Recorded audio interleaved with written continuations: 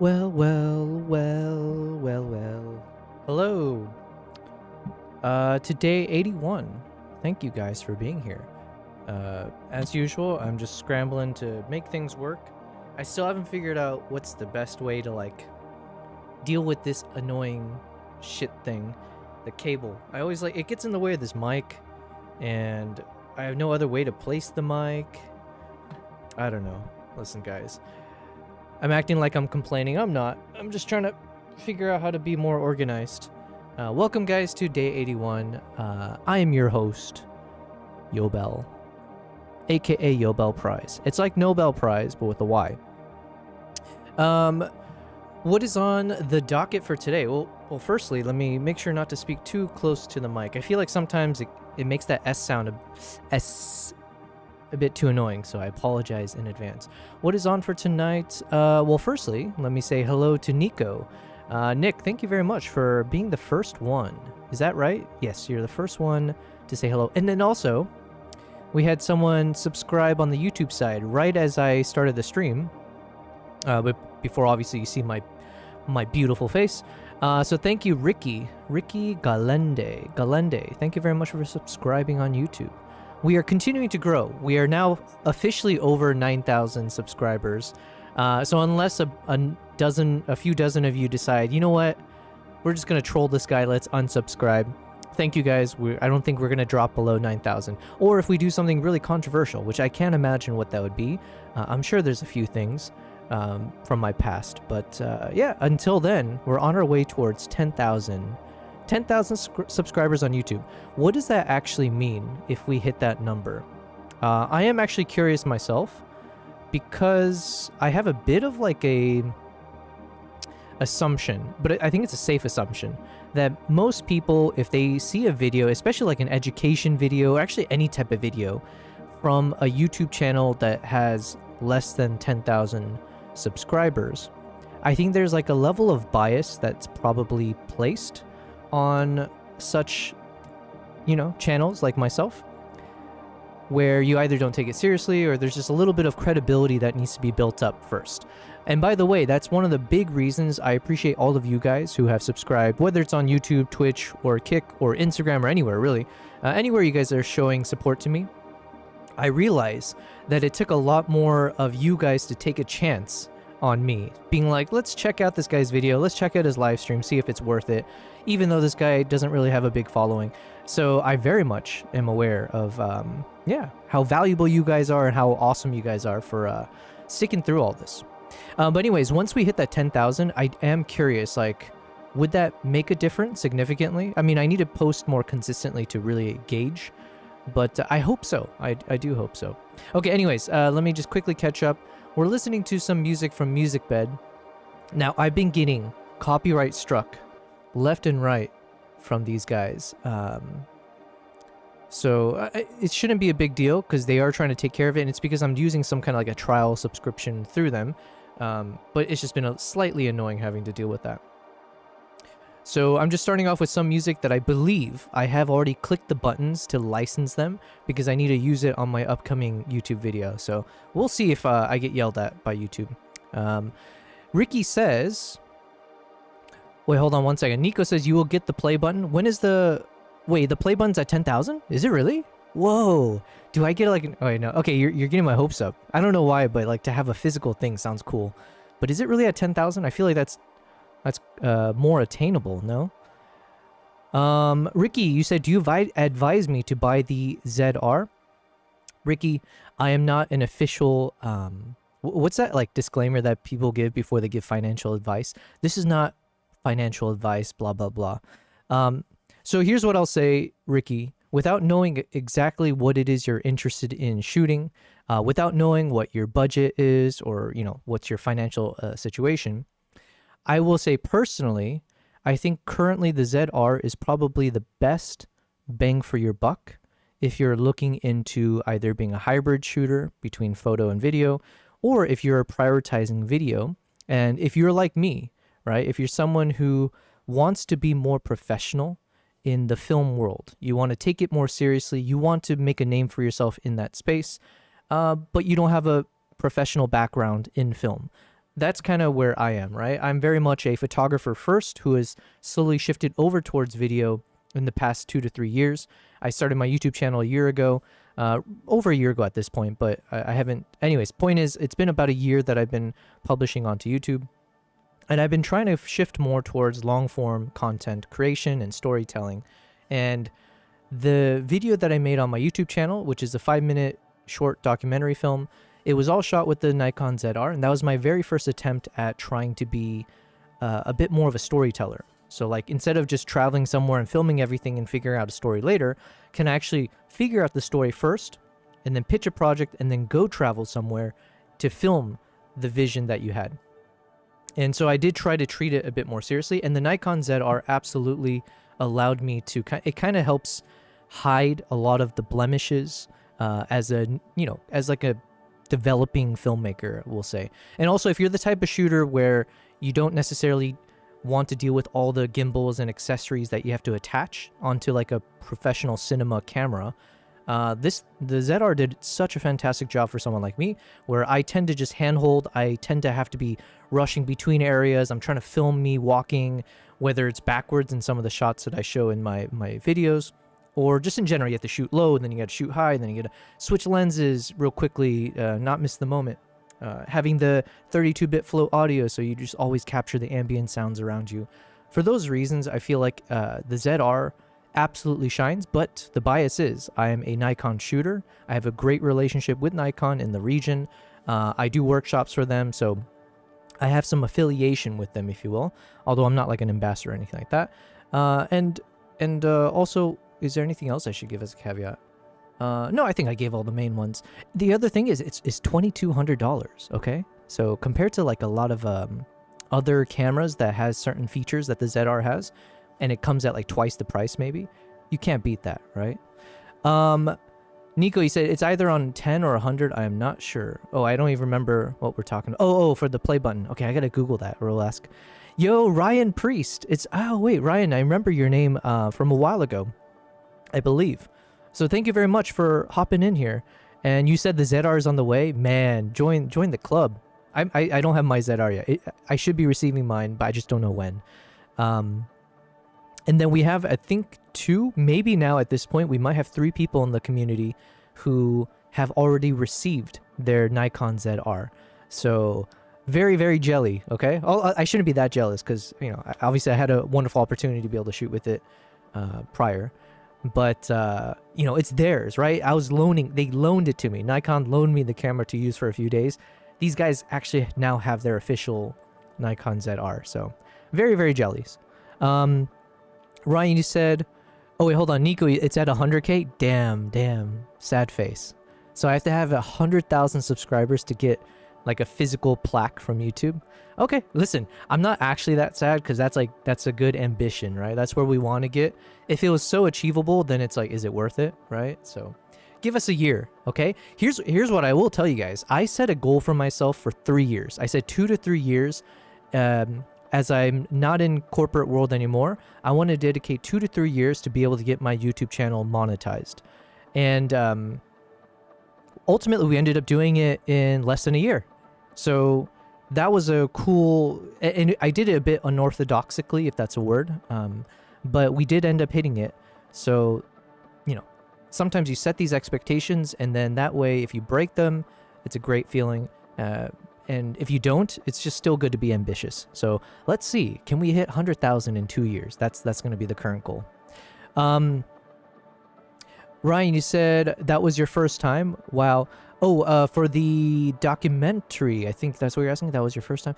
Yes. And I apologize. I'm a bit slow on the reading here. I'm a couple minutes behind reading your guys' chats. But I appreciate it, because that means you guys are in the chat. So that's a cool feeling. You said that was your first time? Yes, it was my very first time ever shooting a how do you say this? Okay, let me take a step back. I've been doing long form video content for about 2 years, so that's about the time I started learning DaVinci Resolve. But the videos that I was making tended to be more for my travel vlogs, or that kind of flavor. So it was more just like a YouTube vlog diary style thing, where I just go through my footages and I try to figure out if there's something useful to share.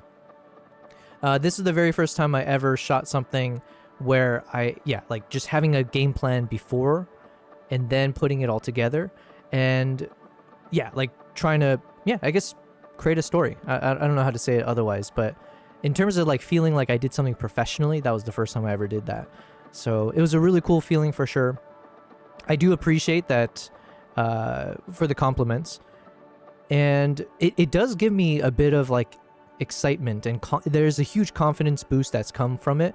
And it's one of the things I've mentioned a few times on the stream, where I have a tendency, it's not necessarily like imposter syndrome per se, but it is a mix of imposter syndrome plus like I always have this feeling like I'm always proud of the content that I've created, whether it's for my Instagram, whether it's photos, or even my short form reels.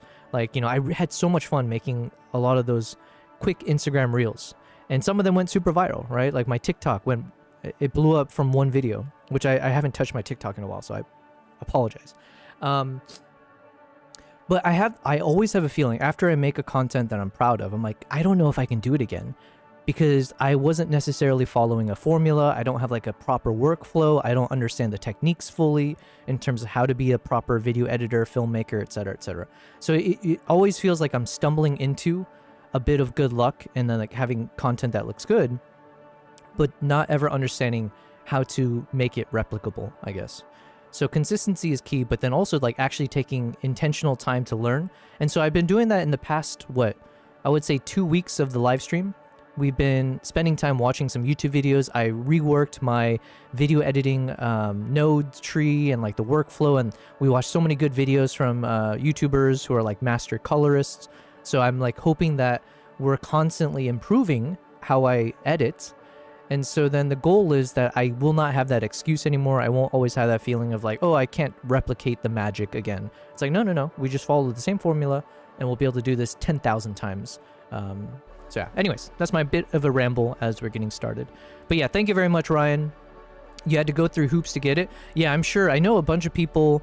Some people got through the hoops by being a part of like the NPS, or was it Nikon Premium service maybe? I don't know. There's like sometimes different memberships where if you're part of that membership, I think you get a bit boosted in terms of the priority list or something.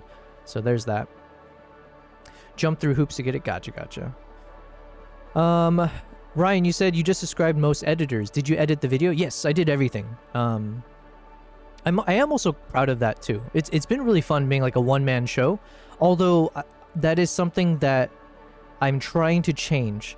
So one of the first times you'll see that I've adjusted from how I normally do things is in my Nikon ZR review video. So So this video I did all myself. Wait, no, hold on. Not this one. Where is the... So the documentary is the one that I did start to finish by myself. This one was the first video where I enlisted a YouTube editor to help me out. And so where this editor helped me out was anything, not the intro. So the intro I did all myself. And by the way, I'm super proud of that intro. So let me go ahead and play it. Let's do a quick little refresh. Let's pause the music. Here we go. And my cat's saying hello. So before we start, we got both of our cats showing up on stream today. What's up, Nala? There you go. She says F off or hello. It's one of those two. And then we got Kimbap in the little bed next to me. So obviously we have our dedicated. Let me bug him real quick. Where's my... There we go. Let's tap him on the shoulder. Bing. There we go. I can annoy them because they annoy me all the time. It's just part of the deal. Okay, let's go ahead and play this real quick though. So this intro was the thing that I did entirely myself. I have to admit something. I'm not a pro cinematographer. I'm a wildlife and travel enthusiast who got into photography, started making short form video reels, moved into YouTube for vlogging, and now I'm fumbling my way towards understanding the world of cinematic storytelling. But I think that's exactly why Nikon invited me to test out their new Nikon ZR before launch, to see if a camera at this price point with pro cinema features can help a self-taught creator like myself create work that actually feels cinematic. So if you're like me, an aspiring filmmaker and solo run and gun traveler, the Nikon ZR and this review are for you.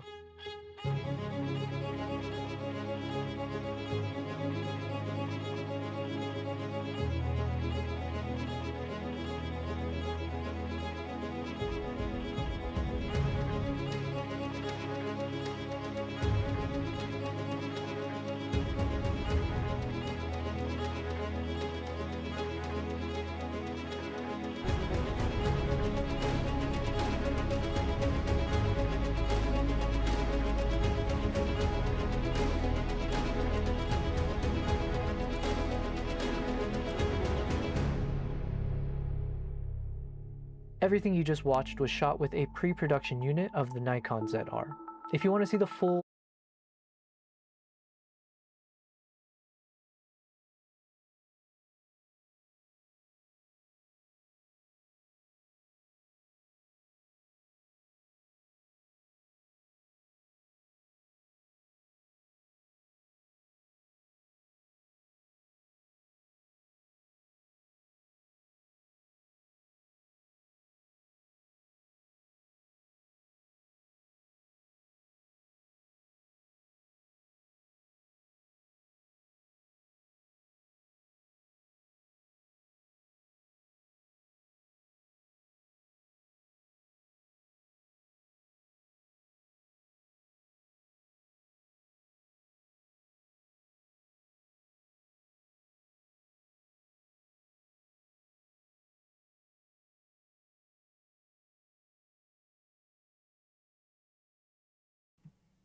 testing. Okay, hold on one second. I'm taking a screenshot of what you said, Ryan.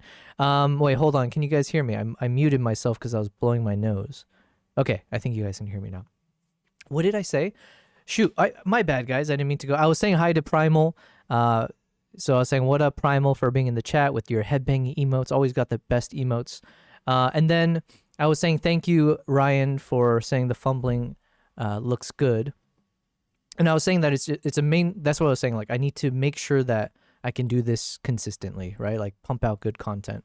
The other thing I was quickly saying is that, yeah, so this whole intro is something that I worked on myself, and actually I did, I think, 95% of it on my live streams. So that is one of the benefits of watching my live stream, I hope, is that maybe some of you guys will find it entertaining. I don't necessarily play video games. We can in the future, right, if we can do so, but generally speaking, I spend my time doing a lot of edits. So I'll be editing my photos, my videos, any of my upcoming YouTube videos. I'll be using the time to actually create that. So it's a little bit of, you guys get to see the behind the scenes of how do I actually create the content that I make, and then answer questions and all that fun stuff. So the intro for me, all of what I just played, that wasn't something I wanted an editor to work with, because I'm not looking for an editor who can help me with like the cinematic content, because part of it's like selfishly, it's not even selfishly, that's the area that I want to always have as my DNA, and I want to like use the live streams as a way to keep improving my ability to create cinematic content. The area that I need the editor to help me out the most is the motion graphics. It's the text overlays. It's like, for all the talking head kind of videos that I make, I need someone who can do these kind of things, right? Where they input all the key texts in areas, apps, like, take some of my B-rolls, put it in for those kinds of videos. Excuse me. So that's where I reached out to a number of editors to see if I can work with one. Unfortunately, with the editor I worked with for this video, I ultimately didn't have the best experience. I won't go into all the details, but some things were from like a performance. I thought he was actually pretty good, but there's a few things I didn't like, and then I ended up reworking all the audio tracks as well, like all the sound effects, sound playlist, and then also there's just a few things outside of the actual performance that I just didn't appreciate in terms of like who I want to work with. So unfortunately, I'm back to the drawing board in terms of like, can I find a long-term editor? But yeah, so this whole area, for example, and I hope you enjoy my very first attempt. So this is not actually the final one. This is like the final rendering that he provided to me, and then I ultimately ended up reworking a bunch of stuff. Making a documentary. But just to show you guys. Now let's talk about what this thing is actually packing under the hood. The ZR is a full-frame camera that records 6K R3D.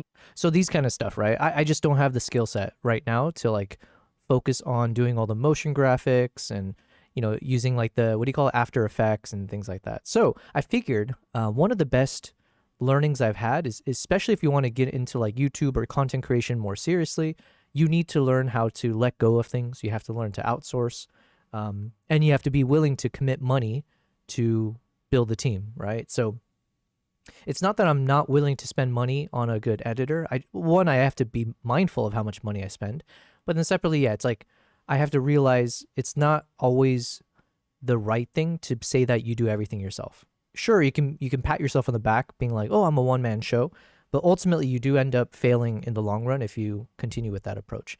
So yeah, anyways, just sharing a little bit more than I probably should have. It's not the most exciting thing I've shared, but yeah, so anyways, then I'm trying to find that editor where we can work together and hopefully pump out a lot more of these types of content consistently on YouTube. So there's a few things, right, on the docket that I need to work on.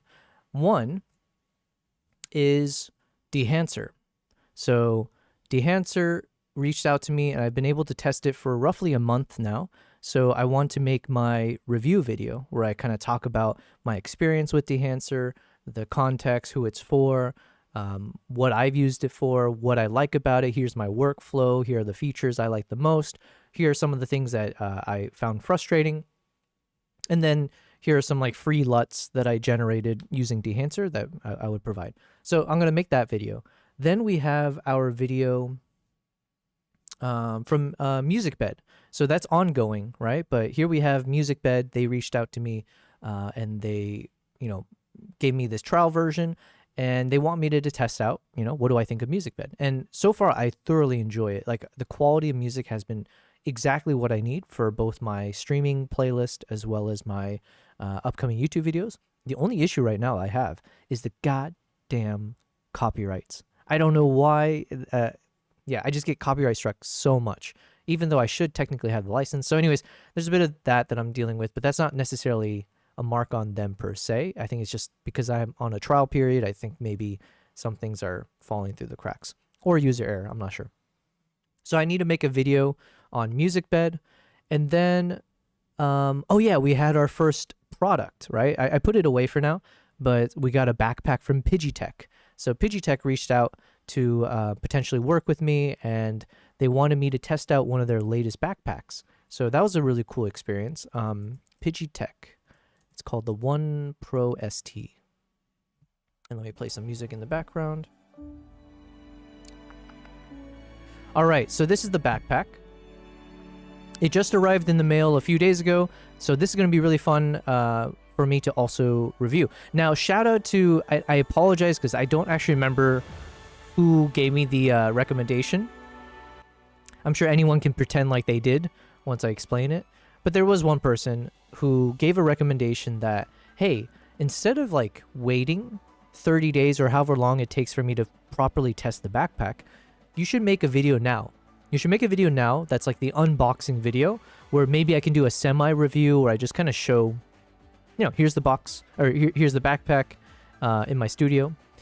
And as like a teaser as well, because then I could be like, oh, so I just received this backpack. Look out for a video after I test it for the first 30 days. And then that way you can make multiple content from the same, content, if you will. I thought it was a brilliant idea. That could be like a common sense maybe for like YouTubers, but to me it was like, I felt like, what the hell? How come I didn't even think about that? So shout out to whoever that was in the chat who suggested that to me. So I do need to make, and I've started to put together the script of what that video can look like. Probably only 5 minutes long, less than that. So my thought process there. One second, you said, Ryan says, I've been using All Music, AI Music Factory. Is it All Music? AI Music Factory? Music Factory? You said, I've been using AI Music Factory for music. I don't have any copyright issues. It is pretty awesome. Okay, interesting. Yeah, so I use Artlist, Epidemic Sound, Lens Distortions, and technically Envato has music as well. I just didn't really use it for them. I've been using them all three and maybe four for the past year to 2 years. And basically I've been using that time to kind of test out which of these do I like the most and all that. Lens Distortion's been my favorite when I want like very cinematic music. So if you like my documentary, if you like my product review, if you like any of my most recent videos I published on YouTube, chances are those were all shot with Lens Distortion music and sound effects. So big fan of them. Artlist I've been enjoying for mainly just creating my live stream playlist. So I had a higher chance of finding like poppy music or like more mainstream-ish sounding music from Artlist. And so I was using them primarily for that as opposed to my YouTube videos as much. I used to in the past. And then they have really good sound effects. Epidemic Sound, to be honest, I just wasn't getting as many hits across any of it, like any of the quality stuff I wanted. So I've actually gone ahead and discontinued my subscription with them, although I think I still have it for a number of months. And then now with Musicbed, so one, I haven't heard of AI Music Factory. This could be interesting. I still haven't like hopped directly onto the AI train yet though for that. But I will say with Musicbed, what I found enjoyable about them is that they actually work with legitimate music artists, like mainstream artists, stuff like that. So you can actually find a bit of mainstream music on their platform. And the quality has been very, very exceptional. Like I would say almost on par with lens distortions when it comes to like the cinematic soundtracks so far in my research, and definitely above par and so far the best when it comes to the casual music that I want to play as background. I even was listening to Musicbed at the gym today, and the past few times I've been at the gym now. So yeah, it's like, it's been really good, really good. So right now I'm listening to more cheesy music because I should have a license to these guys. So I'm hoping I don't get copyright struck. I might just say F it and let's just go back to, finding good music. So anyways, this is another video I need to make, which is going to be on the One Pro ST backpack. I've been starting to script out and put together like what is the storyboard, even though it's only going to be like a 5-minute video, if that. Yeah, I want to make a quality video doing the unboxing. So here's my thought. One of the thoughts was I would actually put a camera inside the backpack. And so then we can start the video. As you hear me, it's like pitch black, and then you see me like doing the full 180 degrees unzip. Because I think the way the backpack's structured, you can see here you do like this full-on unzip. So I was thinking like, okay, what if I put my camera down here, pointing upwards, put the backpack down just like this, and then you'll hear me unzip, and then it goes from pitch black to all of a sudden you see the light come through, you see my face, above the backpack. And then I'll say a few choice lines to kind of kick off the video. I was like, okay, that could be interesting. It could be super cheesy or it could look really nice. So that was my initial kind of vision thought of like, okay, how can we start out the video? And it'd be a slightly more creative way to do it. Even though it might be overkill for just like a quick unboxing video. But the point is for me, every time I make these videos, eventually we're going to be faster pumping out the videos. But right now I'm in the middle of like consistent publishing, but also learning how to film these things. So I might as well like try doing things a bit more creatively and then test it out, see if it's worth it. And at least if I've done a few, then I could be like, okay, let's move on to more simple stuff. So anyways, I got a whole structure for that. I've been talking to ChatGPT the most to figure out like, how, what's the right structure, but I've got a vision, and ChatGPT is mainly just to help me rework my scripting. Sometimes it works well, sometimes it's atrocious. So anyways, the point is we've got a few of these products lined up, which is super exciting for me. So the goal is that we need to pump out these videos as a priority. And then hopefully that means other companies are willing to reach out to work with me. And then we'll have a good steady stream of that type of content on my YouTube channel. Fingers crossed. Okay, anyways, I want to listen to new music. Ryan, you said just have to be good at promoting. I was so surprised at the quality of the music I was getting. Gotcha. Yeah, you know what? The thing is, like, with these AI technology, I imagine with music, you have, almost feels like an infinite number of hours of music out there in the world. And if you're able to pull from that, I'm sure you can just generate some crazy stuff, right? And I know it's controversial and all that, but yeah, it depends on your use case. For me, here's what I'll say. I need high quality, but I need partnerships. So it's like, so Ryan, unless AI music, what do you call it? AI Music Factory. If they work with content creators and, et cetera, that's great. But if they reach out to me, then that's something worth trying out. And so far, I would say in my early stages of being a content creator, generally speaking, when someone reached out to me, it wasn't for like high quality products. Right now, in the past month to 2 months, we're actually getting legit companies like Dehancer, Musicbed, Pidgeotech. They're like competing against like the Peak Designs of the world. So I'm actually very excited that if we get good quality stuff, I would love to obviously work with these types of companies. So let's continue proving out, is Musicbed worth it? So what should we click on? I am going to risk getting copyright struck. It is what it is. All right, let's play from here. So these are new songs.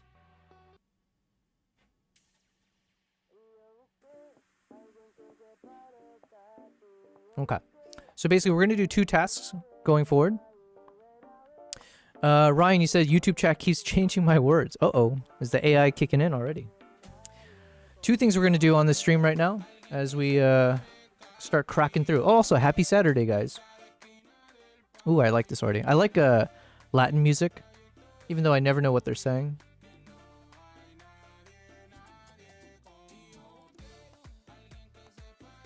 So let's add this to the stream playlist. See, I think like technically I need to hit this like license button.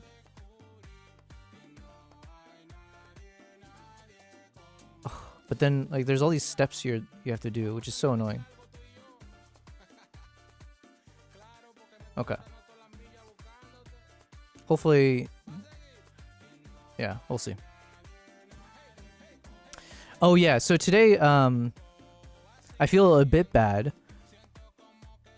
So I'm supposed to be at a friend's surprise birthday party, and I just didn't know. I wasn't aware, and someone, another one of my friends called me recently, right before I started the stream, being like, "Hey, are you going to so and so's surprise birthday party?" I was like, I don't know. He's like, "Well, this other person that we know has been trying to reach out to you.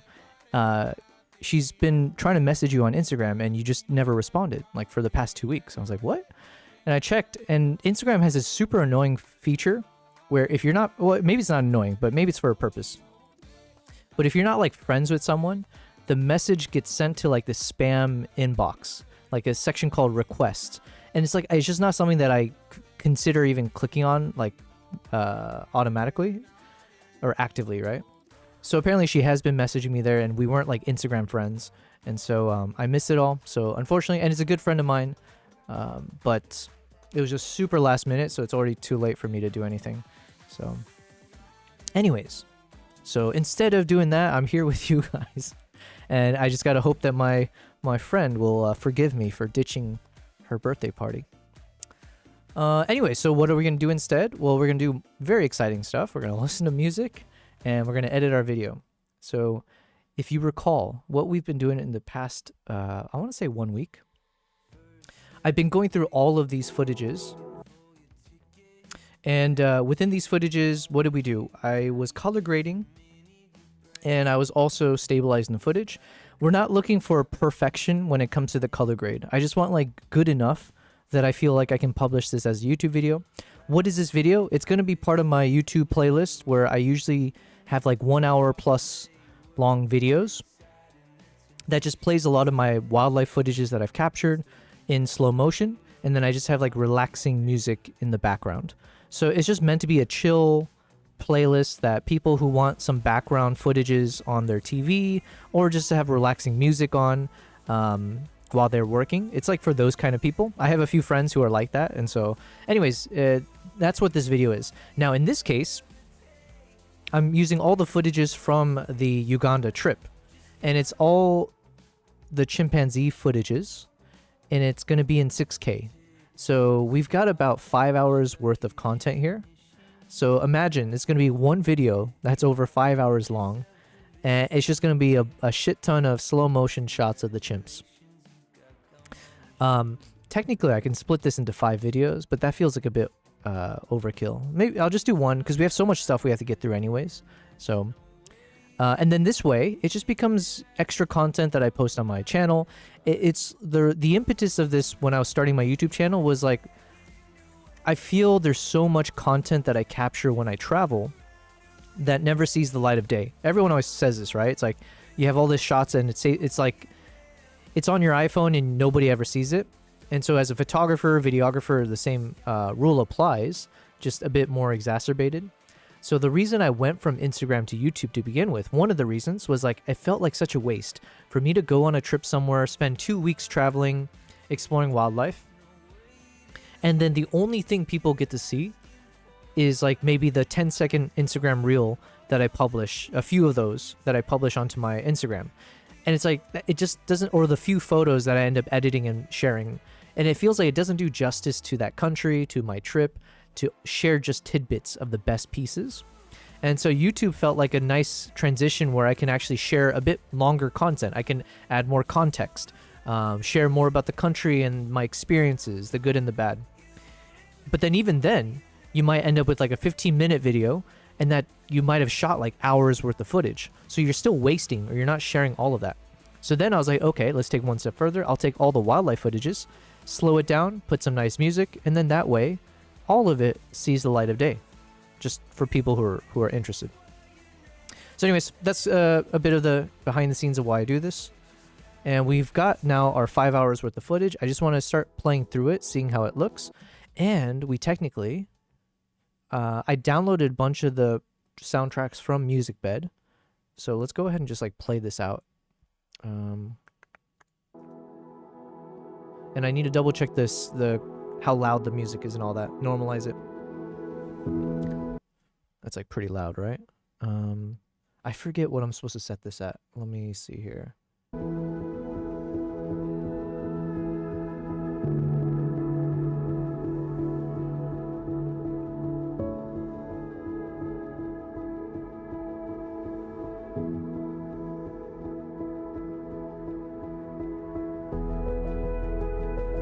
I think something like this, right? I'm pretty sure I'm not supposed to let it go over, like it should peak somewhere in the 5 to 10 range, because it's just soundtrack. I'll ask ChatGPT in a second. Primal, you asked, did I tell you that I bought a new art program? No, you have not. Or maybe you have, and I just haven't seen it in the Discord. Is it like for your iPad, or what is this art program? Let us know. Ryan, you said you inspired me to look at my howler monkey footage I shot in Costa Rica that I shot a year ago with my Z6 Sigma 150 to 600 with a doubler. I just dropped all the footage on a timeline. Yo, that's epic. Well, if you ever want to share it, I don't know, Ryan, if you're on my Discord, but I have gone ahead and created a Discord channel as I began streaming. And so we use this Discord to, hopefully build a community over time of fellow artists, photographers, videographers, content creators. Feel free to hop in if you're not already. And there's a section there where you can also feel free to share your handle if you have anything to promote, or if you have any photos or videos you want to have us go over on stream, or just in general, or have advice, or if you need advice, feel free to hop in there. Primarily said PC version, it's Clip Studio Paint. I'm not aware of that. Well, and also I'm not an artist per se in that sense. So yeah. Is that for will that help you with your emote creations, I guess? Ryan, I also have a bit of howler monkey shots and videos that I still have to get through from my trip to Colombia. I think I did a bit of a video. Let me see. Let me see if we have the photos as well. Where would it be?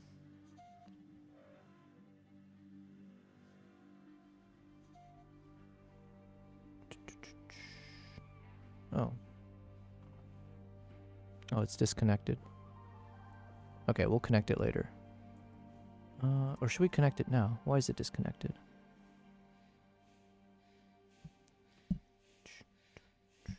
Hold on one second. Let me connect one of my hard drives.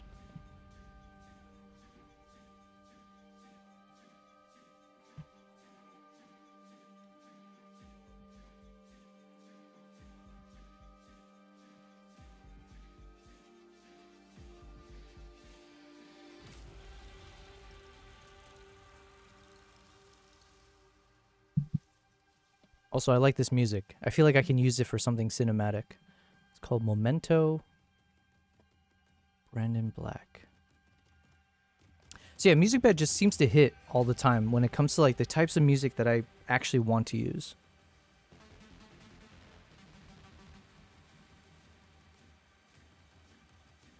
We'll put it into cinematic playlist.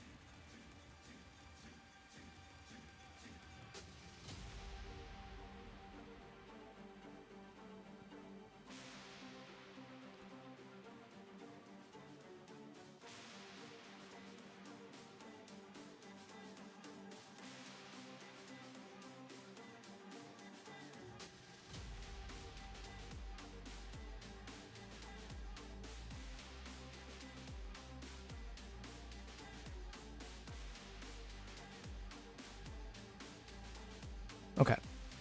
It's a lot of work just to get one song added.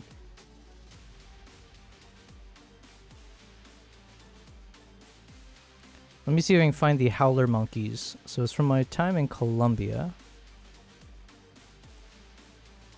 Primal says digital art. Answer is yes. Clip Studio.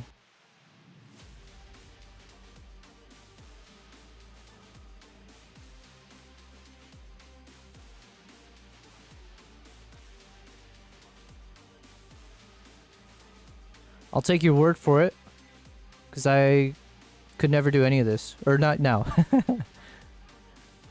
Oh, nice. You can do like 3D stuff.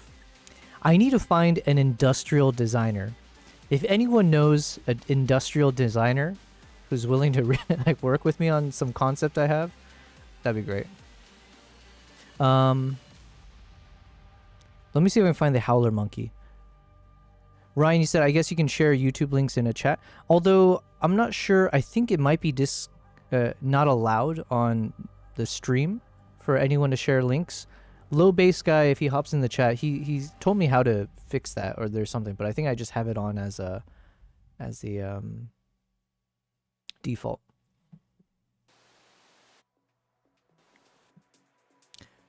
Yeah, so I saw some Howler Monkeys in Colombia.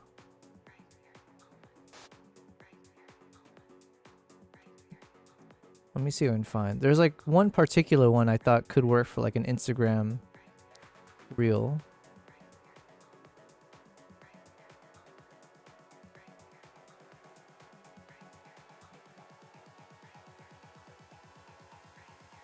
We have everything we need right here in this moment.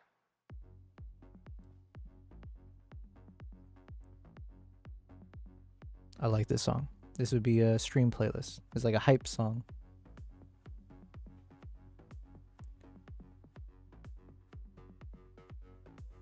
Put this in stream playlist.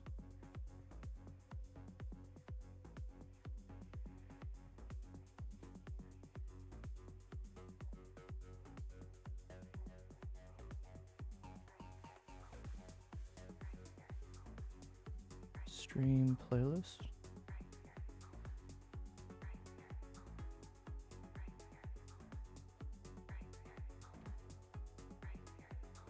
Okay, let me see if I can find the Howler Monkey.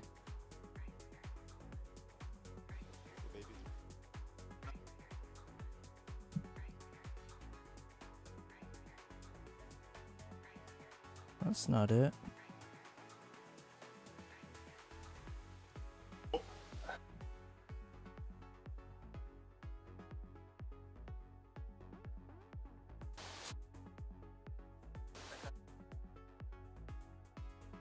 So bad. Well, we're gonna eventually get to this, but this is from January of this year, and I have like I think 10 other countries or trips that I've been on, which we need to get to first. But I was hoping I could just quickly find, because at one point I did export a bunch of these footages just to have, even if it wasn't like the raw footage.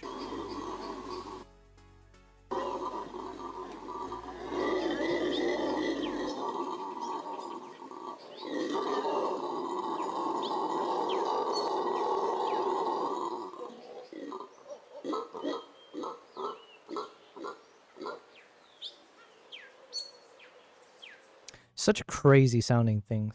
Yo, what's up, Fed? Fed says, howdy, looks like I might get the ZR in mid-November now. Oh, nice, nice. Was that nice?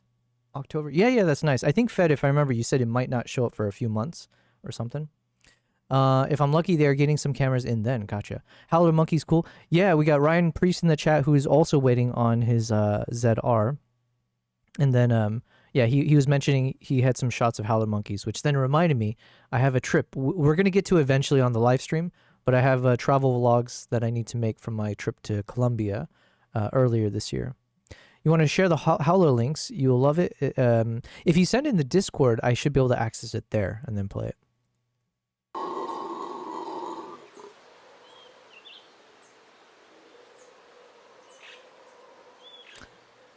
So I think I exported this incorrectly because I can only hear the audio coming out of like my left side. But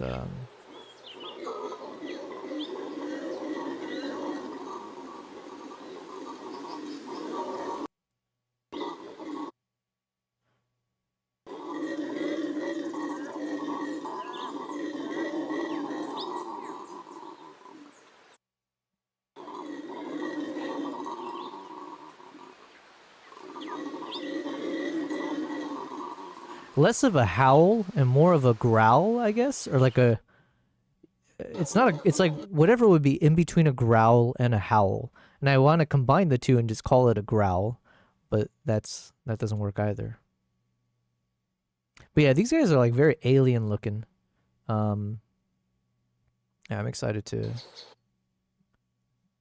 All right, I thought I had some other footage, but you know what? It's going to take me too much time to try to figure this out. Anyways, that's from Colombia, January this year. So we got plenty of other stuff to get through first, including, of course, our trip to Japan, which I'm so far behind on. Feddy said, I'm only hearing the left speaker too. Yeah, I think because I had exported a bunch of footages. And then I guess I exported them into an easier, it might be like ProRes something, just so I can have them to pull from. But yeah, it's probably just taking up a lot of space on my cards. Growl, yeah. How do you say a growl and a howl without just saying one of the words, right? Growl. They can howl more too, probably for different communication. Yeah, I'm pretty sure I heard different, like not screeching, but I thought I heard different howling sound. That sounded quite different from what I was remembering from my time there. Ryan, you said sent it on Discord. Okay, let's play that out. Let's keep listening to some of this music bed.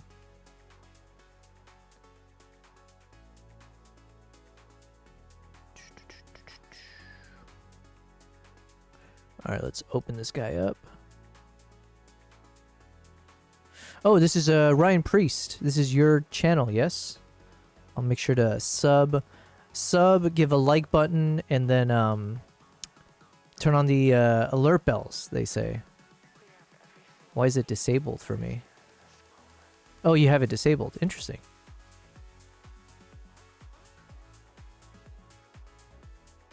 All right, so this is Ryan Priest in the chat. So this is footage you've captured from Hacienda. You said Costa Rica, yeah? Costa Rica. I need to go back there for sure.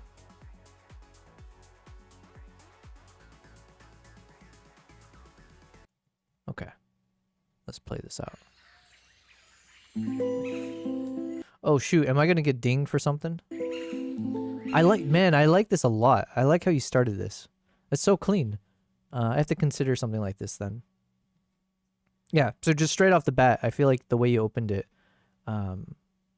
like it's minimalist, but it feels very professional.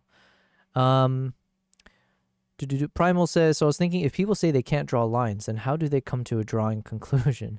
Nice. Are you high, Primal? I have a feeling. Which drug are you on? What letter does it start with? But you're not wrong.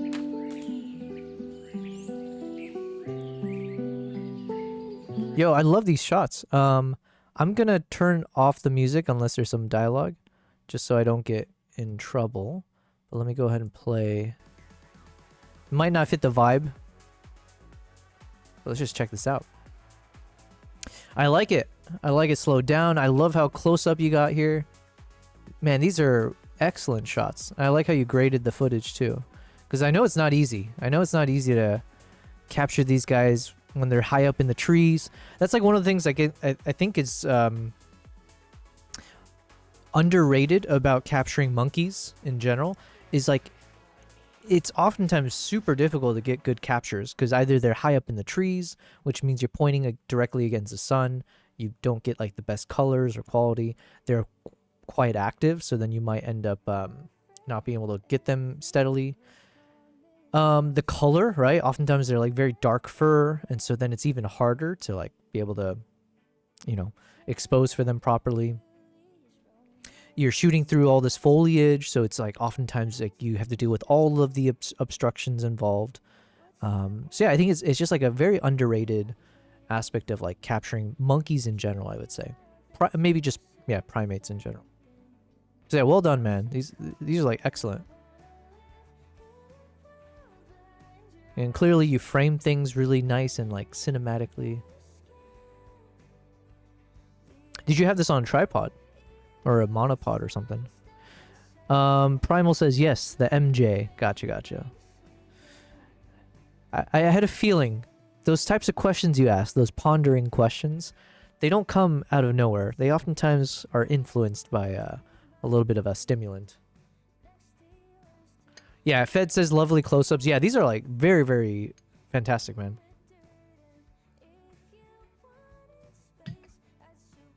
It's making me rethink a few things about, on my next trip, what do I have to do? And I think just like having the punched-in close-up shots are always worth it. If I have my 400, it's got the teleconverter built in, which is nice.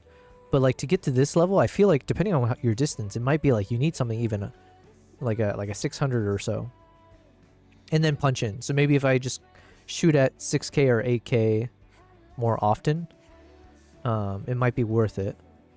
And just carry a lot more 1 terabyte cards. Yeah, this is beautiful, man. I love this. This feels like a nice photo frame as well. Oh, I see you doing the thing as well with the, what do you call this? The 2.39 aspect ratio thing for the anamorphic looking. See, it's like, oh man, I feel this is so much fun. As we're learning more about filmmaking, as we learn more about the different terminologies and stuff, it is fun to watch movies or watch like anything with that like mind or with that thought process, I guess. So I was doing that recently. I was watching a few movies while I'm, working, and it is fun to be able to like finally understand or capture certain moments. I was watching Sicario 2, The Day of the Soldado or something, and it was just like I was just so fascinated by how I had a more keen eye for the lighting situations and realizing how difficult it must have been to get certain shots the way they did in like low light and having the lighting frame a certain subject a certain way. This is fantastic. Oh, Kristen, what's up? Happy Saturday. Thank you very much. Happy Saturday to you and your family. I'm assuming no school, so must be it must be crazy every weekend for you with do all 8 of your children live with you still? Ryan, you said a year of sitting on a hard drive, finally looked at it. Hells yeah. 600 with the doubler. Gotcha. Okay. Well, that's actually really impressive. So you got this with a 600. What was the aperture? Was it like a 600 f4? And then with the doubler, what is it, like 1200 f8 at least or something? I have no idea. But yeah. For those big lenses, I have yet to use an ND filter. Because I know, like, for my 400 2.8, that they have that little area where you can drop in a filter. I just ended up never using it. I wonder if it's worth it. Because those things are so expensive, though. Maybe I need a partner. I need a company to reach out to me, being like, hey, would you like to try our drop-in ND filter for your 400 2.8 lens? I like your soft transitions. But by the way, I can't speak today. Ryan, this is exactly the kind of stuff that I've been trying to publish out, where I have my travel vlogs, which are a bit more like storytelling and more structured, let's say. But then occasionally, as I get through each travel, I take all of the used and unused footages that I have of the wildlife, and then I just make an extended version of it. And that's where I say, like, the longer the better. So it's like a different type of audience. It's like you make a 1-hour video, you make a 5-hour video in this for the one I'm about to do, and it's just completely for a different audience of people who just want that extended thing that just is in the background with some relaxing music. So just a suggestion. But yeah, definitely, the more you can do this kind of stuff, the better. Today is my bonus son's 14th birthday, and we're going to a cave system of 16 caves to hike and explore. Well, be careful, because 16 caves, for some reason I was like, do you have 16 kids? But with all your kids, they can all, end up getting lost in like half of them. Wow, I don't know if I've ever... Oh, wait, no, I've been to a few caves. I went to one in Vietnam, which was actually pretty impressive. Going to a cave system, that's really cool. Is this like with a tour company or something, or are you guys doing it yourself? DIY cave exploration. The oldest is in her last year of college and has her own place. 2 come every other weekend, and 2 go to school in another state with my ex. Man, that's such a... I am quite jealous. Kristen, you've chosen the path that I think most people want, even if they won't admit it to themselves. So like for me, I would definitely say I'm the type who's very independent. I keep telling myself I don't think I want to settle down in life in whatever capacity. Having 2 cats is already enough of me settling down in some senses, where it's requiring me to have some roots in one area. And I do enjoy my lifestyle for sure. But there's something, whether it's I see my own brother, you know, he's got 2 kids and like, you know, he's a year older than me, but he's got, you know, a solid family, stability. Some of my, you know, college friends, now they're married. Some are about to have their first kid. And there's something so nice about that. Like, you know, you've basically hit the jackpot. You've got what people want to get eventually, which is like a stable, happy support system, you know, a family. So that's really cool, Kristen. The fact that you can you have so many, right? Even more crazy. More power to you. 3 are home with my husband and I full-time. Gotcha. Ryan, you said I've not put this out yet. Oh, okay. Well, thanks for sharing this. Just dropped all the footage on the timeline with slight grade. Added music, threw it up on YouTube. I'm going to do a background music video channel for long-form content. Exactly. Like, literally, and it might even be better to have a YouTube channel that's dedicated only for doing that. Because that is one of the issues that I've run into. And it's one of the learnings that I've seen a lot of YouTube experts who give out their opinions. A lot of them seem consistent in saying that you shouldn't multitask. Like, your channel shouldn't do too many things because then it confuses YouTube's algorithms in terms of understanding who you are and how they should be promoting you to other YouTube viewers. So, and unfortunately, that's exactly what I've done, right? I've absolutely done a bit of everything. I'm trying to do like travel vlogs, talking head stuff now, but then I was doing YouTube shorts, and I'm trying to do like these kind of extended clips. So at some point, I think a decision to do a singular focus probably is better in the long run. I'm just kind of just saying, F it, let's just keep doing this. But yeah, it's just a longer grind, let's say. So if you have a channel that's only talking about relaxing wildlife in 4K, then if someone sees that, they know exactly what kind of content you push out. So it's easier for them to decide to subscribe to you. And then YouTube also can understand, oh, this is someone who creates relaxing wildlife footages in 4K. Okay. But this is fantastic, man. Thank you for sharing this. Yeah. So feel free, guys, to follow Ryan Priest in the chat. Some epic shots here. And now you're going to have a Nikon ZR soon. So, ooh, man, can you imagine? Also, Ryan, feel free, if you've got several $1,000s, you know, just saved up, ready to be burnt, feel free. If you're like, ooh, where can I travel now that I got this beautiful Nikon ZR? Where can I travel? Well, feel free to join one of my tours. What do I do? !tours. Right now, there's only 2 that I'm advertising, but then this Japan trip is also technically one. I'm kind of cutting it close, but this is for beginning February, where I'll be going for about 9 days, and we're going to be photographing the foxes, the flying dwarf squirrels, the red-crowned cranes, the stellar sea eagles, the shika deer. Yeah, so it'll be a fun trip for sure. It's Japan. But that's one trip that I'll be advertising for beginning February. And then I have my trip to Uganda. So we'll be doing the gorilla trek, the chimpanzee treks, the shoebill stork for about 9 days.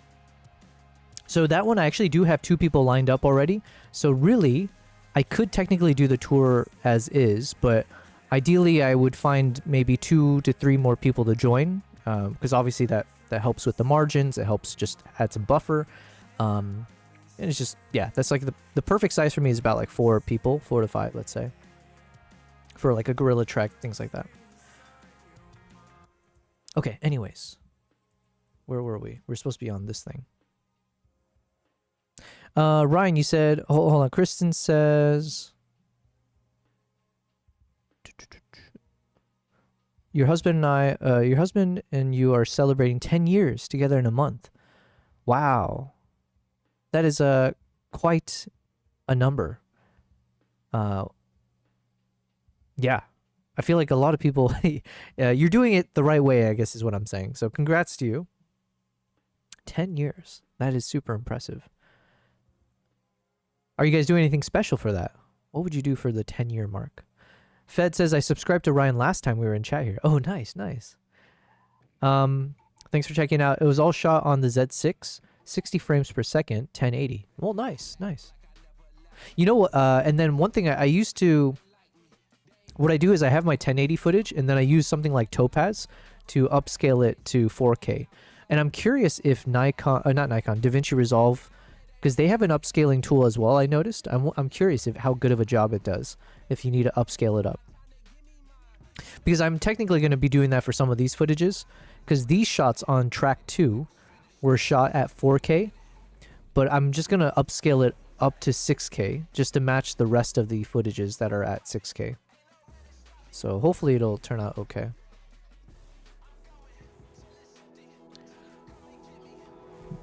All right, we're gonna do a bit of a chillaxin. Let's just play this out, see how it looks. I just slapped in all of the soundtracks that I've downloaded so far from one of the playlists I created for Musicbed, which is like the relaxing kind of chill vibes. So yeah, the goal is I need to front load some of the coolest shots that I have, which is obviously for kind of like clickbaity reasons. And then I got to figure out the right audio level.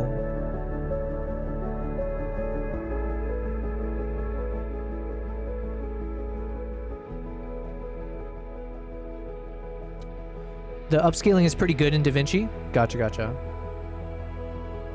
It's not up there with dedicated software, but plenty good for good footage. Good enough for good footage. Gotcha. What's up, Low Bass? Thanks for popping in on a happy Sunday. No, sorry. Saturday. Welcome, Low Bass, to the chat. Does it? Oh, it does the shout out. Nice. Actually, I've never read your. I don't think I've ever read yours out loud. So shout out to Low Bass Guy. Fires up a photography journey on stream, chasing stunning shots of tiny critters. Yes, like the spiders and reptiles with patience. With patient, curious storytelling. Every stream invites learning and community vibes as he levels up visual arts and helps others see the wild in new ways. Part of the web's Twitch team, he's crafting a space where artists grow together. Yes. Well, thanks for being here, Low Bass.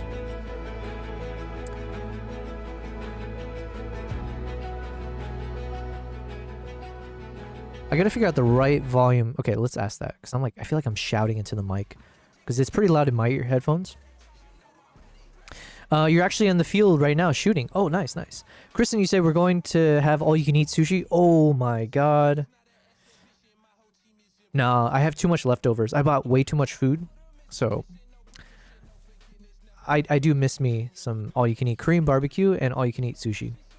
I can out-eat everybody. Like, it doesn't matter who you are, I out-eat everybody. In another life, I would try to... Yo, what is this? What just happened here? Yo, Low Bass Guy, holy crap. Low Bass has bestowed his blessings upon us. Christ. Thank you, Low Bass. You've gifted 5 subs. Man, you are always the kindest, the most generous benefactor. I appreciate you, man. Because on the Twitch site, it's showing something. Setting a new record. Keep going until the clock runs out. New record level 2. We hit something called level 2 on something. I have no idea what it's about. But it's thanks to Low Bass Guy. Thank you. Okay, let me just read this. I'm not familiar with this. Okay, so on the Twitch site, it says I hit level 2 on something. What is that something? 900 bits or 2 subs remaining to complete level 2. Oh, is this like a... Okay, so it's like when more people sub? Gift 1 sub. Top tiered gets a... Man, I need to do some research on being a Twitch streamer, actually. But thank you, Low Bass. Man, you are way too kind. I do appreciate it. And you're consistently in the stream, so I do appreciate your presence. Everyone's presence here, honestly. But yeah, I obviously appreciate this very much so. Hold on, let's just catch up real quick. You're on the field right now, so low base, are you shooting some macro spiders, I guess? In between gifting subs? I appreciate that. Sushi's your comfort food? It is for me as well. Fed says if you footage in 1080 is of good quality, the upscaling will be really good. Okay. Yeah, because I've done a few times where I've taken a lot of my 1080 240 frames per second that I captured on the Z6 III because I wanted that 240 frames. And then I used Topaz to upscale it to 4K. Excuse me, and I think it seems okay, but I haven't like double checked it.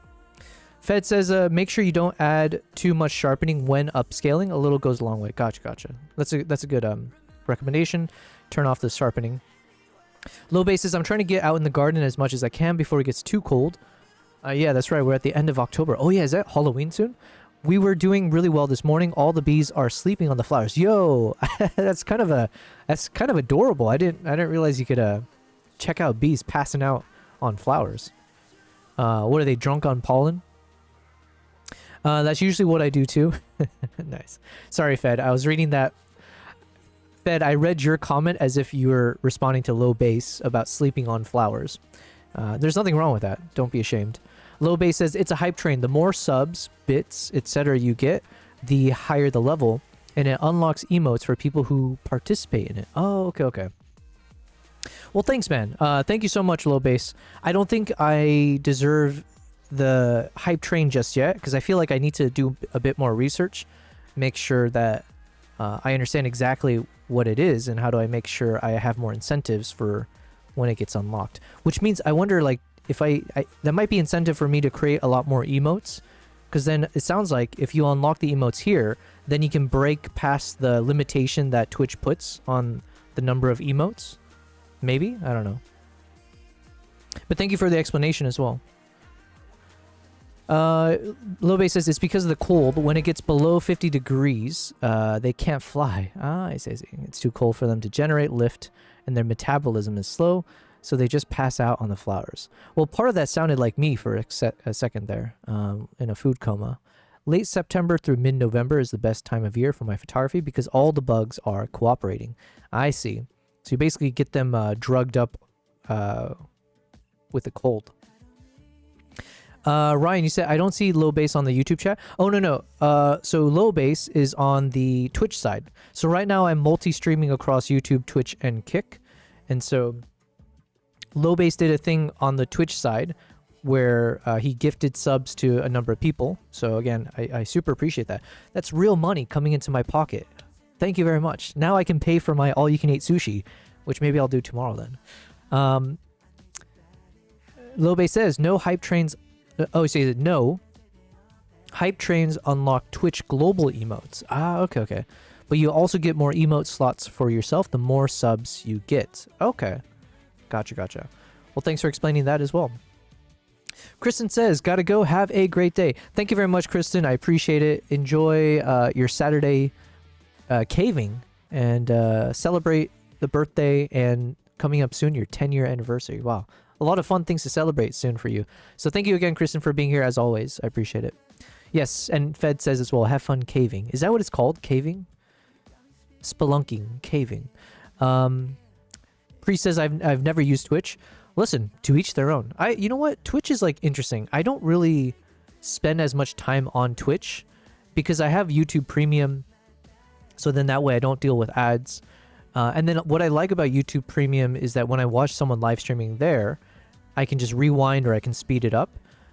But then I just realized, because I sub to Maple, and he told me, it was funny because I subbed to him, and then I had to deal with like 10 different ads back to back. And after the ads finished, he was like, yo, you could have just refreshed, because if you're subbed, you don't have to deal with the ads. I didn't even know that. So, but I guess if you have... Yeah, point is, I tend to watch more on the YouTube side, but Twitch has a really cool community. It has a lot of like cool features that are designed for like the engagement and the interaction between the chatters and the streamer. Low Base says, back to the garden. See you later. Thank you again, Low Base. I very much appreciate it. Shout out to Low Base. He's also a streamer, and he built an amazing community, which I got roped into as well. So he like a spider, like the subject that he captures, he's got webs all over Twitch. So if you ever want to be a Twitch streamer, if you want to know other streamers that you want to follow, he's the guy to ask. Fed says, yeah, I know of Twitch because of YouTubers who stream on both, but never actually tried it. Gotcha. Here's what I'll say, Fed and Ryan. No need to try it, but if you do try it, just make sure the first thing you do is follow me on Twitch. Of course. Just that should be the first thing you do, and that's the last thing you think about, just to make sure that did I double check? Did I actually make sure to follow? And then do what you will with it outside of that. Okay, so let me ask a question to ChatGPT real quick. Amber, can you hear me? I can hear you loud and clear. Feel free to dive in with whatever you need. I'm about to make my next YouTube video, and it's like 5 hours of cinematic footages in 6K quality of the chimpanzees from the Ngamba Island Chimpanzee Sanctuary. Now, as part of this, obviously I will slow down the footages, make it look cinematic, and then we've got our background music that will be playing throughout. There's going to be no other audio besides the soundtracks. And now I'm trying to think, what is the level, what should the sound levels be? Like what, yeah, help me figure out the audio levels for this YouTube video, assuming there's no voiceover, nothing else, just peaceful music in the visuals. Absolutely. Let's figure that out. So if you're just working with background music and no other audio layers, a good guideline is to keep the music at a level that's pleasant and not overwhelming. Usually something around maybe -18 to -20 LUFS, if you're looking at the loudness scale, is pretty standard for YouTube background music. Basically, that means it feels present but still subtle. You want it to... Just to interrupt, you said -18 or up to -30 on the LUFS. Is that the same thing as when I'm in the edit panel and I look at the sound mixer and they've got this like scale that goes from 0 down to like -60 or so? Yeah, exactly. So that scale you're seeing in your editor is basically the same concept. When I say something like -18 LUFS, that's just a way of measuring how loud it sounds on average. And on that mixer you're looking at, it's basically the same scale. Just a visual way to keep your levels in check. So if you're hovering around that -18 or -20 mark on that meter, you're in a good spot. Well, thank you, Amber. Fed says we're getting into the long chimp video now. Cool. Yes. That we're gonna get through this. Unfortunately, I can't finish it today though because I don't have enough. So the trial period that I have, the trial subscription that I have with Musicbed, only comes with 50 downloads for me to try out, and I think I've already used up almost all of them, and I need like a lot more music. To finish this. So in the meantime, I've sent an email to them. I'm in correspondence with them because I think I'm ready to hopefully upgrade from a trial to a real subscription. So they've proven themselves, in my opinion, in terms of like this quality of music is exactly what I'm looking for. So hopefully I can take care of that soon so that I can download a lot more without paying for it necessarily. But at the very least, I want to start working on it now. I'm not going to listen to all of it, but I do want to keep an eye on the stabilization, especially in the beginning clips, because the beginning clips are the most important, because maybe people are paying attention for the first some odd minutes, and then they'll tune out for the middle part and at the end. So really, I just want to front load all the best footages. So let's spend a bit of time on that, and then just figure out the transition between one song to the next, that kind of stuff. So let's go ahead.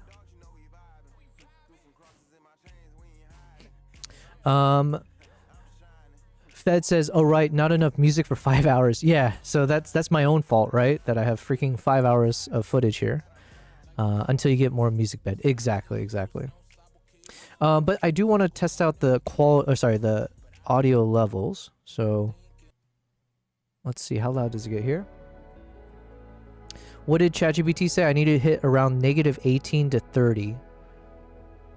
So I think we can safely lift it up a bit.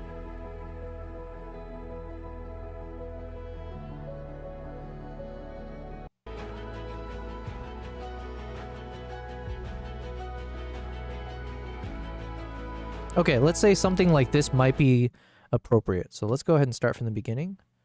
Let me make sure stabilization, yep.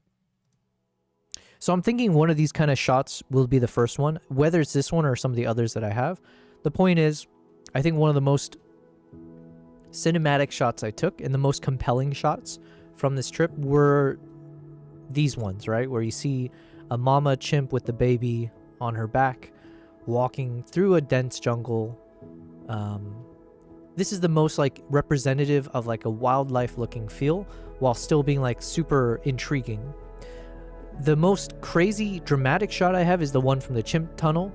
However, because there's a lot of man-made structure involved, I don't want to front load them because then it just feels like, oh, this wasn't like out in the wild. Even though I'm not trying to pretend like this was, it just, yeah, I want to make sure I use as much of the more like nature outdoors shots before I end up using the ones where you see either people somehow involved or like the framing or the cages or things like that.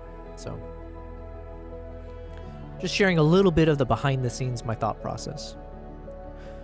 Until you get more Musicbed, I use Pixabay a lot to find free music. I've heard of Pixabay actually. No, the thing is like I have enough music, but obviously my challenge right now is I want to make this entire video using Musicbed because then that would be good for the partnership anyways. And plus I'm trying to stress test it. So yeah. And they definitely have enough. It's just, again, I need to get access to download more. So some of this I think I need to restabilize, or obviously it's a bit shaky at times, so I have to double check. Fed, you said they are mainly for video and images, but have music, ambiance, and sound effects too. Do I like this song? I wasn't paying attention.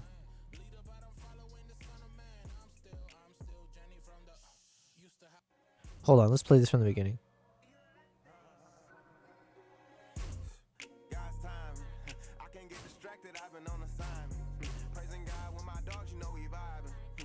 Okay, not that I have anything against this really, but yeah, a few of the rap songs that I listen to, they're actually kind of catchy, but then they're all like Christian rap songs. And again, I have there's nothing wrong with that. But I just want some like agnostic music, okay? Is that too much to ask for? Maybe it is.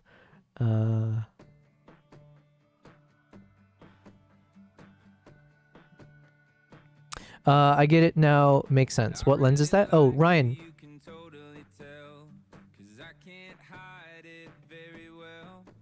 I do need to add some more country music, just to...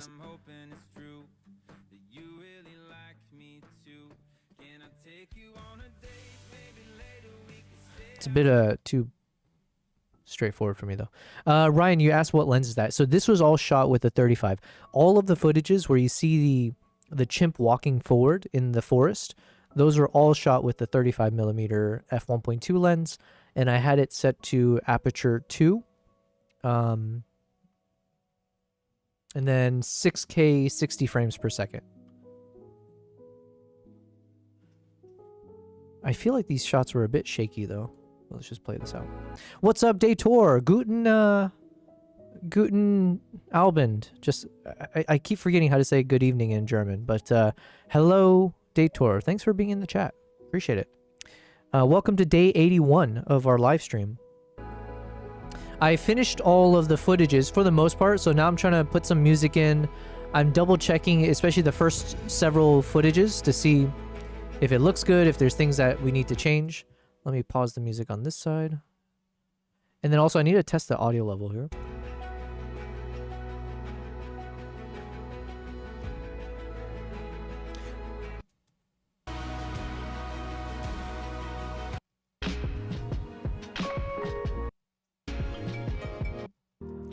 And then some of these I do also need to check to see if it's actually like relaxing music or not. So I think this is technically the right level. It's a bit loud for the live stream though, so I'm gonna like turn it down a bit here.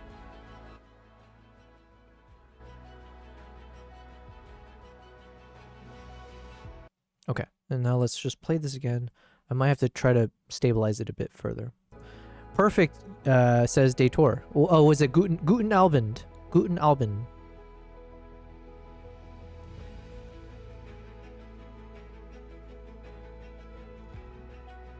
So a bit shaky, a bit shaky. And we're listening to new music from Musicbed. So all the soundtracks here for this video is going to be from Musicbed.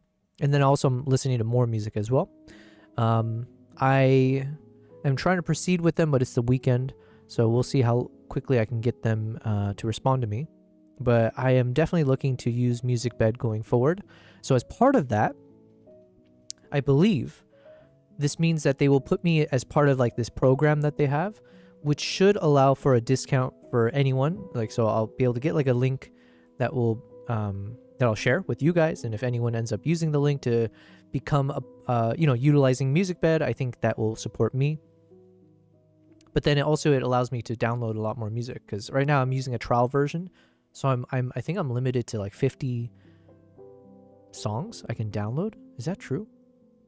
Can I download this? Okay, wait, I could be mistaken. Hold on. Can I download without licensing? I guess that's the question. Dator says yes. Okay, perfect. Our German's getting better. The priest, you're asking a 35 Z mount? Yeah. It was the Nikon 35 1.2 for the S lens, or the Z mount. That was too cheesy of a song. Let's see if we can update the stabilization a bit better on this. So what do? We go to this guy. We go to stabilize. So what do? Can we increase?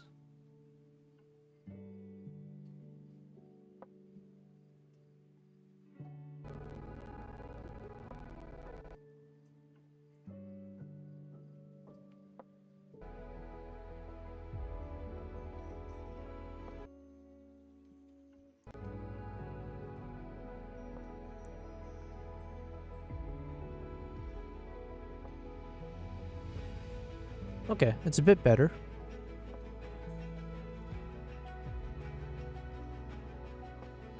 Still pretty shaky right in that part right there. But like not annoyingly so. So I think that's acceptable. But we can try a little bit more smoothing and see.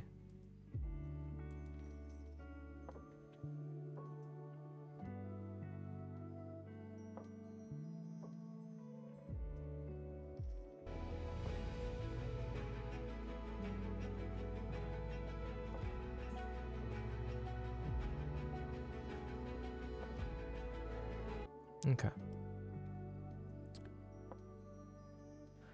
All right, I want some. Let's just go with a specific genre of music to test out. What do I want? I want something hype. Ryan says, "Beauty." Oh, these shots, yeah, yeah. Listen, I got super lucky. Okay, like I said, just happened to be in the right place.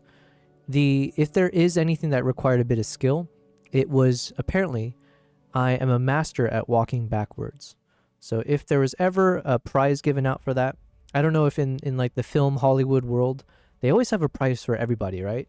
Best assistant director for this thing, or costume design set, blah, blah, blah. If they have one for best walking backwards, handling a camera while tracking your subject award, someone should put my name up there. I'll do it myself. But yeah, okay, let's see. This probably is one of my better shots.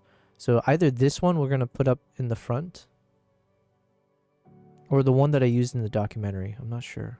Okay, let's let it play out. Let me just add a bit more. Fed says the backward ninja walk. Yeah, actually, that sounds better than whatever I just said.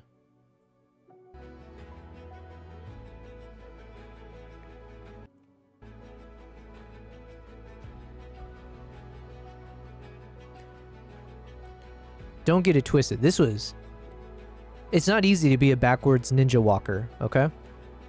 That's like proper something that you're either born with this talent or you're not, okay? You either have the gift of backward ninja walking or you don't. What does it take to be a backwards ninja walker?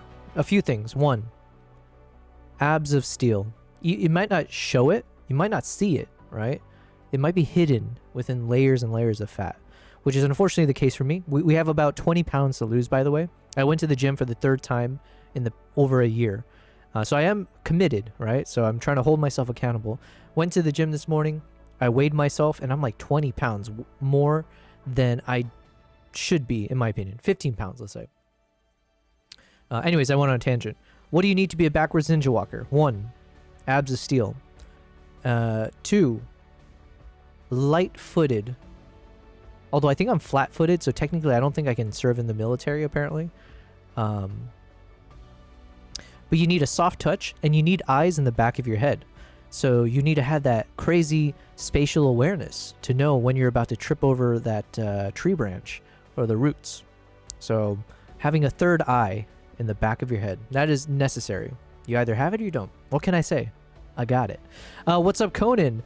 The Shinobi touch. Yes, Shinobi touch. Hello, bro. Busy day today getting stuff ready. I might be going out in 4 hours for a fireworks show. Then gonna live stream on Twitch, getting everything sorted, so going to listen. Yo, well, welcome back to the stream, Conan. I appreciate your presence here, of course. Enjoy. I don't know what the fireworks for. Are we on is there some holiday coming up? But yeah, either way, enjoy. You should definitely photograph the fireworks and enjoy your stream if you end up streaming. There's a few other qualifications to be a backwards ninja walker, but let's just play this out instead. Some things you don't want to explain, you know? It should be intuitive. Okay, so then this is the other competing shot. Let me just pause the music. We'll choose a music in a second. So this is the second shot. So of the shots of the chimp walk, between the one I just played and this one of these, I think is what we'll start our video with. Because it's our strongest contenders, right? So ideally, one of these shots will hook the audience to be like, I want to see more. So let me play both again. Let me crop in a bit. Okay, let's just play both again. Between these two. You're getting an old camera sorted for the fireworks show? Nice. Oh, it's for Halloween. Huh. It's funny how like July 4th for us Americans kind of took a monopoly on the usage of fireworks. And it's like, I wonder if all the other holidays are like super upset. Like, yo, what the hell? We want to use fireworks too. How'd you guys take all the branding for it?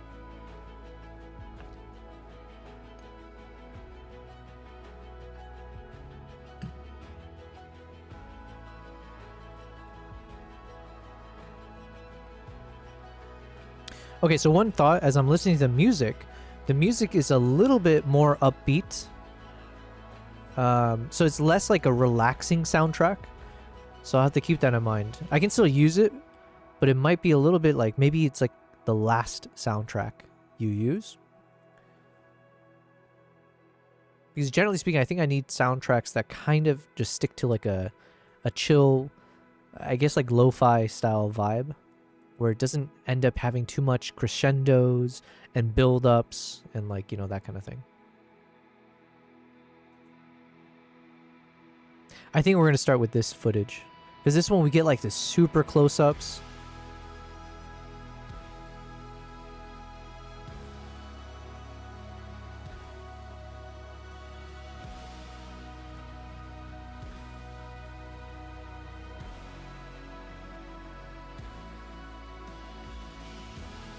Conan says there's one tonight and 2 next week in the same day. Gotcha. Get like a chill, relaxing vibe music. Yeah.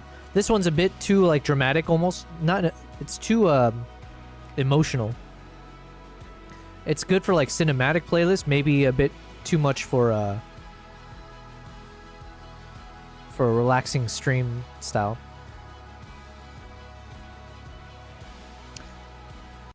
Okay, so with that in mind, let's go back. I'm going to rearrange these. And I think either we're going to cut this soundtrack, because I think the beginning was fine, wasn't it?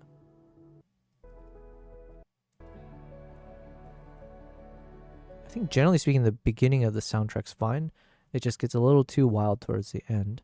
But either way, let's push this to the back. Let's see if this one can work. And let's rearrange. And then also, let's just go ahead and find some music here. Which playlist shall we go with? I want the hype. What is earworm melodies? Why do I want to be infected with an earworm?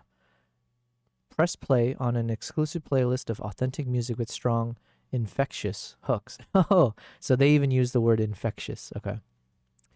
Curated to help your content take off. Oh, I do need that. Let's do it. Let's hear it out.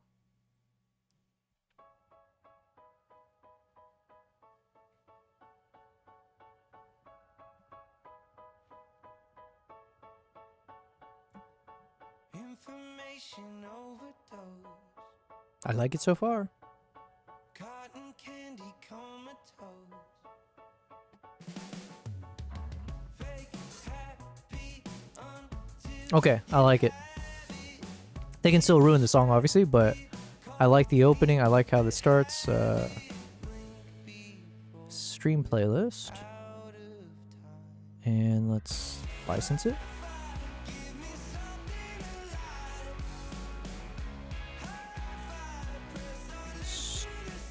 Stream playlist.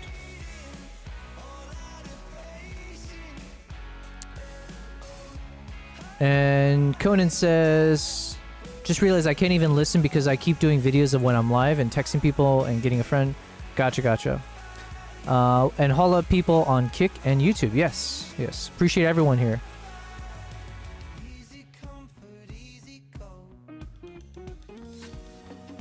Okay, let me pause that real quick. Let's see if this song works. And sorry, I forgot. We need to put this one forward. So this is going to be our first track. And then let's move these ones back. This will be track number 2. No. Go from this to this.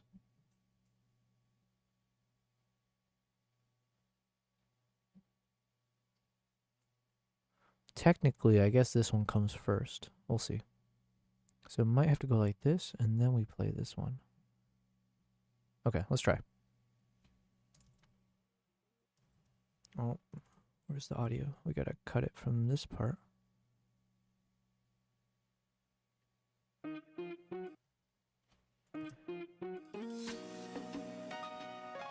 I don't think this song in particular fits the vibe of this moment.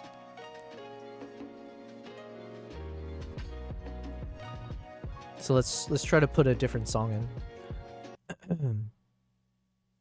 I think the song could work for this video, just not for the opening. Let's try this one. And then we need to copy into audio 2. Let's drop it like this, maybe. Okay, negative 18.5. Negative 18.5. Here we go. And let's start it a little bit sooner. Okay, this one unfortunately starts too quiet, too long. So either I need to cut this part out or it's probably not the best for the first. Ryan says, great to see you all later. I'll check out Musicbed. Thanks for the play. I have to go. See you on the next stream. Well, I appreciate it, Ryan Priest.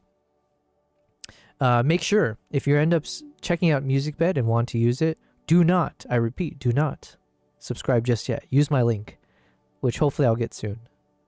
But yeah, thank you very much, Ryan. Thanks for being here. And thanks for sharing your video earlier. Okay, this song is good, but it starts off way too quiet for too long. So I want something that's got a bit more flair. I guess it could be this one. Let's play this.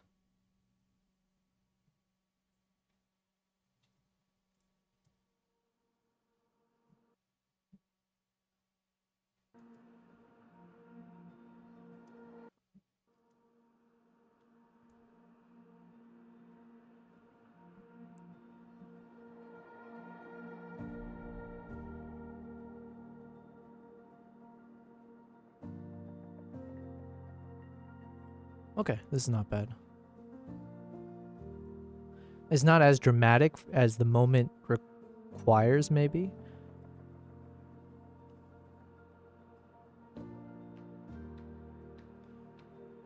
But it works. But if we find a different song that feels a bit more like, yeah, just slightly more dramatic, but not crazy much. Because like I normally don't care too much about the soundtracks for the majority of this. It's just, given that this is going to be the first few seconds and the first few minutes of this, we do want it to be as cinematic as possible so that it convinces people to just let it play till the end. Because you can imagine if it's 5 hours, not many people are going to make it to the end. So it might not be good from a algorithm perspective.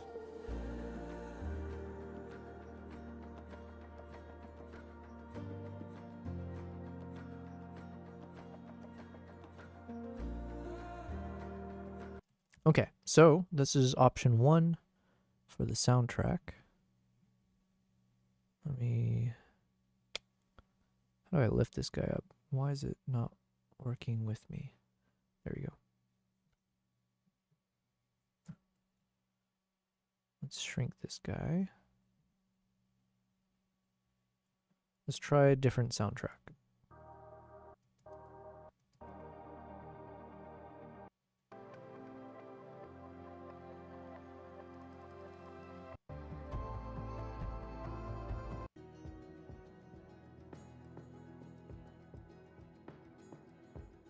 We need something with a bit of oomph.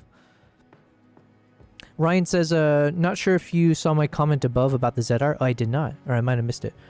Your footage is some of the best footage I've seen from the ZR. Yo, thank you very much for that.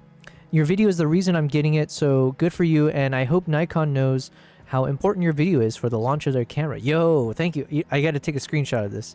Hold on. How do I do that? Thank you, man. Because I do want to, just for fun as well, because I do, by the way, I very much appreciate those very, very kind words. Genuine thoughts, let's say. But yeah, that's really cool to hear. I do appreciate. If my goal is to be a quote-unquote influencer, it is nice to know that there's proof that you are able to influence in some way. Hopefully in a positive way. Although negative for your wallet, positive maybe for an investment in the future. I appreciate that. Fed says, yeah, I agree. It's what made me finally decide as well. Yo, well, thank you very much for saying that. Let me take another screenshot to add that into the context. Thank you. I appreciate that. Yeah. All right. Well, there's plenty of time for me to make content that dissuades you from purchasing things, okay? Unintentionally so.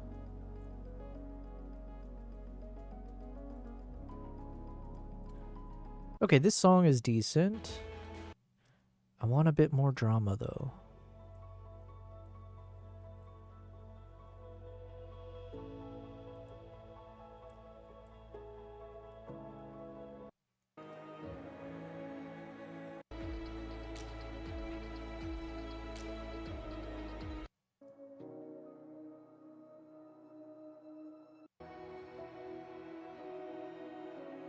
This could work. It's got a bit more like a minor sound to it, like a minor key. So let's put it over there. This one's more like positive fairy tale, but I kind of like it.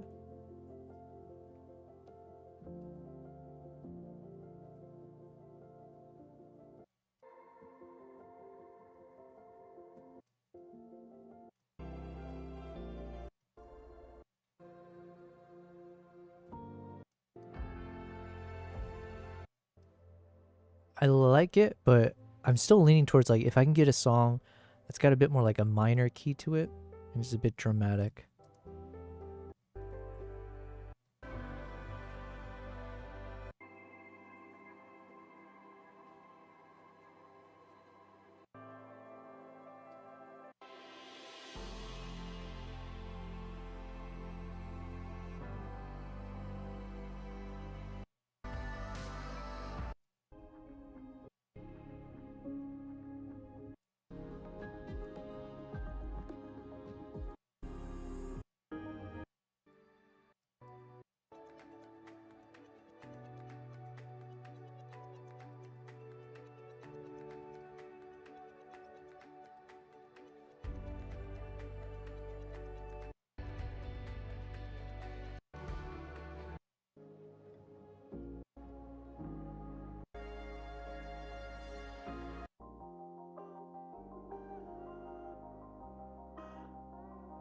This one could work. Hold on, let's see.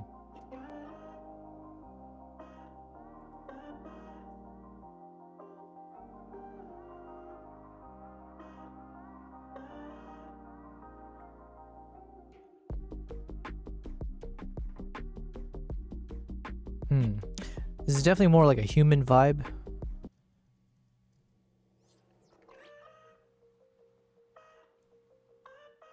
I like the song though, damn it. Like it feels like a cool song to play in the beginning, but it might not like fit the vibe entirely. But you know what? F it. Let's go ahead and like bring it up and see. Negative 18.5. Whoops. I didn't want to do that. Negative 18.5. Okay, is it this one? No. Shit. This one, right?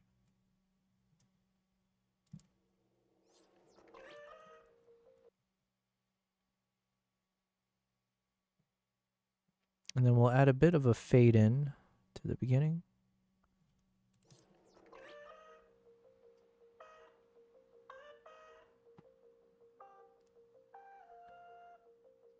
So it doesn't necessarily fit with the mood,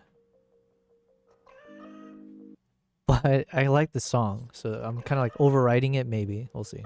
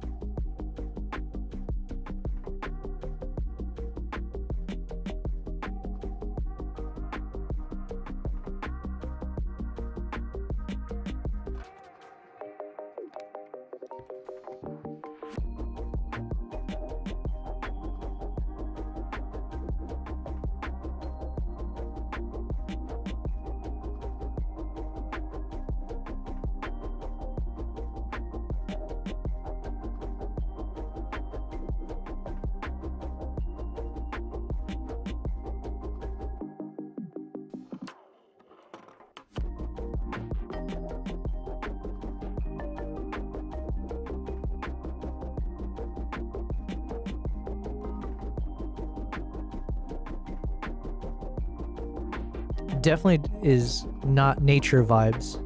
It's just more like my own personal vibes that I like, which sometimes is also as important. You know, it's like you need a catchy song that wants someone to keep listening, I guess.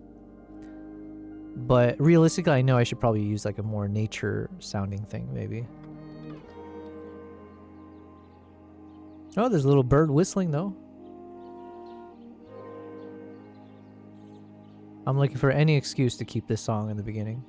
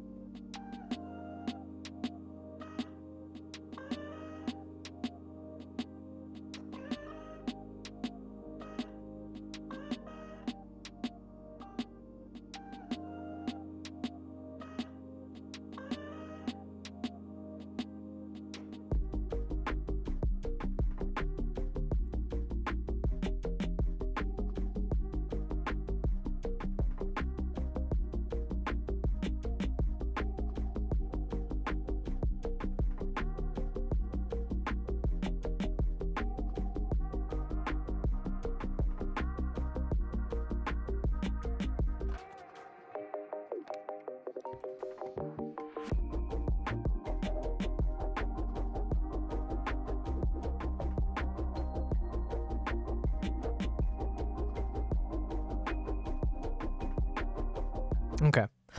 I quite like it, but like we said, probably not the best one to start with, unfortunately. Let's see, what was this one?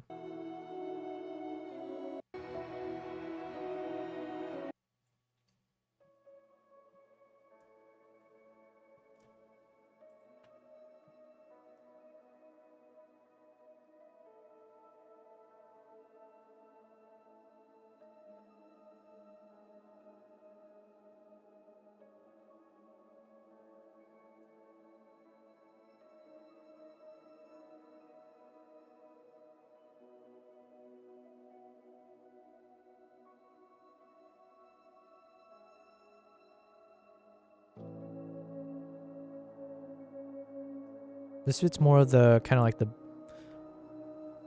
is melodramatic maybe the term? It's not like, basically there's like a certain mood that I want to strike, where it's a bit dramatic, a bit suspenseful, I guess. Slightly like minor key sounding.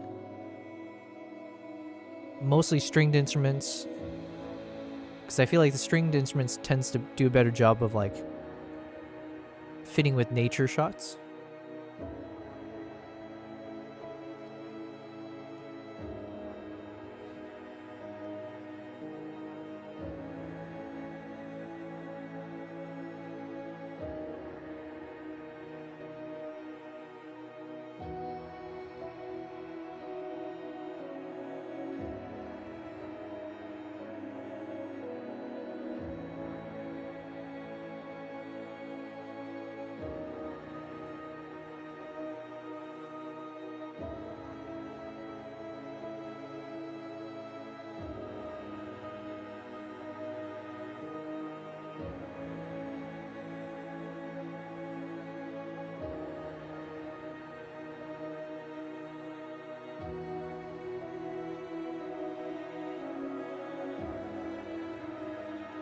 Fed says,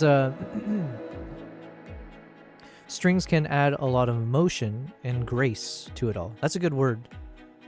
Grace. Yeah, it's like graceful. Yeah, but it also does a good job, I think, like adding suspense as well. So like, yeah, I feel like stringed instruments tends to be my favorite for like when I need the more instrumental stuff for this kind of wildlife. Percussion sometimes works well. Piano, it's like a hit or miss, I feel. No, I think pianos are better, and then percussion, it's a hit or miss. And then generally speaking, I try to avoid a lot of the electric sounding stuff, like guitar, like electric guitars. Oh, flutes, like the wind instruments also are very nice.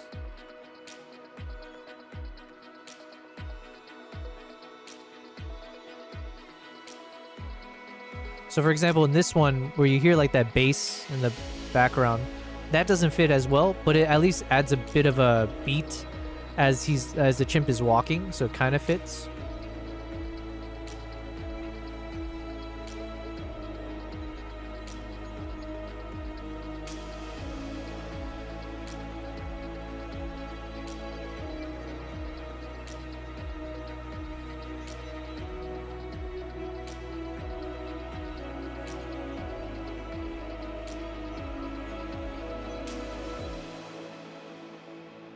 Oh, I have to remember to turn on the noise reduction on some of these footages.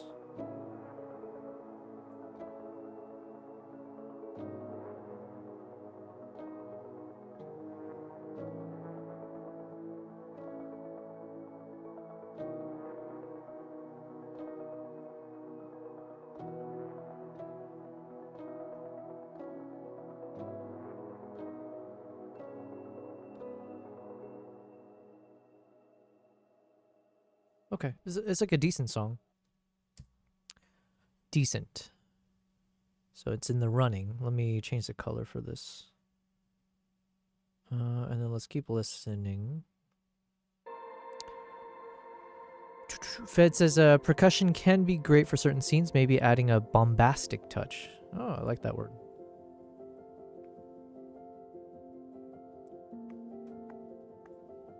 Yeah, I find like percussion works really well for like, yeah, like these walking scenes, anything where you want that kind of a marching feel to it. So when something's approaching you,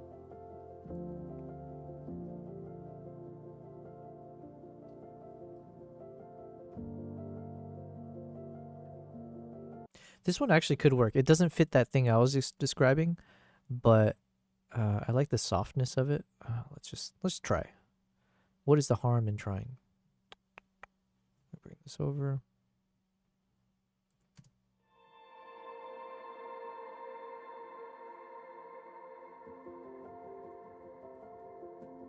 So the beginning was excellent because it felt suspenseful.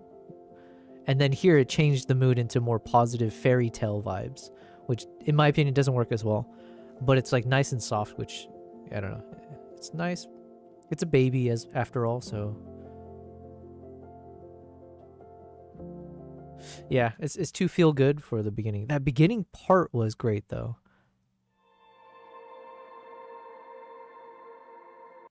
Okay. All right. Well, we tried.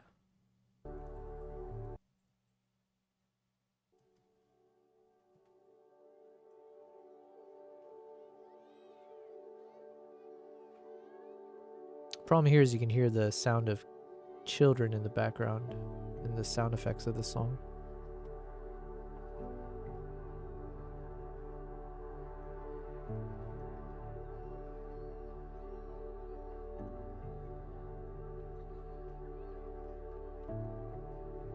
I feel like I listened to this already.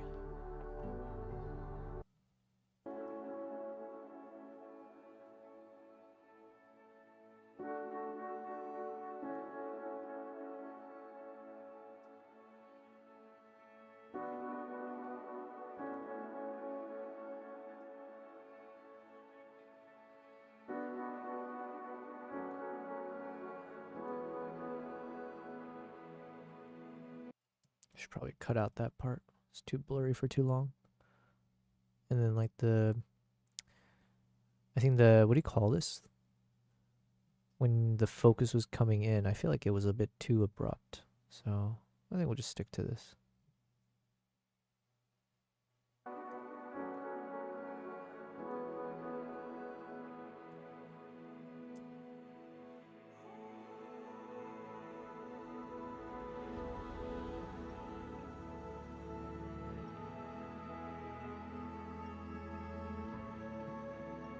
Okay, not for the beginning though.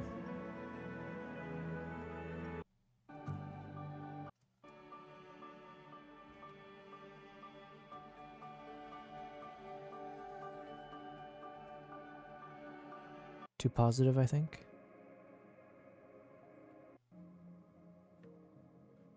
This one might be too soft for too long. Yeah, we need something a bit louder.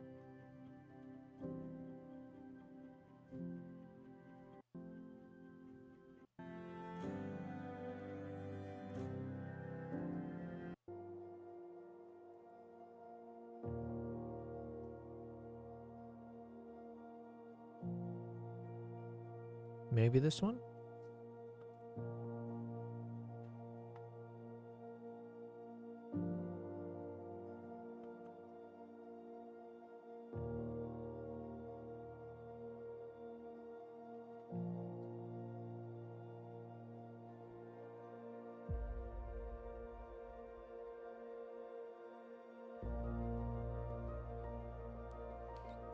It's got the positive vibe to it though.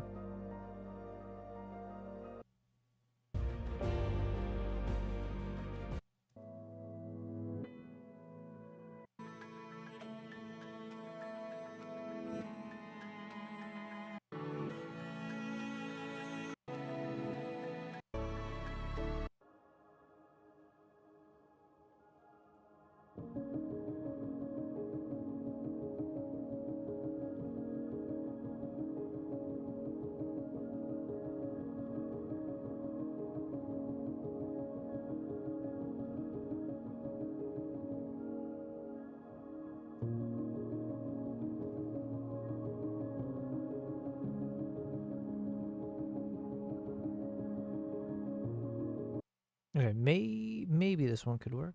Let's try it out.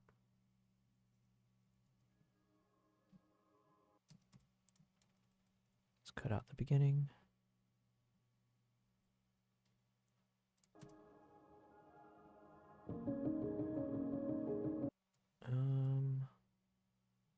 We'll let it play out more fully.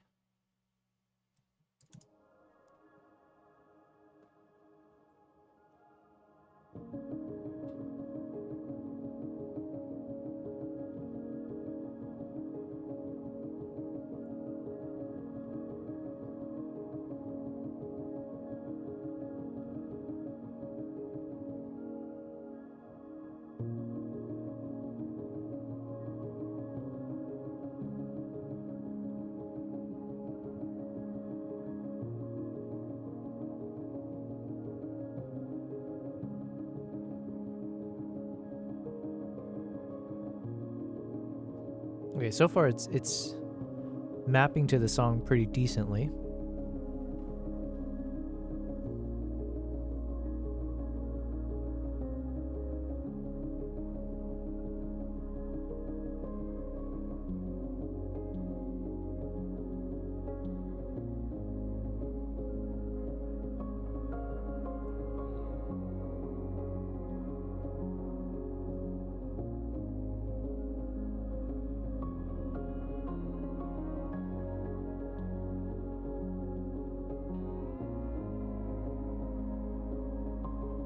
This one's not bad at all.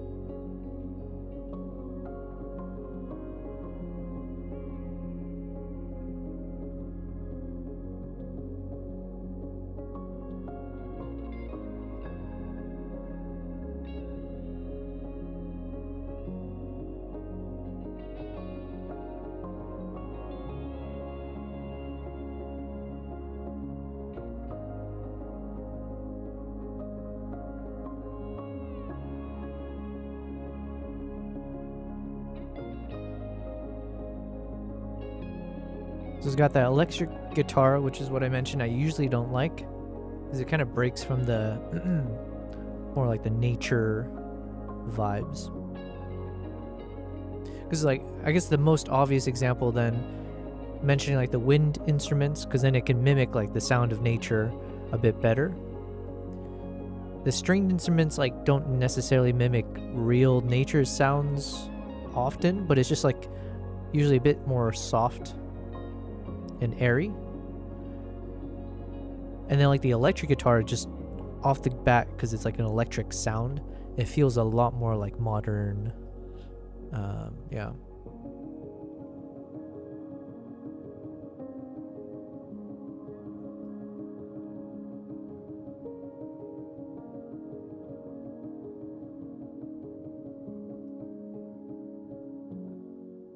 Okay, that's not bad.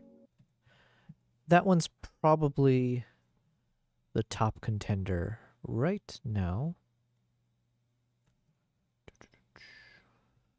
But we have a few more to check out. It's not too late to overthrow it.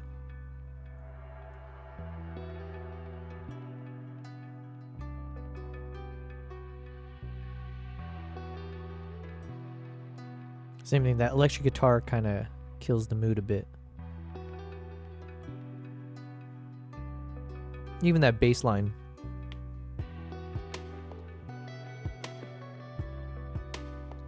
It's a good one for the play. It's good for this video, just not for the opening salvo.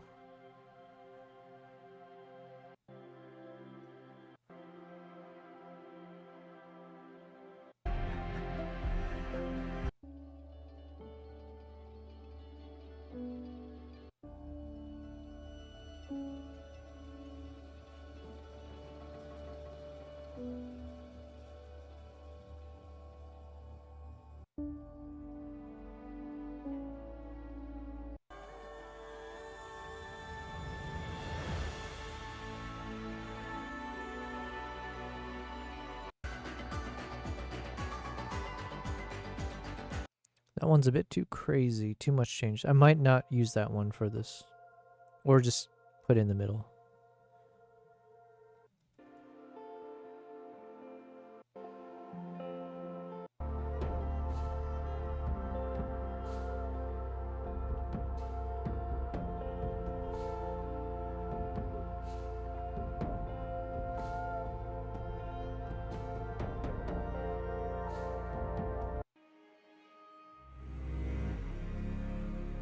This could be good.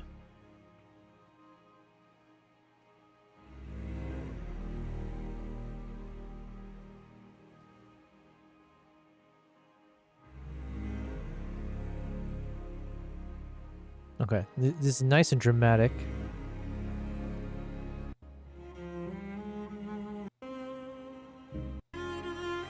Okay, we're gonna try this one out. Let's see.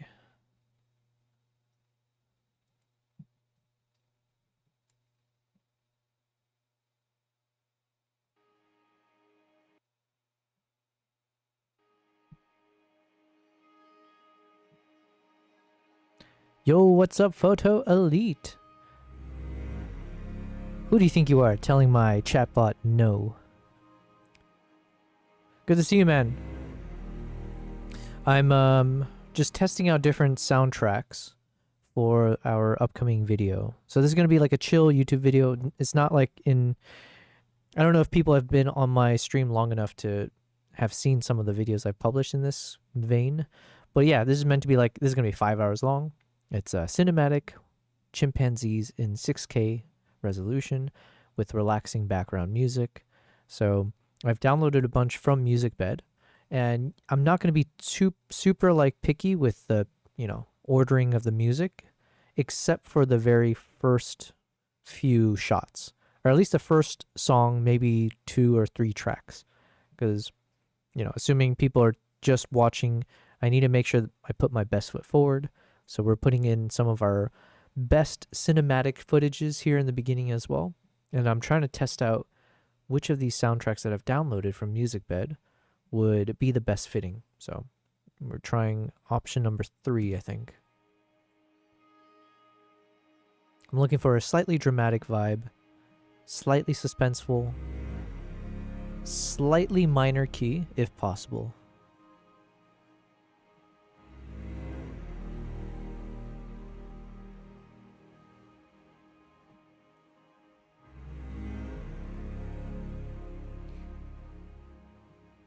But yes, shout out to Photo Elite.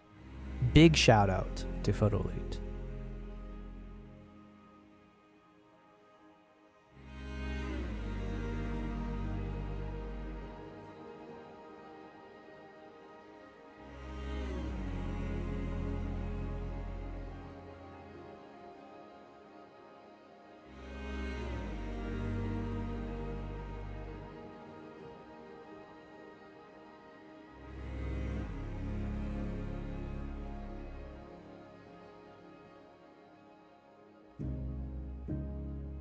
Oh, also, side note.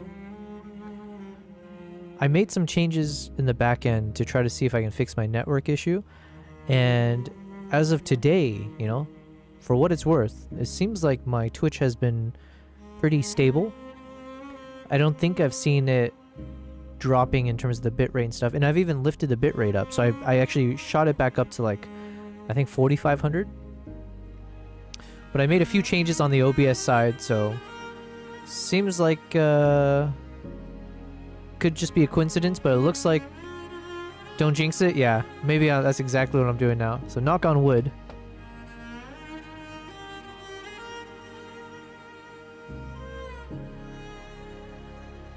I switched it from like there was an option where I had it to IP4 and IP6 or something. I don't know technical language.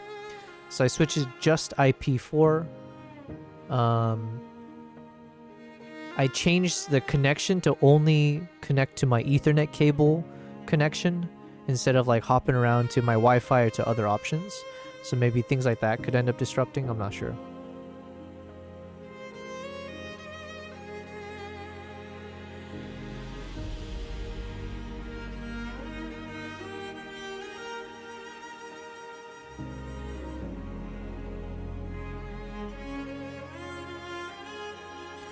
Okay, so I think the soundtrack kind of works.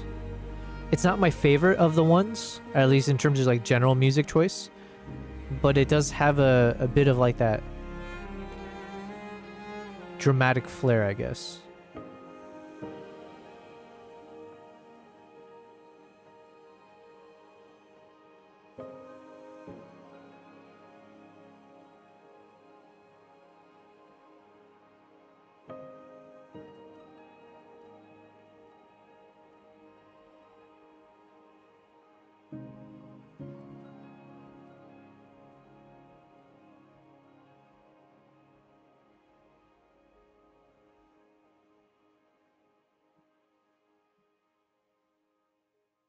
And then unfortunately it's not long enough to extend to the rest of this.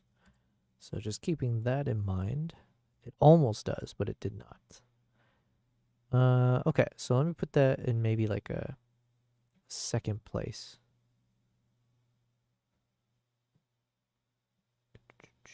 All right, let's keep listening.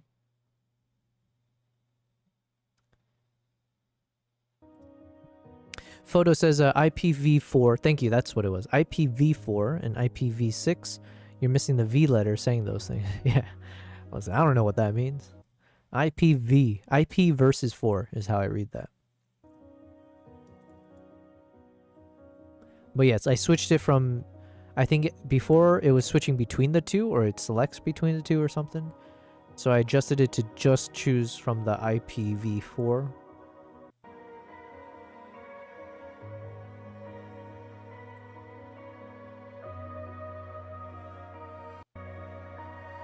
Okay, so this one has a slightly suspenseful vibe, or slightly...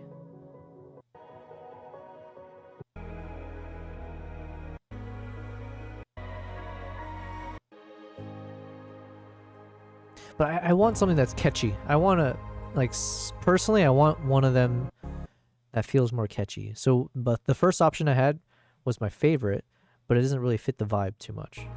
But it was catchy. So we got conflicting thoughts here, essentially.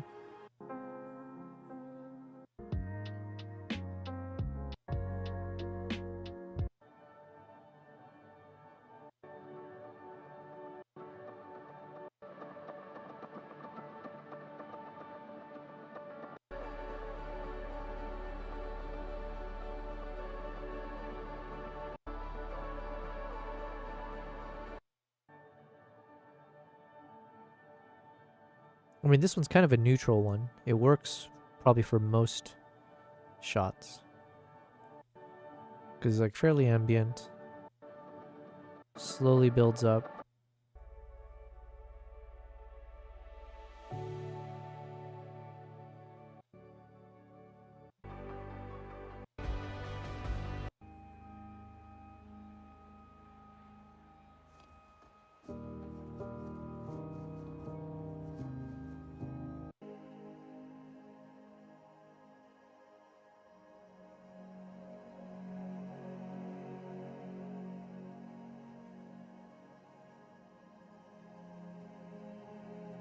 This one could work so far.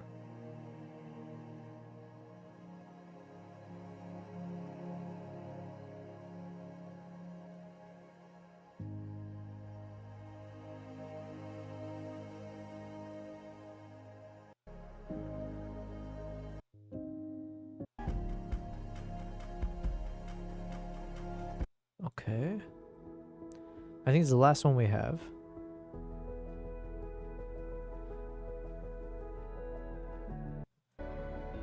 And this one's two positive vibes. Okay, so there's like 3 that I've kind of color coded as potentials. Let's try the last one first, because I think this is the one I... No, that's not it. Where is it?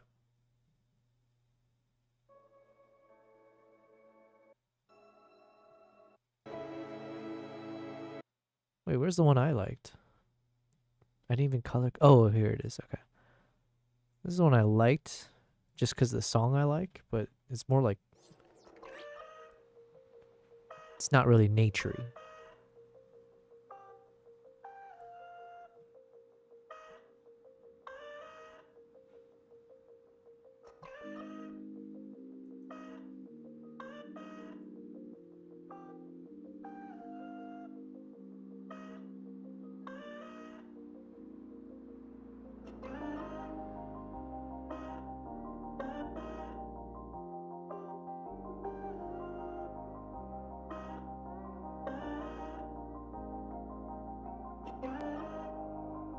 But I do like this song a lot. Let's look it up. Good Morning, Lax City.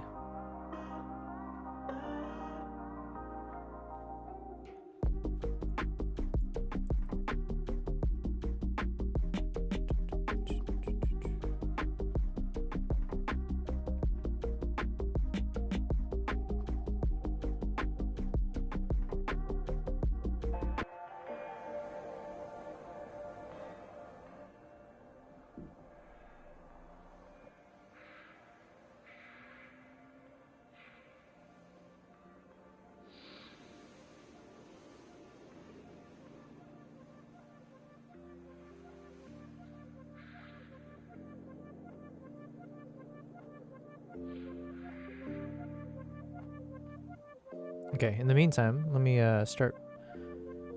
Let's start organizing the shots.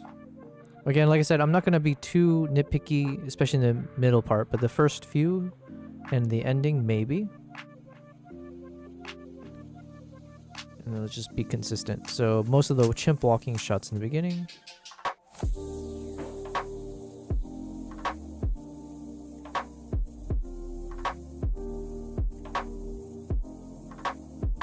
I like this artist. Just put under.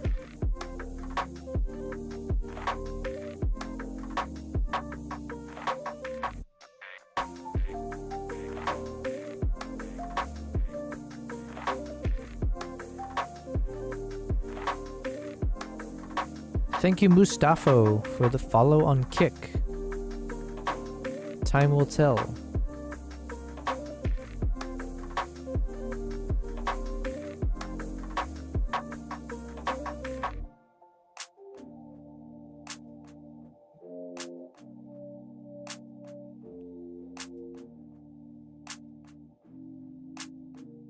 Okay, I like this song. Okay, so we got our first 4 shots lined up. And then here we can start being a bit more... let's see, we'll see. Mr. Mustafa says, yo, 43 was just an odd number, had to even it out. Is that the number of followers I have on Kick? Ooh, I see. Well, thank you very much. Now, Mr. Mustafa, I'm not gonna sugarcoat it. When it comes to when someone follows me on Kick, usually I just kind of wait. We all wait with bated breath to see what is your intention. I'm very suspicious of my Kick followers. So I'm just waiting to see what is it you're trying to advertise to us. Because I think I said last time it was about 50% chance. It probably is actually increased to 70% chance that on the Kick side, it tends to be someone who wants to advertise their Discord channel, some kind of website, or hey, if you want more followers, you should follow me on XYZ. So we're all waiting. Listen, if that's what you're here for, I don't blame you. I don't fault you for it. But I'm suspicious. That's all I'm saying. I like this song. Let me add this.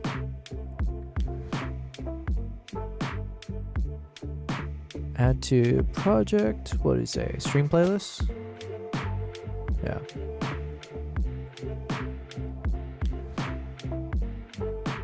Mr. Mustafa says, I would be a terrible artist to sell you art. Are you saying that like principally, or like you're saying generally you are a terrible artist, or are you saying that's a terrible thing for artists to do? But yeah, anyways, I hear you. I still don't trust you though. Some people, some of them, they play the long game, you know? They're like, no, come on, I wouldn't do you like that. No, I just like what you do. Give it like maybe 30 more minutes, and then eventually they go like, hey, by the way, do you have Discord? And then there you go. Mustafa says, LMAO, I liked your bio, that's pretty much it. Well, thank you, man. I do appreciate that. Obviously, I'm semi-joking, but I'm also semi-serious. So we'll call it 50-50. But yeah, appreciate it. Thank you for the follow on the Kick side. Listen, Kick is one of those... Okay, let me quickly just give you that intro. You have no art skills, gotta learn art first. Well, there's no time better than now. That's what I'm doing, right? So that's what I dedicate my live streams, is sharing me learning how to create art. The art in this case being, you know, films, YouTube videos, photos, things like that. But yes, for Mr. Mustafo, I am on day 81 of live streaming. So about 3 months ago, I decided I'm going to try multi-streaming across YouTube, Twitch, and Kick. Since I got back from about 2 years of traveling. And so that's basically what I do. I'm a travel and wildlife photographer. And I've been kind of over-indexing on the travel in the past year and a half to 2 years. But then when the summer started, I got back from my last trip and I decided I'm just going to stay at home. I've got 10 to 12 countries, over 100 terabytes worth of footages that I need to edit. So let's spend time dedicated to creating my videos for YouTube and building that out. And then while I was doing that, I decided why not try to live stream at the same time. And here we are. So 81 days later. And YouTube and Twitch definitely has been the most in terms of like progressive growth from a streaming perspective. Kick has been the, what would you say, Kick? Kick has been the neglected middle child, maybe? Is that the right way to say it? As in like growth-wise, it's been a bit stagnant. And it's been a lot of sifting through the spammers, the bots, as I mentioned. So, but we haven't given up hope. We're streaming on all three. There's no harm in trying, right? I like this song a lot. Give me a second. I gotta turn it down a bit though. Right now, I'm testing a company called Musicbed. They reached out to me to see if I'd be interested in partnering for my upcoming YouTube videos and stuff like that. So I'm a big fan of them. I'm on a trial subscription with them, but I am going to reach out to them to see if I can quickly start working with them. And if all goes well, that should mean there will be an affiliate link and some discount for you guys if anyone ends up wanting to use it. So yeah, that was exciting news. Sorry, let me back it up here. Mustafa says, I get it. I know because I am a mod. Oh, nice. I'm a mod for several people, both here and on Twitch. I've seen quite a number of people like that. Dubai is your current home base then? Yes. So I'm from the States. I grew up in the States. I went to school. I worked from different parts of the US and then eventually came out to Dubai for work. And now, for the past 2 years or so, I've been out of the corporate world, and I'm trying to make it doing my passions, right? So everything from the wildlife photography tour, basically being like a tour guide, taking people on workshops around the world, YouTube, as well as now live streaming. So just creating content and everything in between. Great idea, NGL, not gonna lie. Kick was hyped for a bit, then it died out. Is it mostly music for B-roll? Love the idea, man. Yes, actually, I guess it kind of falls into two lanes right now. In terms of music that when it comes to a sound platform, because I use a bunch. I use Musicbed now, but I have Artlist, I have Lens Distortions, I have Epidemic Sound. Although Epidemic Sound I have discontinued as of like very recently. And for me, the purpose is I need music for B-roll, like you said. And as I make my YouTube videos, whether it's talking head videos, whether it's travel vlogs, cinematic stuff, I need the best music to go with that. And then, ever since I started live streaming, I would like to be able to play music in the background that doesn't get me copyright struck out of my asshole every single day. So, yeah, trying to find songs that feel like it's mainstream, that's catchy. That's been a challenge as well. And that's one of the things that Musicbed has been excelling at, is that they have a number of songs that are actually, they actually use mainstream artists in their platform. So it's not like just listening to a bunch of stock music kind of feel. It's like legit catchy stuff, you know? So I've been testing it for the past, I think, 5 days, and I'm already sold. I'm the only reason I wouldn't like it is if it turns out the quantity of music is actually small. Like if it turns out like, oh, I love it, and then it's like, hey, this is it, by the way, there's no more new songs, then I'd be super annoyed. But it doesn't seem to be the case. It does seem like they're constantly adding new stuff. So, yeah. And so the way I'm testing it right now is I have a video I want to make for my YouTube channel, which is like going to be 5 hours long, and it's just straight up cinematic footages from one of my recent trips. And so it's just going to be playing it out as I have relaxing music in the background. And it's like 5 hours long, so it's going to take a lot of music. Now, the song you're listening to right now, I don't actually know if this is the song I'll use in the beginning of this video. I personally like this song, but it's got a bit more of like a city vibe or like a non-nature vibe. So it might not fit the mood, but I like it. Not easy to find the ones that are actually good to listen to, says Mustafa. Yeah. And look, I've been testing extensively for the past 1 to 2 years as I've been, as I created my YouTube channel, as I'm trying to make videos there. I've been testing epidemic sounds, Artlist, lens distortions, Envato. Of those, lens distortions has been definitely the one I've enjoyed the most.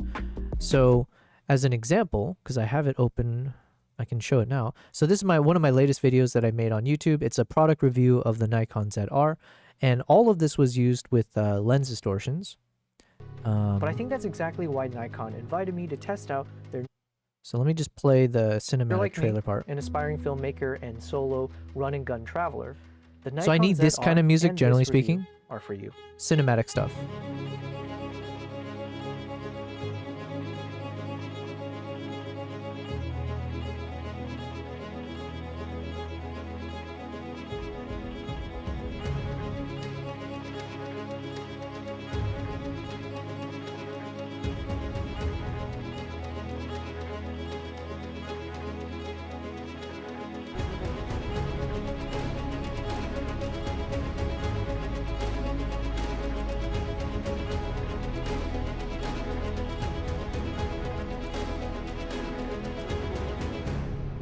So that soundtrack, and then I think everything else, everything else I used for this product review was using lens distortions. So I'm a big fan of them for like the sound effects, soundtrack, stuff like that.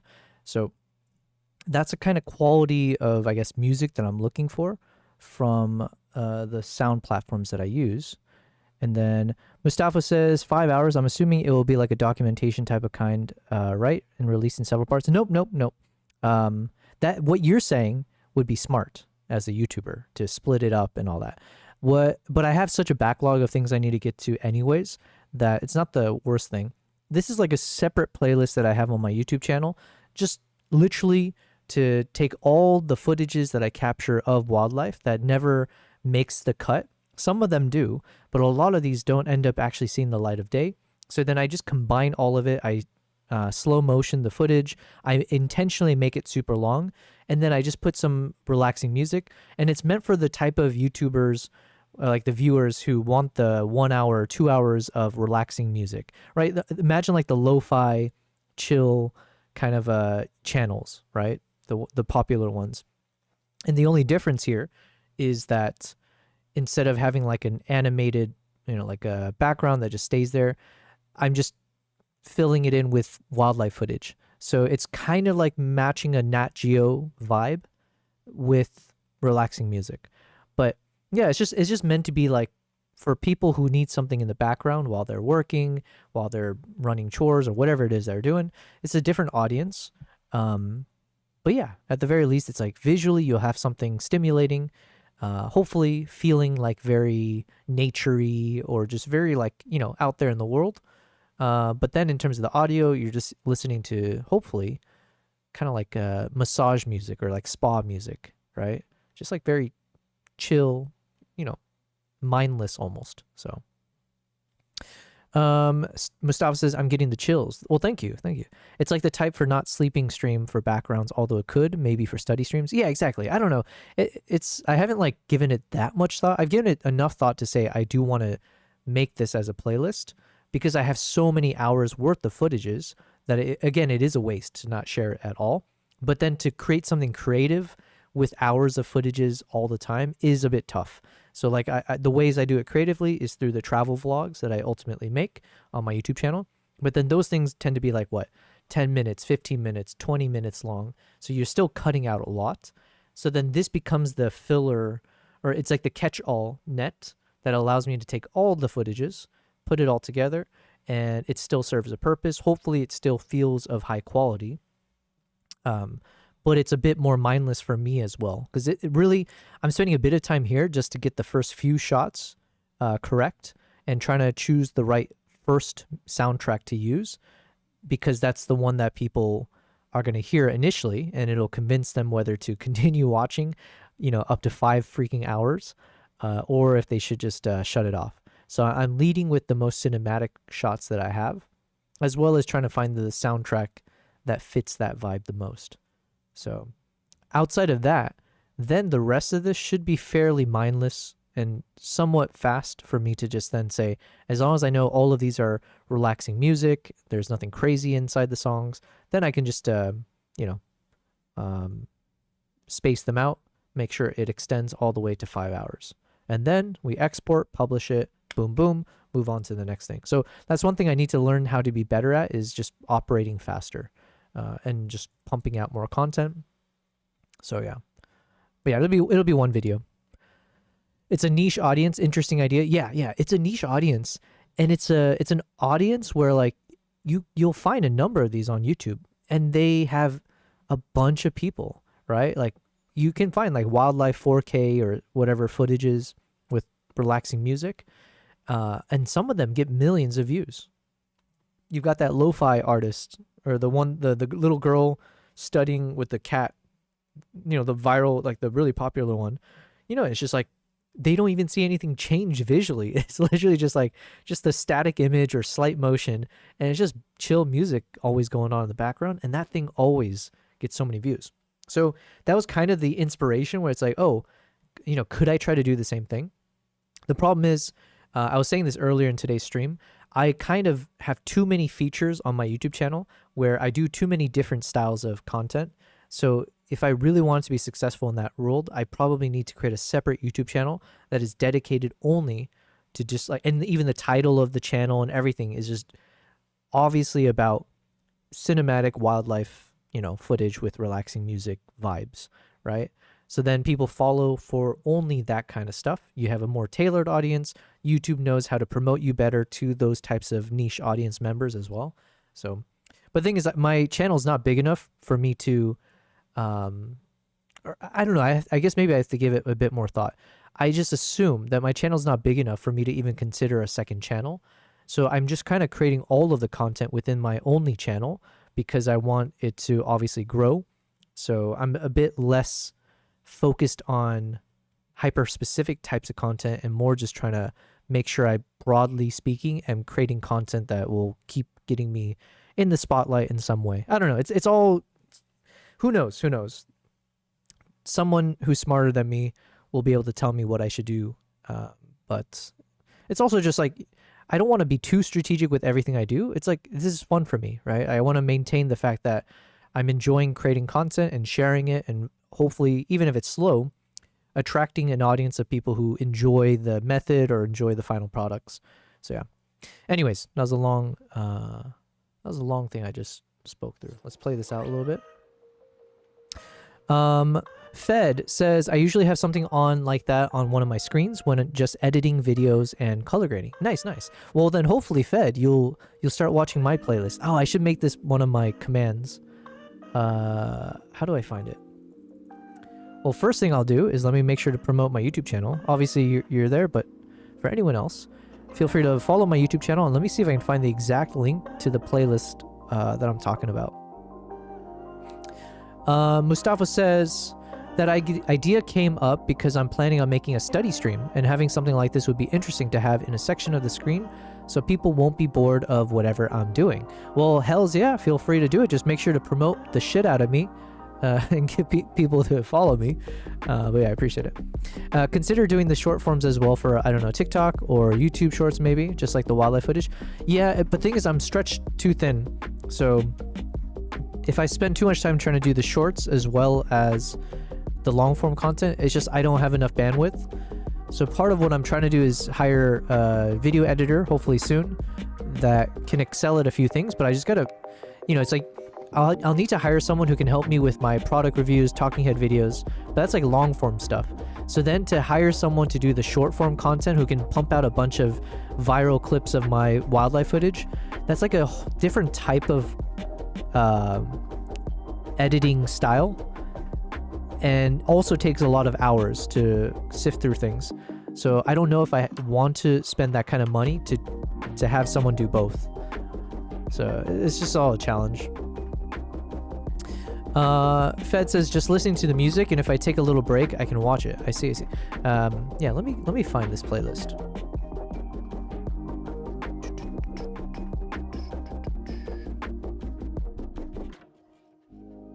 Here it is. Relaxing wildlife in 4K. How do I copy?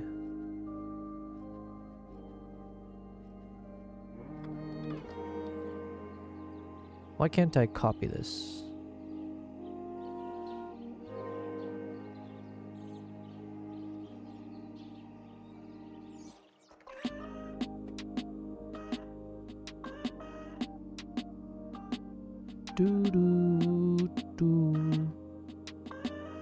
Alright, let me just find my freaking playlist. It wouldn't let me copy the link. Get shareable link. Alright, here we go. And I gotta put this on my... I need a quick command for it. Okay, I just put something in the link. And basically, it's 10 videos that I made so far. Mainly from Uganda, because that was like the first YouTube vlogs I started with. And essentially, each video can be anywhere from like 30 minutes to 1 hour or longer. And it's just, yeah, it's just my wildlife footages in slow motion with some relaxing music. So enjoy. Mustafa, it says it's a challenge to think about for sure. Yeah. It's all of this is such a challenge. Yeah, in a good way, right? But it's a lot to think about. You said you're pretty sure there are AI services for taking long form stuff into smaller bite size. Yeah, I just don't think it's at the level of quality that I'm looking for my particular style. Oh. Sorry, I just logged myself out of my screen. Hopefully you guys can still see me.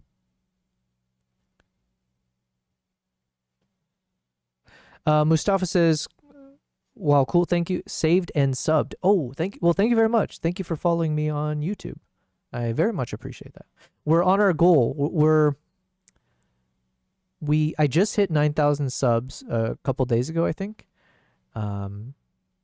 And so, yeah, my goal is obviously I want to hit that 10K figure. So the question is when, right? So we're in end of October. So the hope is that by the end of the year, I will hit 10K. I don't think anything happens at 10K. It's more of like a moral victory, if any. Yeah, just a mental thing, right? But if I had one hypothesis, it's that when you hit 10K, just because you're hitting like obviously now you can show 5 digits, in terms of following as opposed to 4.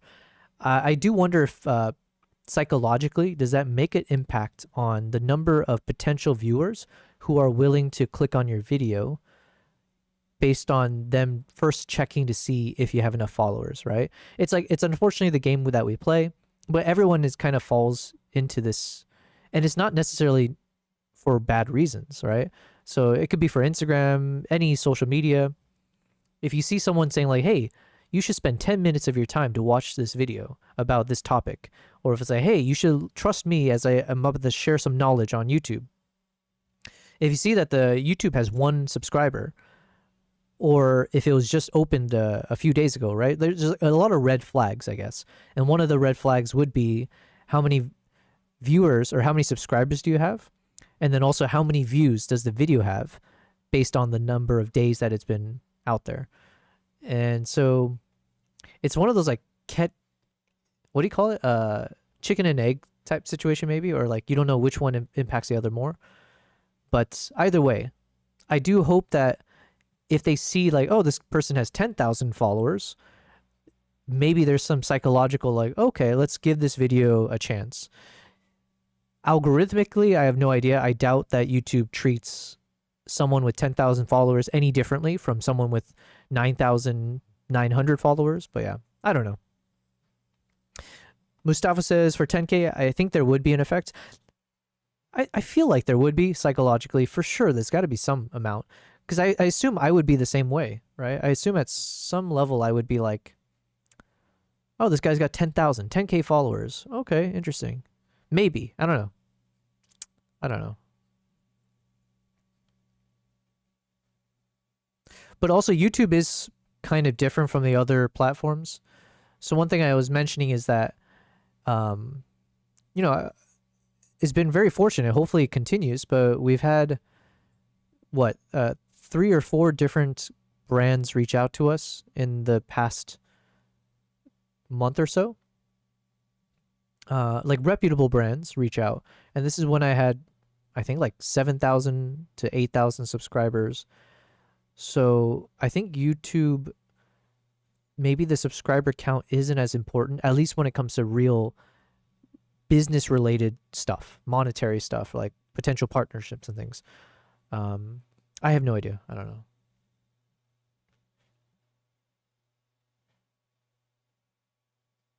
Okay, I like this artist, so hopefully I've saved it. I want to go back, check out these earworm melodies. Did I save this one already? Okay, I saved these 2. Let's keep going.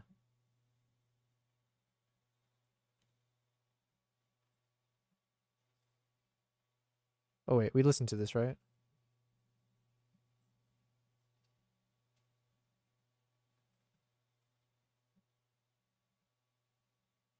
I forget where we stopped.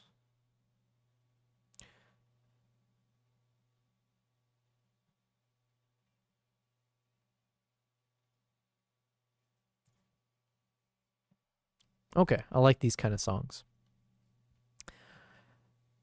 Mustafa says 5 numbers greater than 4. Exactly, right? Maybe that's all it takes.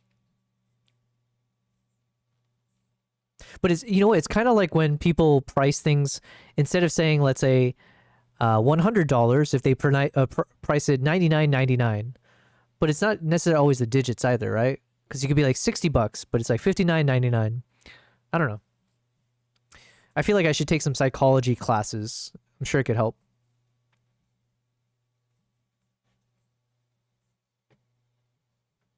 All right, this song is great for our stream.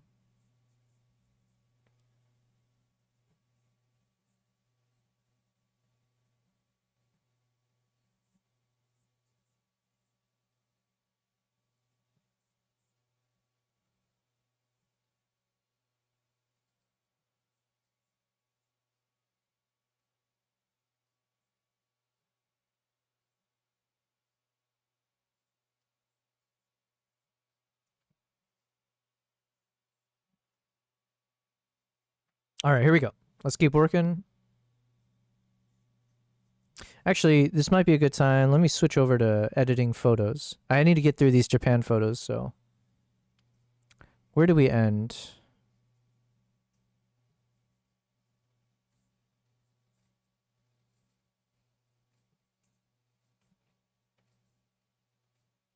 Oh yeah, this is where we ended.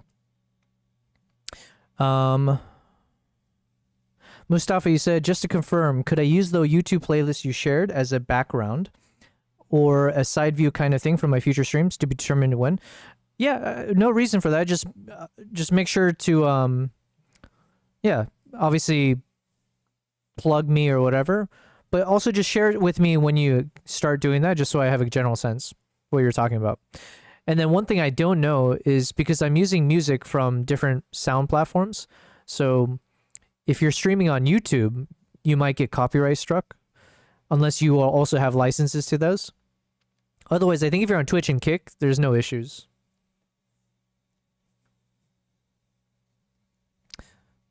Okay, so these are some of the photos that we edited yesterday or a few days ago.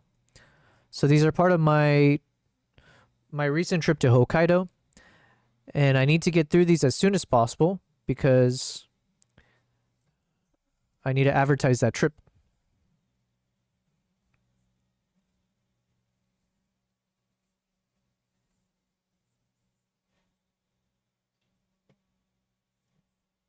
So I'm supposed to be organizing a tour to Japan February of next year, which is only a few months away.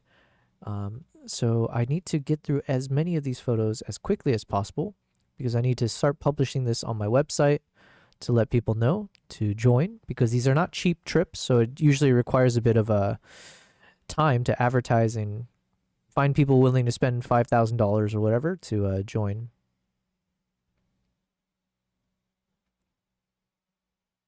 Japan. There we go. So I think, was I done for this day? No, I think we have more to go, right? Yeah, we have a few more shots.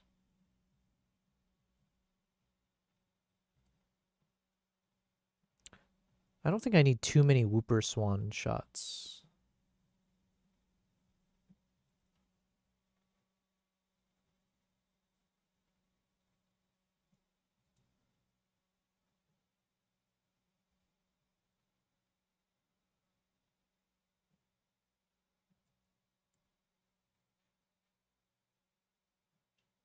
So this song is nice. It's usually not my vibe though.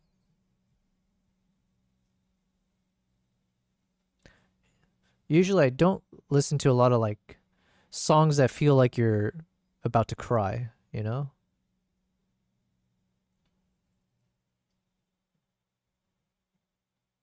But I do like it. Let's move on. Mustafa asks, oh, of course I would mention your channel. Cool. Does it take a lot of processing power for your PC to multi-stream? I just run a laptop with a monitor, so I was just wondering. I think it does. I need to make a YouTube video about my first 30 days multi-streaming, as well as my first 2 months, and then eventually my first 3 months. But I think it probably does. I should look into this actually. Like, is there a way to actually see what it takes? I'm using a very powerful machine. It's a Mac Studio, which is like fully spec'd out. And then in terms of internet connection, I have like a several hundred Mbps for upload speed. But I think that's overkill because I believe I'm using Restream to, so I use OBS connecting to Restream, and then Restream is the one that has the keys to Twitch, YouTube, what did I say? Twitch, YouTube, and Kick. And I think on Restream, generally speaking, the server that I use tends to hover around like 30 Mbps. So as long as you have something in that range, it seems to be okay. And then the bit rate that I have set to is, I think like right now it's set to 4,500 kbps, and it seems to be okay, but I don't know. Mustafa said quite off the charts compared to me. Well, listen, I'm definitely overkilling, right? And I spend a lot of money. Getting into photography and videography stuff is like not a cheap hobby, right? So it's many thanks to my former life in corporate with steady income and all that fun stuff, and I just happened to spend a lot of it to fund my pursuit into photography. So yeah, it's just me pulling from my savings to buy the funky, crazy, expensive gear. But I needed it for my work, and I figured if I have this powerful machine, let's try live streaming as well. But yeah, you don't have to multi-stream, obviously. Like maybe just start with doing like just plugging into one channel or one platform. The lenses are more expensive than my laptop. Yeah, lenses, people don't realize until you get into this. It's like, man, the lenses can be more expensive than any other purchase you make, because it's like you get one camera body and usually you might be happy with that and that's all you need. But then you're always like, oh, I need that new lens. Oh, I should add another lens. And before you know it, you might spend like $10,000 for all the lenses.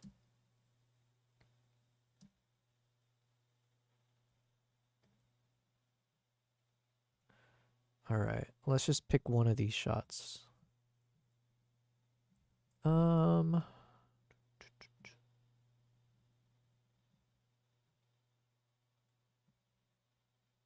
Maybe one of these shots.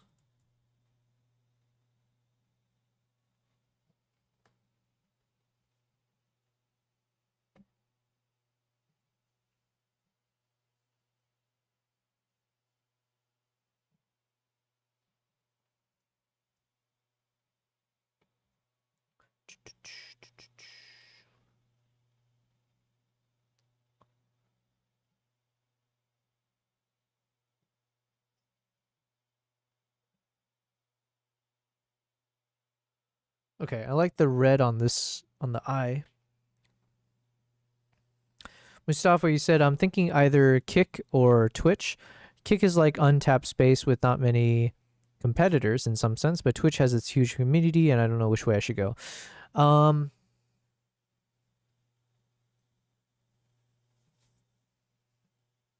okay, so in my biased opinion so far, or no, it's biased, but it's like objectively, I guess, if I were to look at the past 80 days, right? 81 streams. In those 81 streams, I felt that the problem with Kick is one, yeah, I just ultimately ended up dealing with a lot more spam and such. I haven't seen that there's like an existing community for art related streams in the way that Twitch does. So you're kind of like, so when I look at my Kick, I just feel like I'm always just there, but it's not like I ever feel I'm necessarily growing. And I know these things take time, right? So usually, you know, you might end up spending a year just trying to build these things up. But for what it's worth, I felt that Kick, I haven't felt the same level of like consistent growth. And one of the other issues I find with Kick is that there's not as much analytics that is built into their platform. Whereas with Twitch, there's a mixture of like every stream you get like really good analytics delivered to you. So you can actually break down like, how was the performance of your stream? When did viewers tune in? What hours should you consider? But also they have a good achievement system. It's a bit more gamified, where as you spend more hours streaming on Twitch, they just do a better job of like kind of hand holding you and like unlocking more things and just kind of treating it more like a gamified platform. So I'm not saying it's a perfect platform by any means. I think there's way too many ads. There's a lot of just other things maybe to consider. But I felt that Twitch has more of an art community as well. Whereas Kick, maybe it's still meant for like IRL streaming and a bit more like, you know, gambling stuff or stuff like that. I don't know. That could just be a reputation, but that's my general sense. And then the other one, so really, Mustafa, if I had to consider, I would actually say it's between Twitch or YouTube. Because YouTube, it just depends if you have a YouTube channel as well, obviously. But technically, it's like, if you work on YouTube, every one of the VODs, you do the live stream, and then once it goes out as a VOD, that's like a video on your channel. And then over time, if you just keep having all these VODs, technically you can make a lot more money on the top end from YouTube than you could on Twitch or Kick. Because obviously once you get monetized, as you have more following on YouTube, it's like if someone follows you on YouTube because of the live stream and they want to support you, they can also support you by watching your YouTube videos, right? Like your planned videos.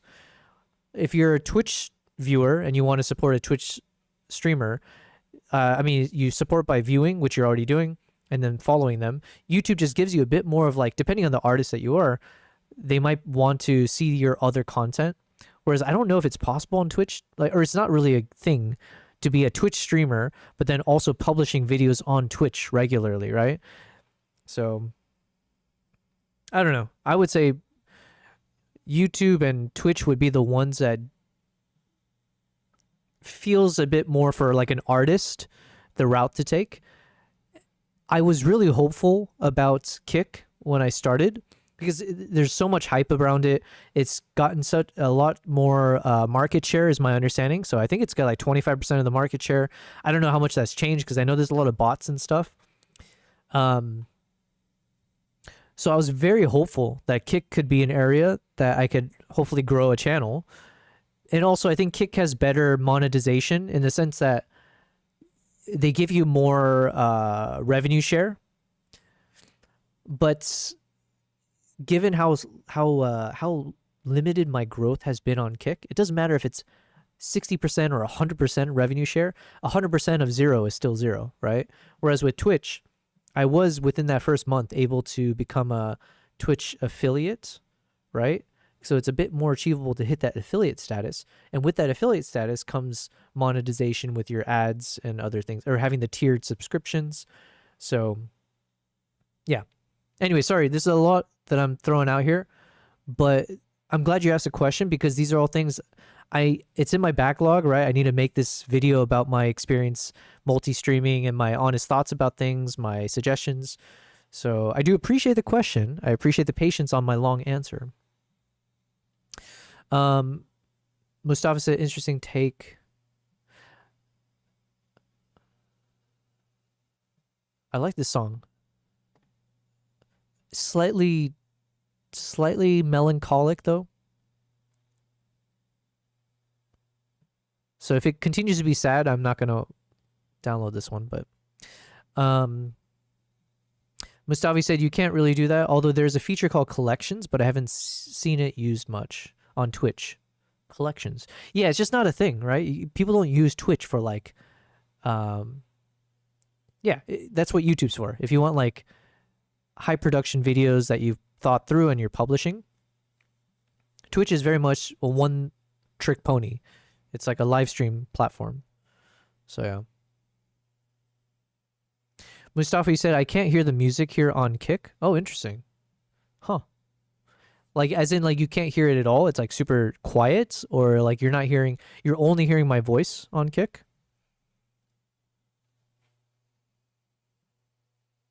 Oh, I think it got turned off. Hold on one second. God, why did it happen again? Okay, sorry. Thank you, Mustafa, for letting me know. This is the second time it's happened where I think I hit a button maybe, or I did something, and then it turned off the audio being captured through my Mac OS, and I just had to restart it to play it again. Thank you very much, Mustafa. You let me be aware of something I didn't realize was an issue. Hey, how you doing? Tonight I wanna make new friends as fast as I can. It's a little too depressing of a song, so we're moving on. Fed, you said the music was off here as well. Yeah, I think it just universally shut off. So you guys were just subject to my voice the whole time. Nice. I'm always impressed. There are some streamers I turn on and they don't do any background music. It's just their voice the whole time. That's impressive, I guess. But for me personally, I just always need... I'm very much... And you know what? This probably goes towards whether or not I have ADHD or not. But I just always need random stimulants everywhere. I need like... It's not even multitasking, but I just want my brain to hear and see a bunch of things.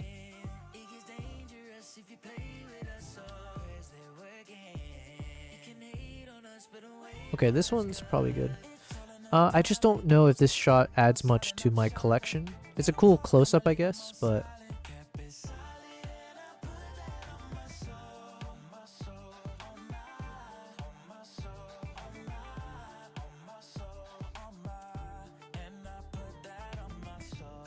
Try to sneak up, acting like it's cool when you see us. Yeah, cause when I need ya, you always on the go like a visa. Every story. Yeah, it doesn't really... I don't know what to do with this one. Mustafi said, I was just wondering what you were talking about when you said about how you like the music. Yeah, good catch. Fed, you're editing and lurking a bit. I didn't notice the music was off until it was mentioned. Yeah, don't worry. I didn't notice either. Because I usually have this little audio mixer visual. So I guess I need to pay more attention to it.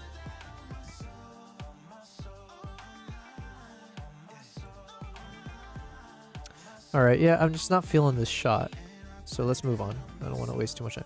This shot works though, so let's go with... Yeah, we'll go with this one. Let's see if our existing edits could work on this. So we did a bit of a funkier edit here. Let's see if this carries over. Probably won't. So we're facing different directions, but it's got nice soft vibe. This could work. Let's see. Let's try this one though first. Yeah. Look, you got me feeling like a Friday. Sunny side up like a Friday. If there's a party at the crib, you invited. And if if you drink too much, that's okay. You can fall asleep on my bed. The sheets stay cozy, the weed stay rolly, the champagne iced and the wine stay rosy. I'm just impressed. What did they just rhyme? What did he just rhyme right now? Friday and something. Sheets stay cozy, the weed stay like a Friday. Sunny side up like a Friday. If there's a party at the crib, you invited. And if you drink Okay, that was nice. He rhymed Friday with invited. Invited Friday. That's impressive. we waiting for. Yeah. That's worth adding to the You got me stream. feeling like a Friday. Sunny side up like a Friday. If there's a party at the crib, you invited. And if you drink too much, that's okay. You can fall asleep on my bed. The sheets. Whoops. All right, we'll play it again. Didn't mean to do that. Yo, what's up, Kavaitsu? How's it going? I'm having a blast watching this while eating spring rolls. Yo, why'd you have to say that? I'm so hungry right now. I'm so hungry. Well, thank you. I'm glad you're having a blast. That's pressure's on. Let me be more entertaining. Mustafa says the guy at Mod4 had once went for an IKEA stream. I just did a bunch of clips and put all of them into collection on Twitch, but nothing really came out of it. So YouTube live streaming makes sense because I know some people that I kind of vibe with do YouTube live streaming along the videos they make. Yeah, let me share. Who did I hear this from? Hold on. Let me just license this song. And Kavaitsu, good to see you. I forget if you shared something on Discord recently. I remember thinking like, oh, I need to respond to Kavaitsu about something. Did you share something on the Discord? Let me license this song.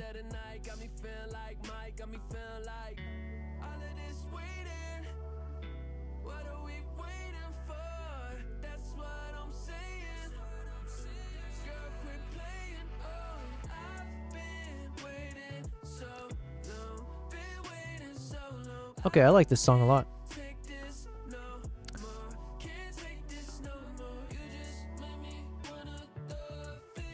Oh yes, Kavai, you did send some photos. Let me check it out.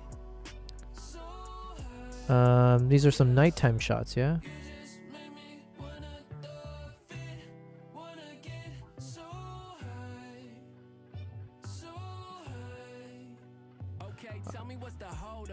Alright, so shout out to Kavaitsu. And if you'd like to join the Discord, let me hop that into the chat. Mustafi said that gigantic thing on your shoulder in the bio. Is it a lens with a camera? Looks like an RPG. Yes, that is my 400 2.8 millimeter lens. It is the most expensive gear that I have. But it is a very powerful. So all of my, if you go to my Instagram, excuse me, if you go to my Instagram or my YouTube shorts, TikTok shorts, or TikToks, almost all of them, generally speaking, like the footages of the wildlife, were probably captured with that lens. So that 400 2.8 is primo for professional shots. But it's super heavy, it's massive. It literally fits my entire backpack. So it's an investment. But the shots you end up getting with it are fantastic.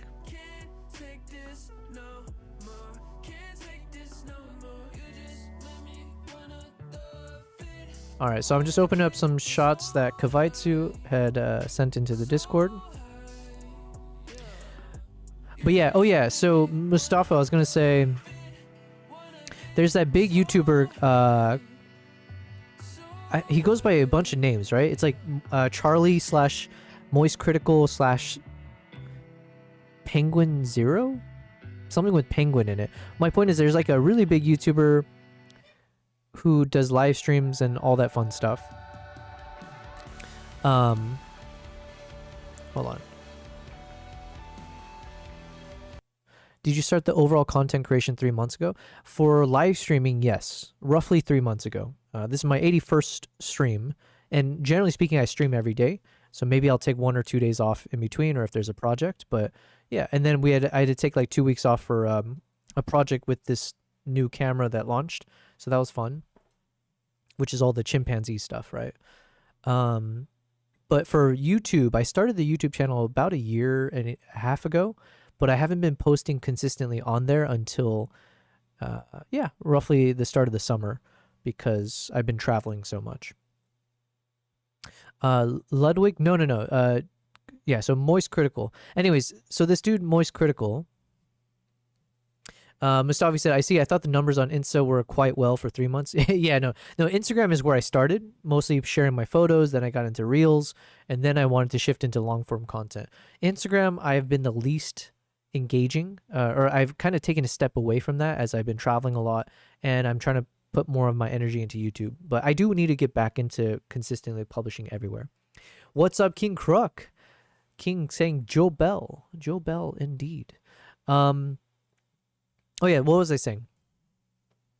So this guy, Charlie / Moist Critical or something, I remember he made a video months and months ago where he explained how he was moving away from, he was starting to do multi-streaming. So I think this is when I was also doing some research into multi-streaming. And I think he started in Twitch maybe, and he started multi-streaming on YouTube and Twitch. And the cool thing is he started sharing the actual breakdown, the monetization, all of it, right? And when he was showing the details behind it, it was like, okay, if he streamed, let's say 8 hours in one day or whatever, you would see that on Twitch, he technically made more money on the stream itself from people donating, subscribing, all the usual stuff, ad dollars, whatever. Whereas on YouTube, he would make money, but just not anywhere near the same level. However, the crazy stuff came afterwards because, like I was saying, once a stream ends on Twitch, that video is done. You're not like making much money from it going forward, is my assumption. Whereas on YouTube, if you're a big enough channel, the moment your live stream is done, it now exists as a VOD. I mean, Twitch does it too, but people don't really, I don't think people, that action of watching VODs, I don't think it's as commonplace. Whereas on YouTube, that's like second nature. You're going to be watching, you know, your favorite YouTubers' videos, let's say, whenever it comes out. So then Charlie's YouTube, the stream VODs, would end up getting hundreds of thousands of views or whatever the numbers are. And then from that, he generates so much money from the revenue, like the ad revenues and stuff. And so it wasn't even close. It's like, man, and this is a lot of ifs, right? And assumption being that you're a big enough YouTuber already. But it's like, if you had to choose one of these platforms, it seems like YouTube would actually be the best platform for sustainability and like actual earnings, because those VODs exist forever. And, you know, as people watch those videos, it gives you advertisement dollars and all that stuff. So anyways, there's like some learnings that he had shared where I was like, damn, okay. So don't sleep on YouTube, even though maybe your streams on Twitch could get you more potential money per stream. Yeah, YouTube just has a bigger ceiling, let's say, higher ceiling. Let me skip this song. You should be proud of the 400 2.8. Yes. Proud is a interesting word to use there. It's my favorite lens for sure, but it's also my most expensive lens, so I have a love-hate relationship with 400 2.8. But yeah, Mustafi, that's what I found out as well regarding this. King says, if I owned the lens, I'd go out with it and no camera just to flex on the regs. Man, you know what, that's not a bad idea. If I just park up in cafes or like I think I watched a video that recommended this, not with the 400 2.8, but it's like if you go to like super wealthy locations, like imagine a 5-star hotel cafe, you just park up there with your photography gear. Imagine like you're a wedding photographer or something like that, because then some wealthy person will see you and then be like, oh, you're a photographer? Do you mind if I get your information? So then like the thought process for me was like, oh, what if I take my big ass 400 2.8 lens, park up in, especially I'm in Dubai, right? There's crazy ass, rich ass buildings. And I just find one of those cafes or the golf, like a golf lounge, golf club, and just work from there on my laptop. Eventually someone's going to come up being like, yo, what is that? And it's like, oh, you're a photographer? Let me get your contact details. So you're on to something, King. I don't have enough time to do all of these random ideas, but that wouldn't be a bad idea. If I get desperate where it's like, oh, I need clients, maybe that. Mustafa says it's not common for VODs to be watched on Twitch. I think streamers actually put their VODs on YouTube. Yeah, exactly. Yeah, it's just you direct to YouTube because there you actually get paid for the views. Kavai. Oh, and we're checking out your photos right now, Kavai. Kavai says Charlie Moist Critical Penguin Zero is a P Cool G. What does that mean? Pretty cool guy. I was gonna say Penguin Cool. Anyways. Keep in mind his recent earnings breakdown was excluding sponsors or sales from his other companies. Oh yeah, and he made a video recently, I think that's what you're talking about, where he actually broke down the full earnings on his platforms. I was talking about a video from like months ago where he was just comparing like his Twitch versus YouTube earnings from the stream itself. But yeah, I guess it would play out in the long run as well. Mustafa says, thank you for sharing this, by the way. I've completely forgotten about it. Good to think about it. Yeah, my pleasure. Genius. Yeah, it's so genius. Actually, you know what? Okay, give me a second, guys. Let me bring my 400 2.8 over. Hold on one second.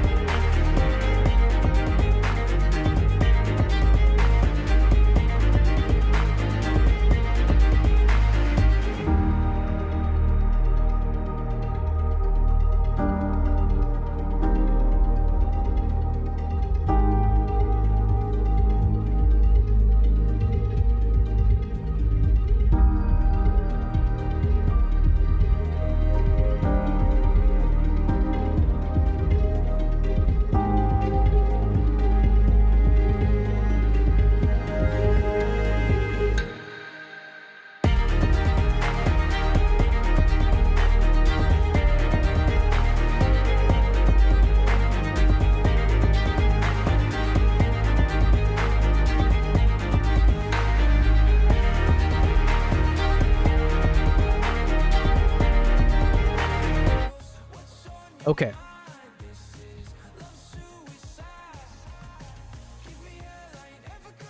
I got my big ass lens here. King says, I saw the Sigma 200 to 500 2.8 for about $10,000. I thought about snagging it, but there are a lot of great lenses out right now. There are quite a number of lenses. Listen, once you hit that $10,000 plus dollars, God be with you, right? You know, enjoy your money while you can, but then just make sure it's an investment more than anything. Okay, so, oh my God, it's so heavy, it's shaking my table when I move it. How can I do this without it, because it's a bit dark here. Give me a second, let me figure out, can I,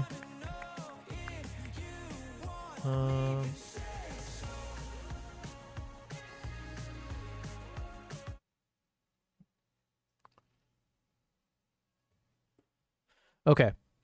I think you should still be able to hear me, but you might not hear any audio.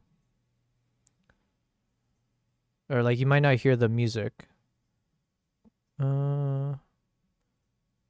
macOS audio capture. Okay.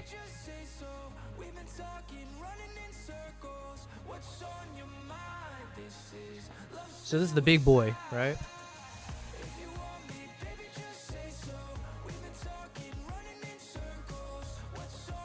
And then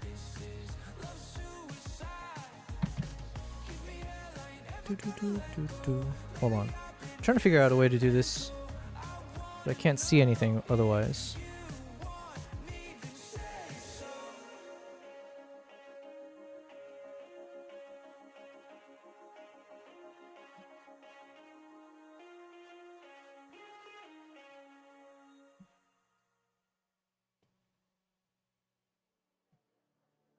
How can I do this?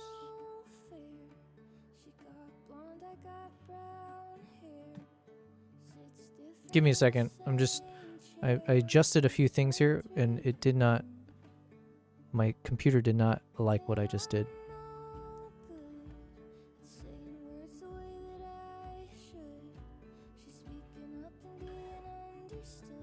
Scale to window? No.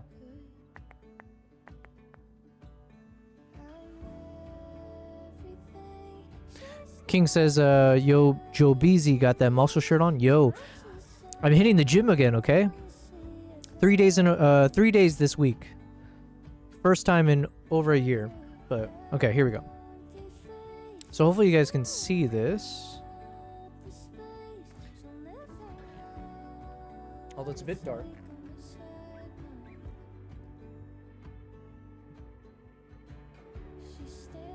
And then it gets even bigger. If you whisper sweet nothings at it, it will actually enlarge.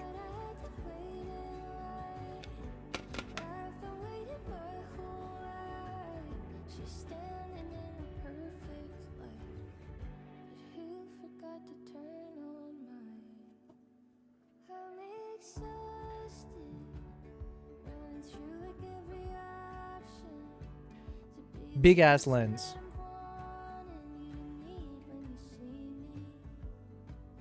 I feel like I'm doing like a product ad for this.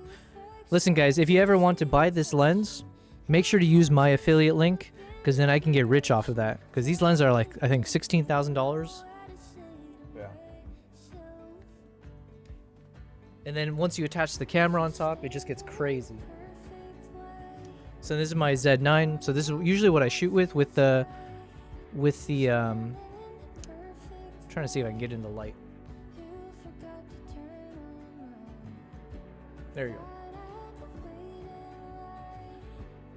So slap this guy on there.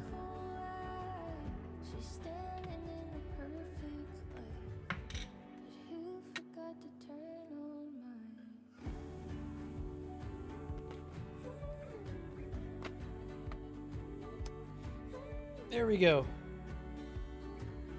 So this is my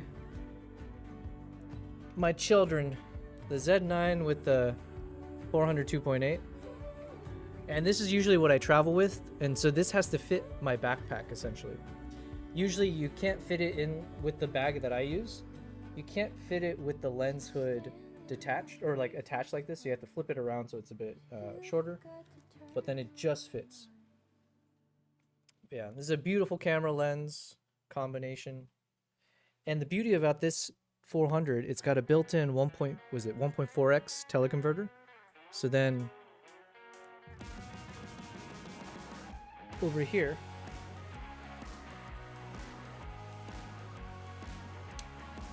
you can switch it from this 1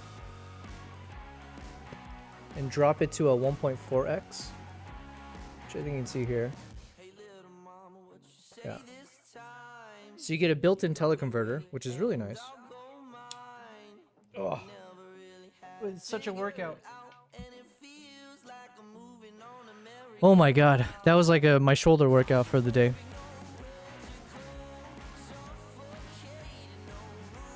Anyways, so there's our little showing off that lens there. Mustafi said gym rat era coming back. Yes, I used to be really into fitness. Like I grew up with wrestling. I grew up with sports since I was like 4 years old. But then ever since I've kind of gone on this journey of content creation, not being in corporate space, I've unfortunately neglected the gym to an extent where I haven't been to a physical gym in over a year. And so I finally decided I need to get back to, you know, fitness. So I signed up to a gym membership a few days ago, and I've said it on stream a number of times because I'm trying to make sure I stay committed. I'm trying to get you guys to hold me accountable, and I've got about 15 to 20 pounds to lose. Based on when I weighed myself today, I was like, holy shit. I'm a lot heavier than I should be. And I know I'm not heavier because of building muscle. So this must clearly be a lot of fat that's now, unfortunately, attached itself to my body. So goal is 3 to 5 times a week going to the gym. Okay, let's get back to kind of editing. And also I wanted to share... I was sharing Kavai's photo. But it looks like it's frozen. Hold on. What did I do? I feel like I broke everything on my... Dun dun. Because right now it's showing the chimp, but I have something else open on my screen. Can I... How do I refresh?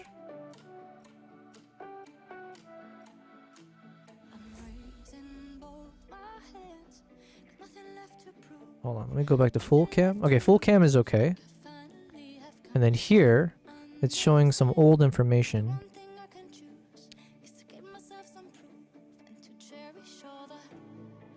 Should be my studio display. Okay, this guy. Can I just hit restart capture? There we go. There we go. Jesus. I like this song. What is this song?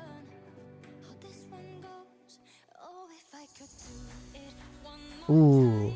See, I wish I could, like, convey what kind of music I like in words. But this kind of stuff I'm a fan of. I have no idea what even the lyrics. I don't even give a shit about the lyrics right now. It's just the pacing of the music, the pickup there.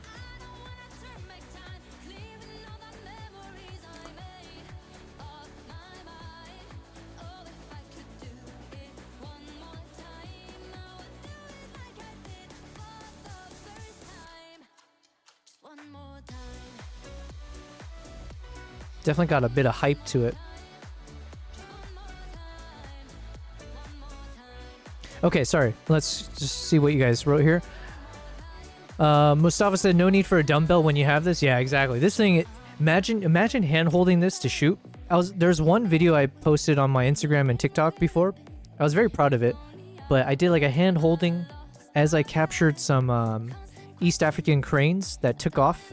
And then did like almost a 180-degree flight around me. So the whole time I was filming it through the trees, never lost sight of it, tracked it all the way around. I was basically spinning on my heels essentially to keep the focus. Lens has a nice camera. Yes, the Z9 combined with the 400, amazing combo. Kavai is asking, do you rent out your equipment or plan to, or too much hassle? Once I can figure out how to get like that kind of level of insurance, because that's one struggle I found in Dubai, is getting proper equipment insurance for like business related stuff. Especially if I'm going to rent it out, I'm absolutely going to make sure it's insured up the wazoo. I just haven't figured out how. And then eventually I do want to just open up my own studio, because as I collect gear, I would like to have my own photo studio, but all those things require money and planning and all that. King says the kind of footage out of the 400 2.8 on a Raptor X would be dream malicious. Yo. Well, if you'd like to rent mine for only the small cost of $1,000. I don't know actually what's supposed to be. King says, as a wrestler, now I understand why you were confident being around the chimps.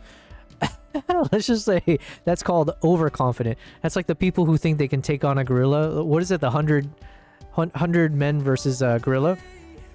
You have no chance.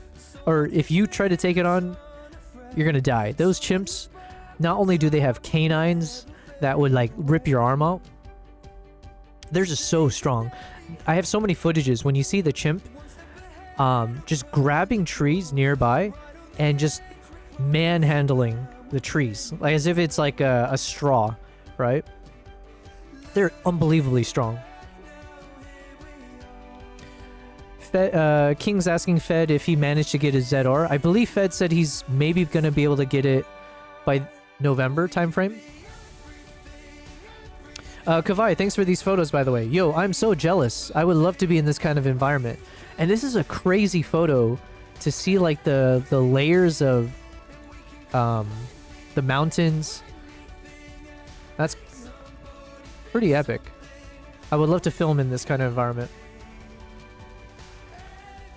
Nice, nice. Collection. I just love winter vibes the most. And night vibes. Nice. I used to have so much fun trying to do these like long exposures. Does this spell something in Norwegian?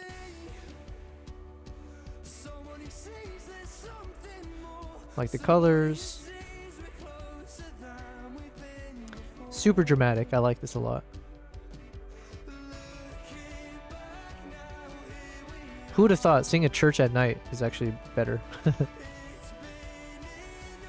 Nice. Thanks for sharing these. These are awesome. I love like these misty vibes. That's like probably second.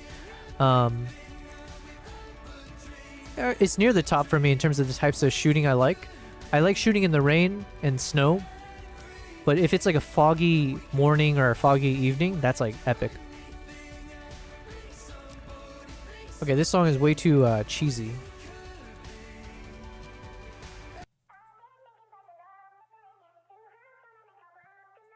Where am I? There we are.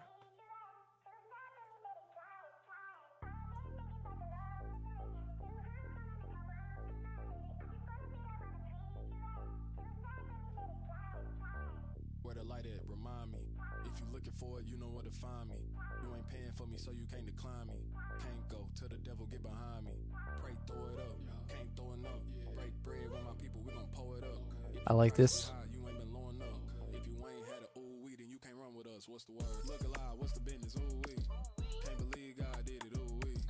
Lord forgive me, I was tripping. Ooh wee. Okay, see this is more my jam.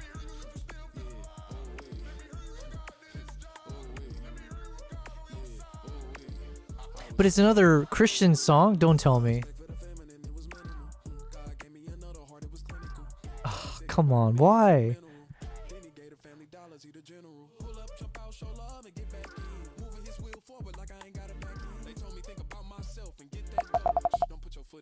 That's tic-tac-toe.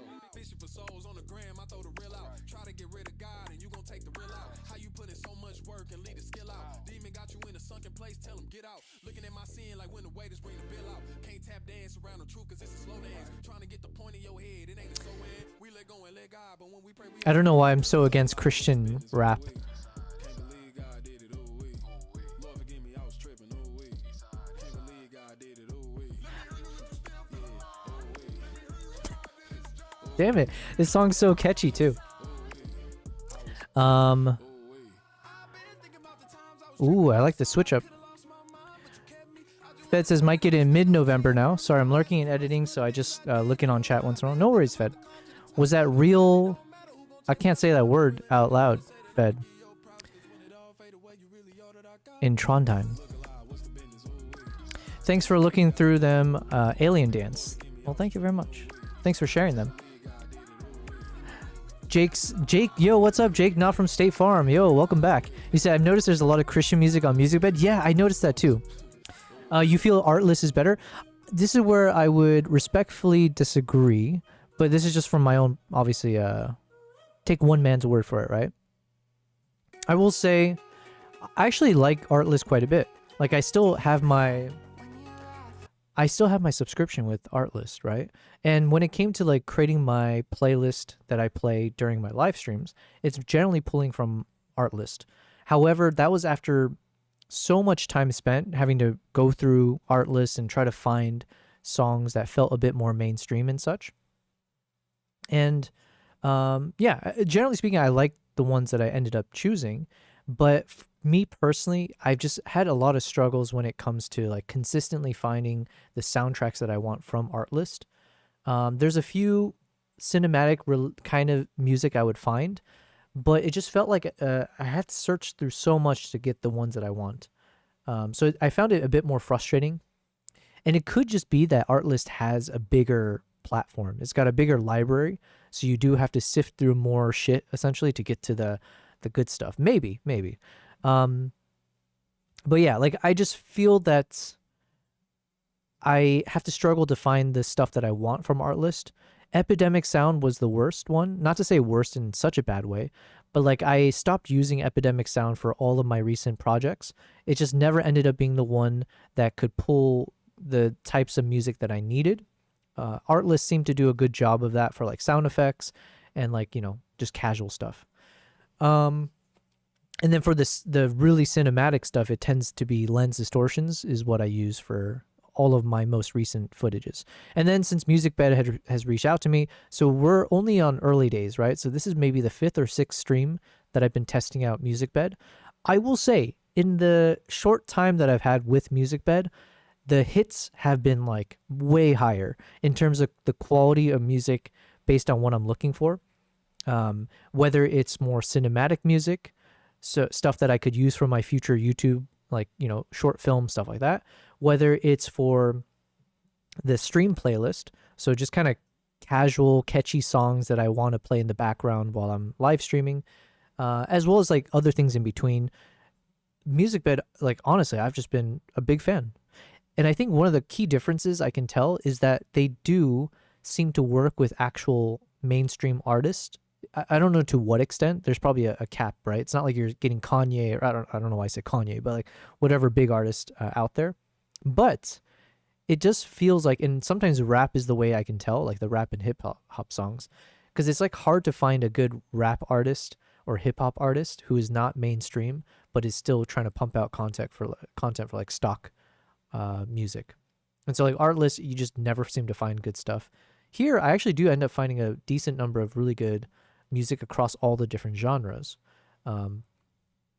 So I've actually thoroughly been enjoying it so far. I've got so many songs saved that I want to keep adding from.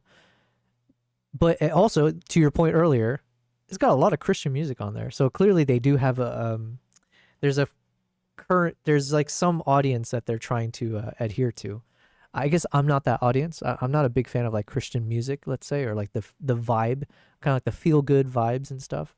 And then for rap, it just feels a little bit strange to me. I don't know why, because like with rap, you always assume songs that are a bit more edgy or like kind of, you know, hardcore. And so then hearing songs where it's got that hardcore edge, but then it's talking about like Jesus loves you, man. It's always very funny to me. It's a bit jarring, I guess. I have nothing against it. That song that we were just listening to is like pretty catchy.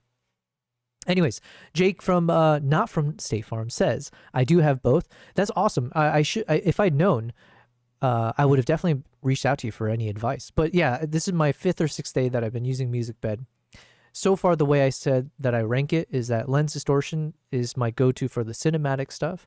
But Musicbed, I think, is almost on par with lens distortion for the cinematic stuff in the short time that I've been spending with it.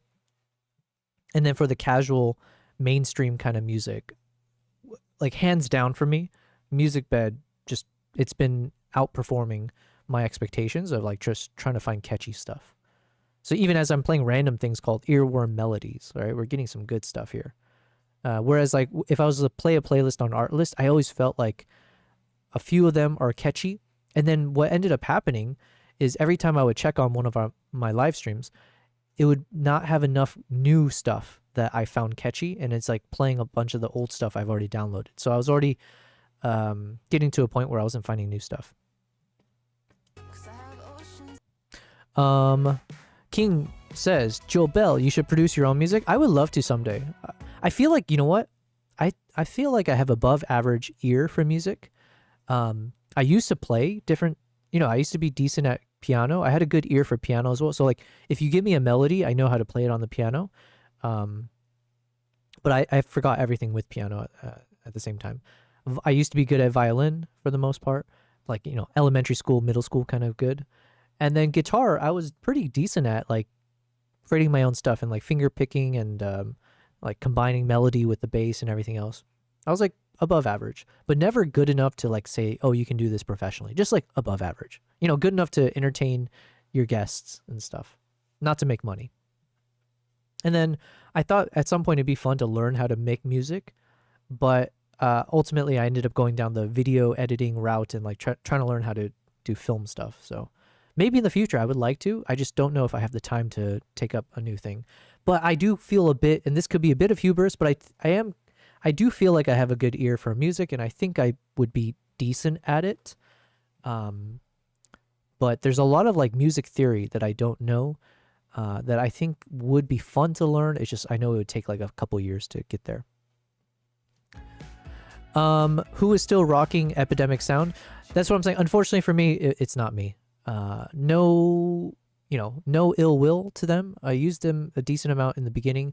The proof is in the pudding for me in the fact that I just haven't used them in my recent projects. So, Fed says, but FAG. Listen, I'm not gonna say that word out loud because I'm not trying to get my channels knocked out.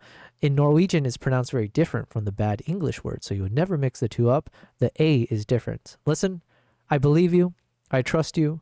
Let's leave it at that. Fed says, I think YouTube is censoring me explaining the meaning of the word in Norwegian, thinking I'm being naughty. Yeah. I'm going to do my best to stay within the lines. Mao, what's up? He's back. Oh, he's Asian. Who are we talking about? You? Because you're Mao? Jobel, you definitely give that vibe like you were the most popular in your church's choir. What does that even mean, being the most popular at church?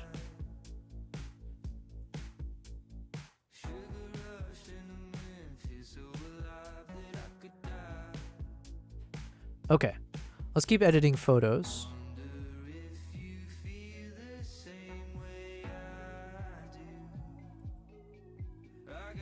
Okay, I kind of like this edit. Let's make the swan a little less warm.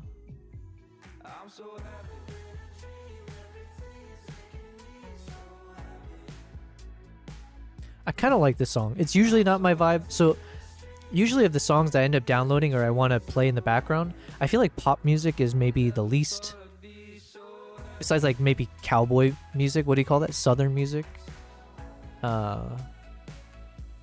Yeah, usually I don't like add a lot of pop stuff. This one's not bad. Mal's asking, do you know how music works on Instagram? Feels like no one ever gets a copyright strike. I think I did in the past. Did I? There was a period on Instagram where I think you had to be very careful with the music you use, because I remember it's not that you get in trouble, it's just they would strip out the audio, so then your video would play without any audio. I think they've been better about that. TikTok I found was actually more annoying when I would republish my footages or my videos onto TikTok. Sometimes they would actually same thing. I felt like they were a bit more stingy about what music you can use. But it's been a while since I've consistently published that kind of stuff. Fed, you said it just means subject in Norwegian, like a subject in school. Gotcha. YouTube will copyright strike the shit out of you. So I feel like, I'm not saying that in a bad way. I think the reason I like YouTube so much is because you know that they stick to the rules really well. And they have a really they have a very robust platform that should be doing its job to protect your content. And then it requires, if you want to use other people's content, you better get permission, which is, I think, that's how the world should be operating, so.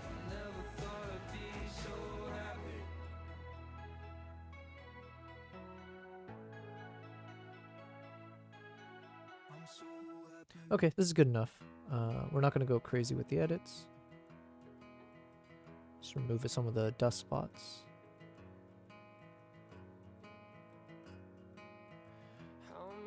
Okay, good enough.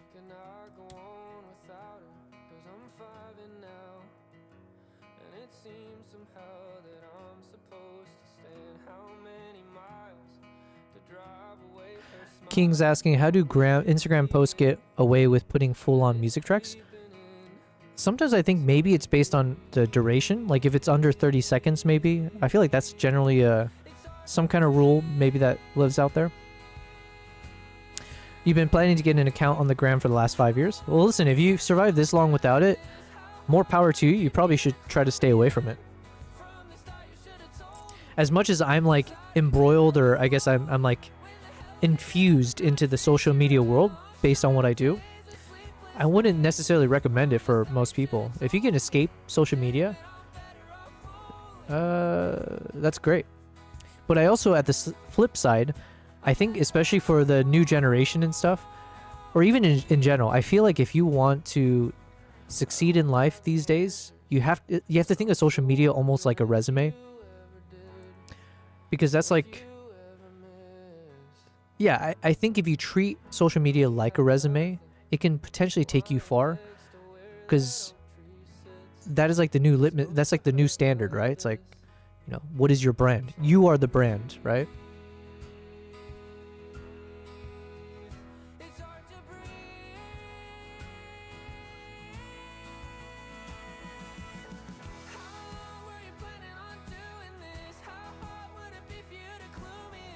It's not bad. Fed says, I get copyright notices on YouTube for stuff that is free to use. They still tell me it's copyrighted. Yeah. Okay, so yeah, it's not perfect, let's say. But I would rather... I guess I would rather they be a bit more strict than less. I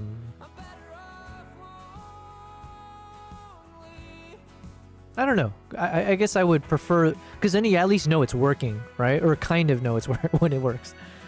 Because like I don't think Twitch or Kick ever seems to do copyright strikes. So it's funny. I don't understand. King says, I'm going to stick to my Z9/Z8 for photography. I've talked to some photographers. They sold their IQ4 because there's not much request. What is an IQ4? IQ4?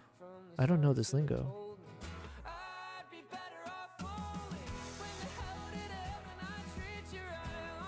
Is it an irrigation system?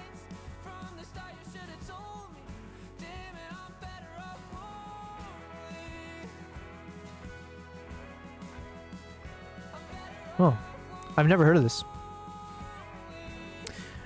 Jake says, Musicbed has some great indie music. I think so.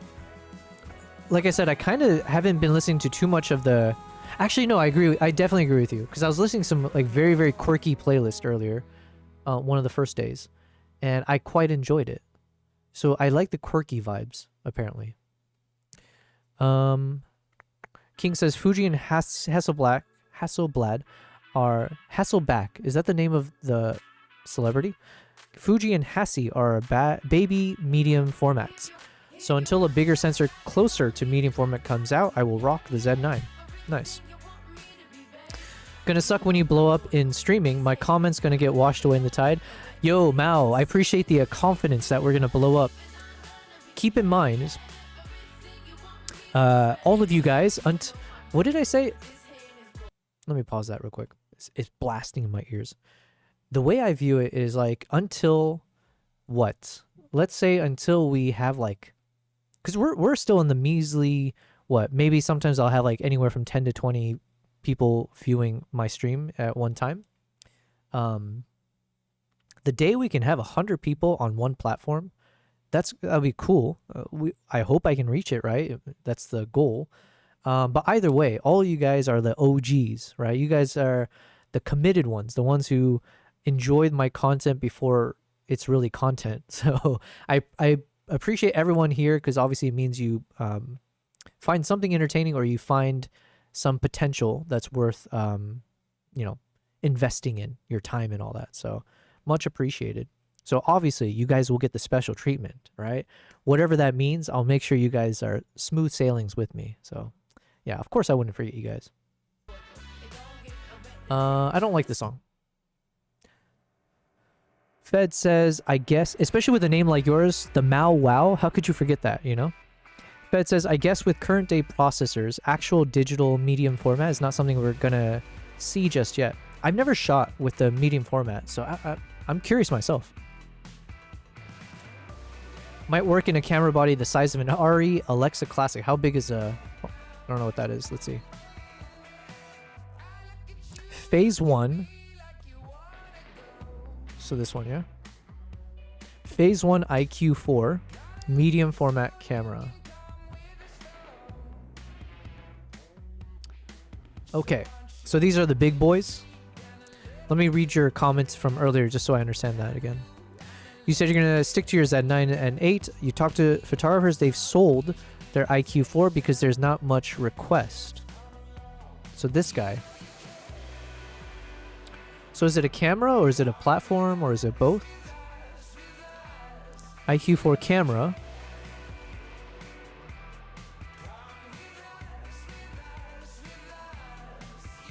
Man, this is so cool. I also appreciate that there are people like you guys in the chat who knows so much about like all of this, because when I talk about how I know nothing, I truly mean it. And I very much am like someone, I only know of the major brands, right? So never heard of this Phase 1 until you guys just mentioned it. Don't even know what I'm looking at here. Never seen this camera in my life. This lens looks so cool.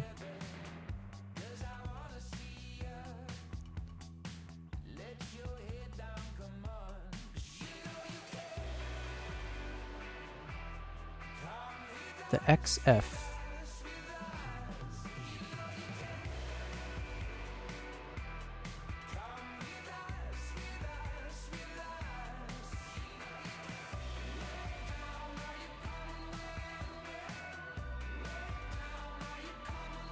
Man, that's such a cool shot.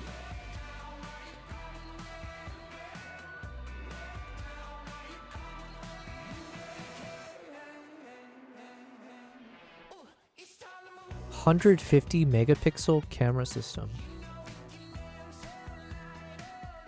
Okay, how expensive is this camera? For high-end commercial professionals. Wow.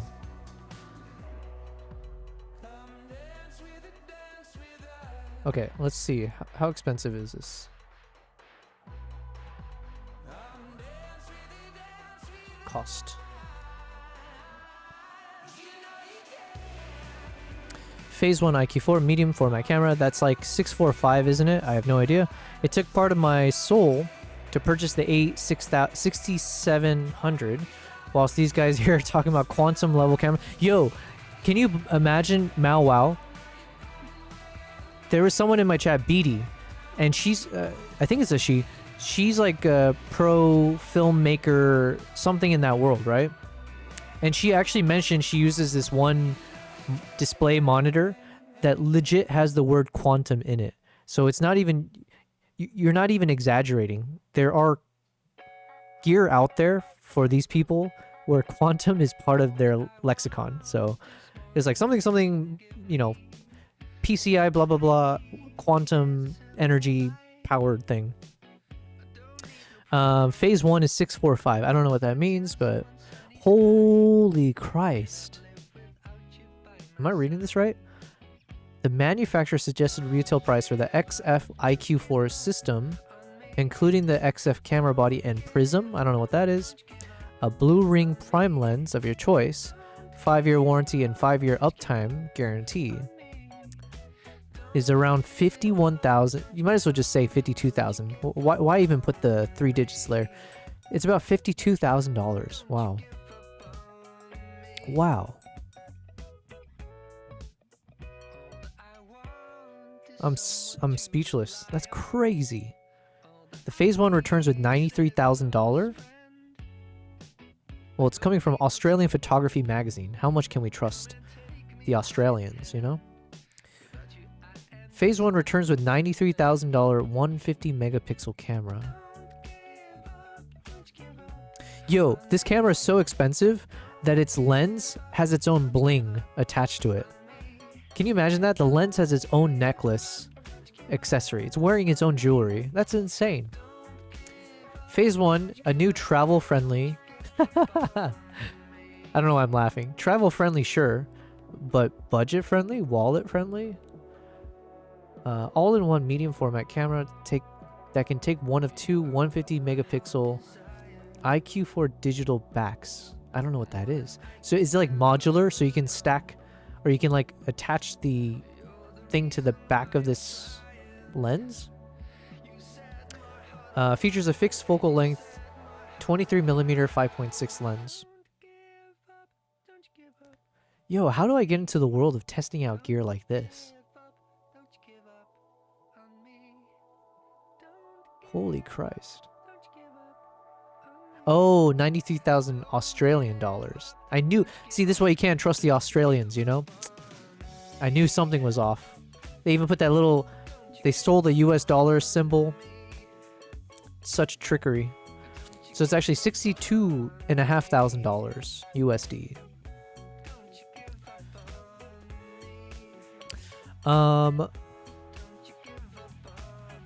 Phase 1 is 645. You can Mamiya lens. You could Mamiya lenses if you want to save, but they have their own lenses. I don't know what Mamiya is. Thanks for reminding me I need to sell my Sony A7S III, says King Kruk. All in a day's work, King. Quantum monitor. Are we all living in... I'm not even kidding, by the way. What was it? It's like quantum monitor display. Are we living in 2025, or do some people get to choose which year they live in? Listen, once you're at that level, once you're like Dubai oiler level, I think the rules just don't apply to you. And that's also the rules of gravity and time. Aussie dollars are built different, says Fed. Yeah, such trickery. Jobel, just ball out and try out phase 1. Imagine photography of the chimps or Mongolian falcons. Yo, that would be so insane. And you know what? In some ways, that is actually how you could, I guess, make a niche on YouTube or social media, is doing the most extreme, outlandish things, right? Which I'm not opposed to. So if I can somehow make a name for myself where I could like somehow get my hands on the craziest, most expensive gear out there and shoot the most mundane thing. Obviously, I don't want mundane, but like, you know, exaggerate like nobody else is shooting with a $60,000 camera for this wildlife scene. So if I can somehow do that, 1,000,000% I would. And maybe if I build up connections with Nikon, but then Nikon wouldn't be happy with that. So I'd have to do this outside of their purview. Quantum Series OLED. Was it this one? QSM monitor. Quantum, yeah, it's a quantum dot display. Quantum dot display for filmmakers monitor.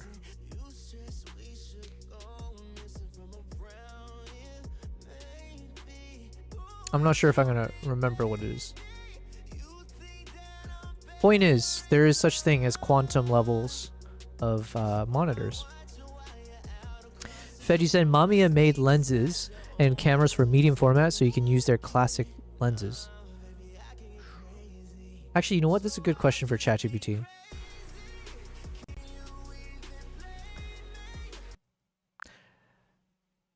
Amber, can you hear me?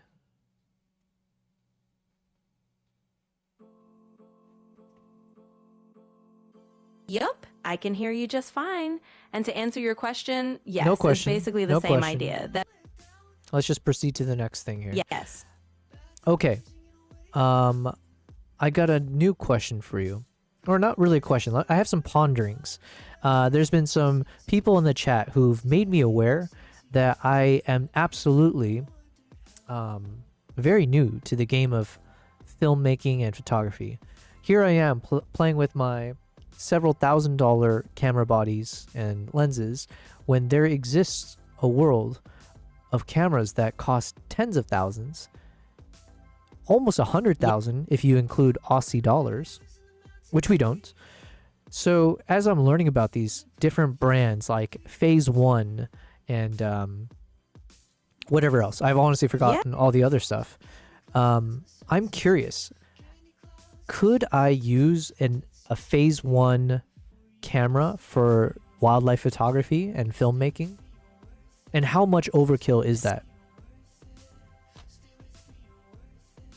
Man, Amber keeps trying to interrupt me. That's a fun thought experiment. You absolutely could use a Phase 1 camera for wildlife, but it is definitely a bit of overkill. Those cameras are really made for super high-end studio work or fashion photography where you need that insane resolution. For wildlife, it might be a bit of a headache just because it's bulky and kind of impractical. So it's definitely doable, but probably not necessary at all. Can I ask you, the people who make all those National Geographic level films, what do they normally use? Yeah, so the folks who are shooting those National Geographic level documentaries usually go for high-end cinema cameras that are built for the field. So you'll see things like Red cameras, ARRI cameras, or even the higher-end Sony Cinema line. They're basically rugged, high-resolution, and designed to handle all the crazy outdoor conditions. So that's the kind of gear they lean towards. Okay, but how much does that normally cost for the camera body for what they use? Yeah, so those cinema cameras can get pretty pricey. A RED or an RE setup that's used in those nature documentaries can easily run you tens of thousands of dollars just for the camera body. And once you add on the lenses and all the gear, you're definitely looking at a pretty hefty investment. So yeah, it's up there in the pro level price range. Okay, so here's the thought process I'm having. I could definitely imagine blowing up as a content creator if you somehow had access to these filthy, expensive camera accessories, camera bodies, and so on, but then filming things that are a bit not what it's intended for, so kind of overkilling it intentionally.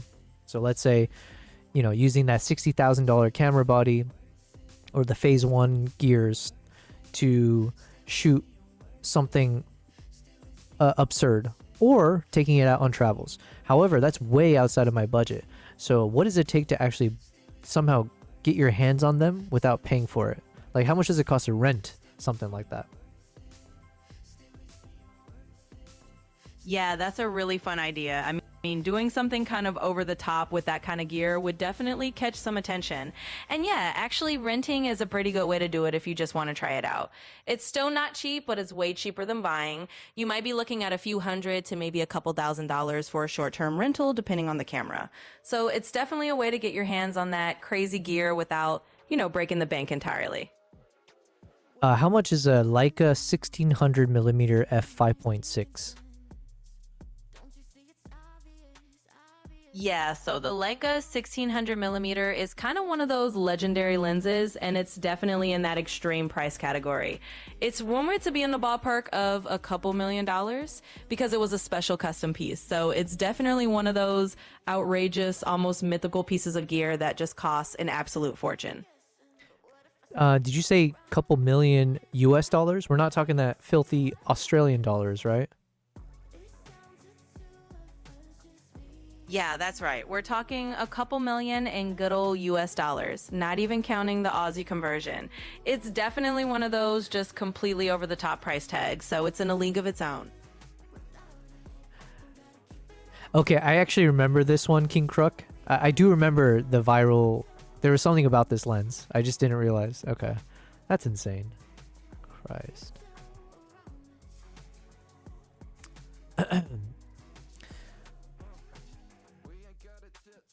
Yeah, but maybe I can pull some strings with Nikon. I would love to. Hopefully they like the short film that I made. Hopefully that was enough to buy some more goodwill with them, where they'd be like, okay, when we make future like cinema camera gear or whatever, we're going to reach out to Yobel to test it out. I do hope that that'll be the case, because obviously I would love to just keep getting my hands on this crazy level of quality stuff. Nikon should give us a medium format camera with sensors that are actually medium format. The Nikon ZR medium format would also be a red medium format, yeah. Nikon could do it. The size of the sensor is one thing. The most important thing is the lenses that can handle the sensor, and Nikon makes lenses. That is true. One thing that's great when shooting wildlife with, for example, the RE Alexa 35 is it can operate in -20 to 45.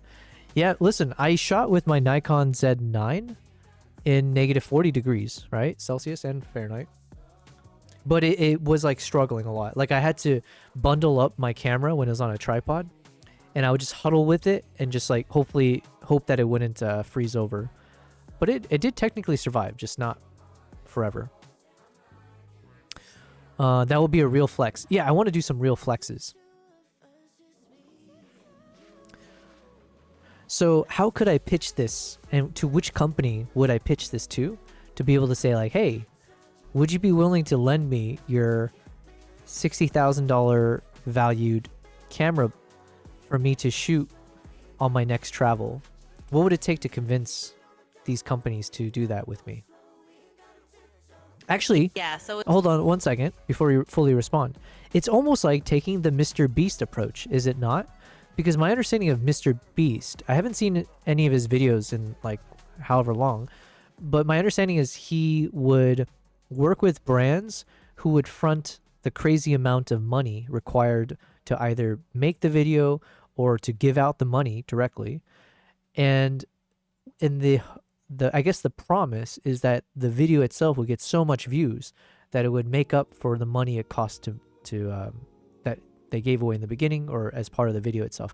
So essentially it was like saying working with brands and getting brands to commit a lot of money or investment in terms of the expenses, knowing that if the video pops off, then the returns would be there.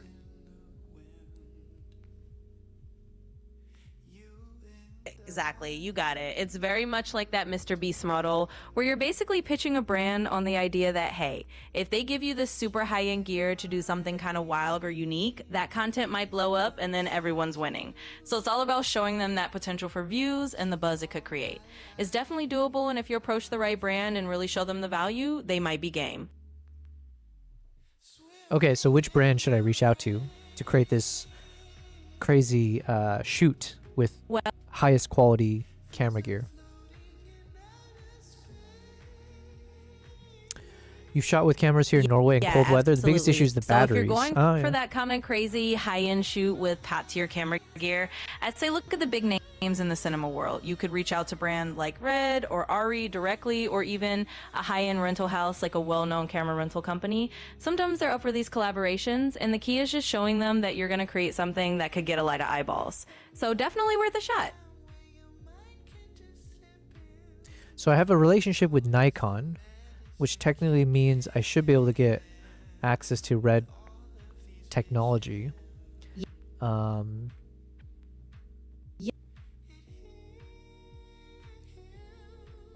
If you've got that in with Nikon, that's a great starting point. It might not be a direct line to Red, but it's definitely a foot in the door in the world of professional gear.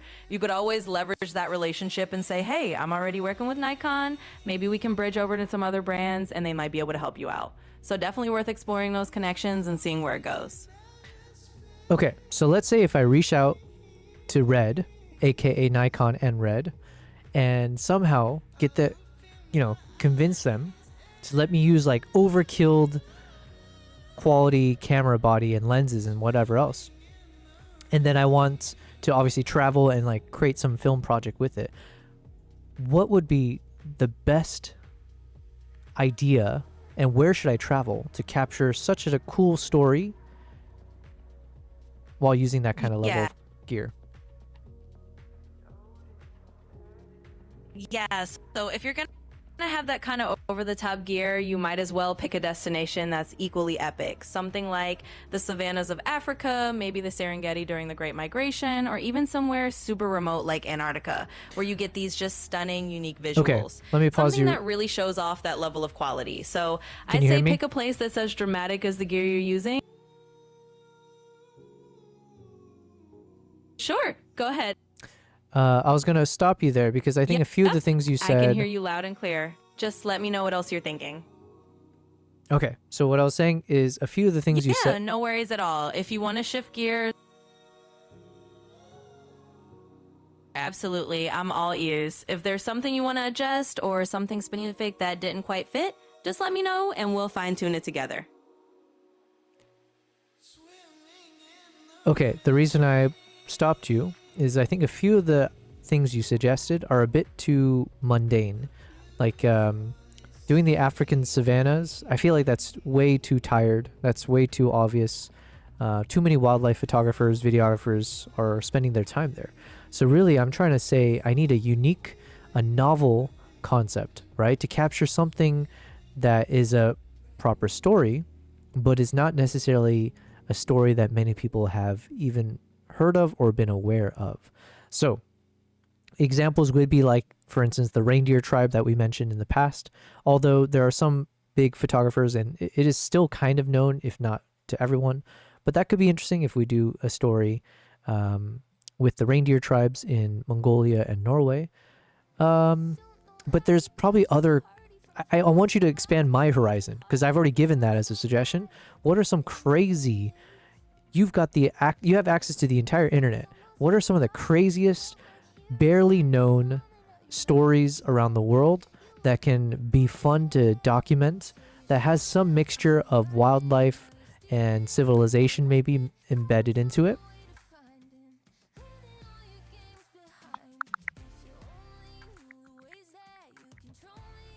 Yeah, we've been testy, me and Amber here.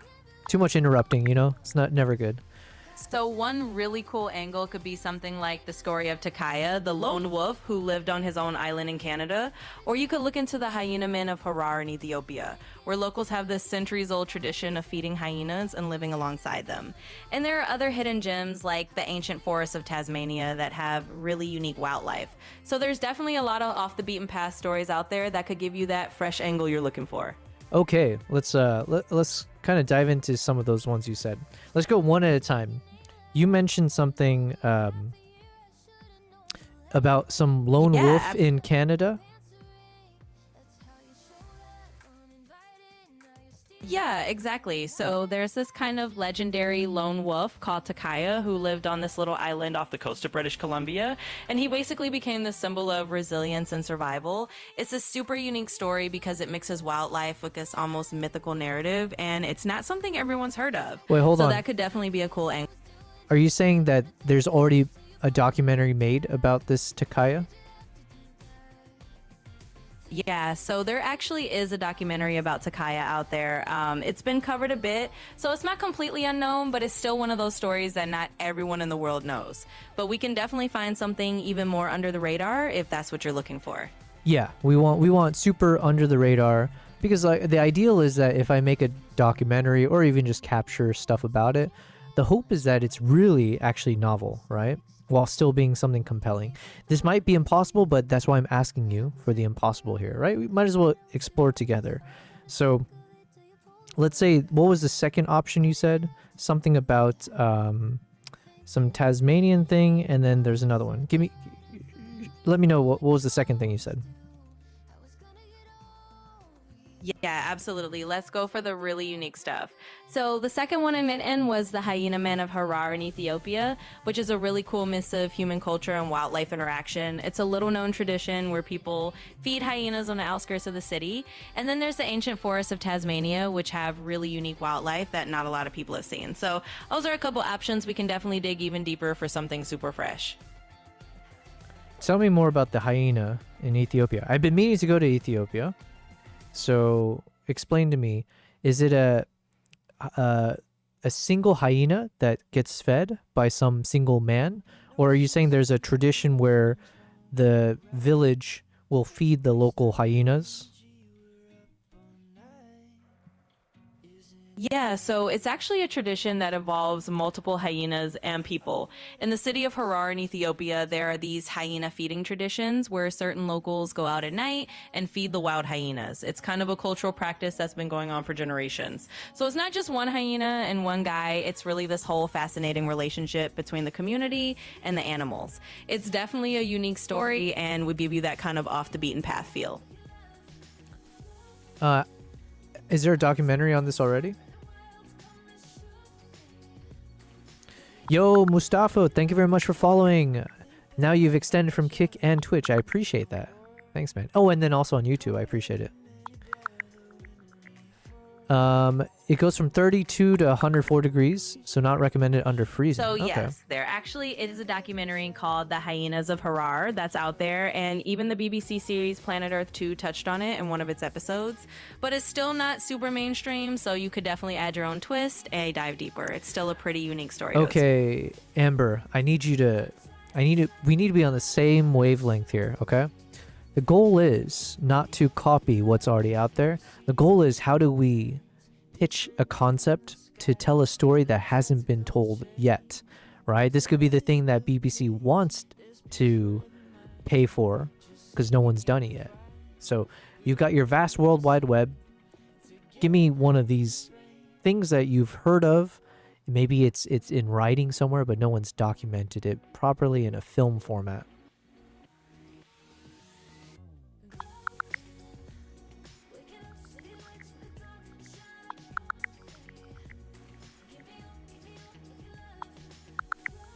All right, so here's one that hasn't really been captured on film yet. In the ancient Takaina forests of Tasmania, you've got this incredible biodiversity, including endangered species like the Tasmanian devil, and it's still not widely documented. So shining a light on that area, the cultural significance, and the wildlife there could be something really fresh and genuinely untold. So what is it, following the Tasmanian devils? Or is it about the forest? Yeah, it's kind of a blend of both. You'd be telling the story of the ancient Tasmanian forests themselves and all the rare wildlife that lived there, including the Tasmanian devils. So it's a story that ties together the ecosystem, the landscape, and the cultural significance of the area. And it's definitely a more unique angle that hasn't really been done to death, so it could be that fresh story you're looking for. Okay, I hate to ask, but is there any documentary films out there about this forest already?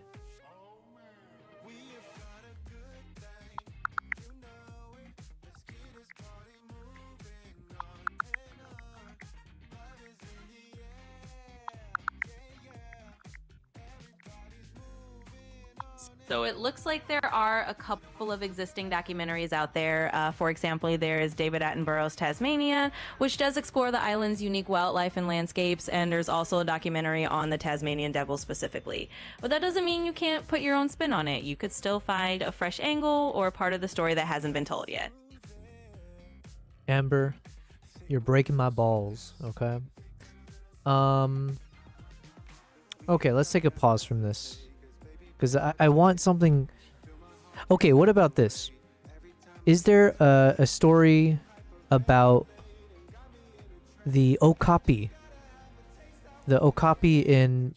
I think in the Congo, right?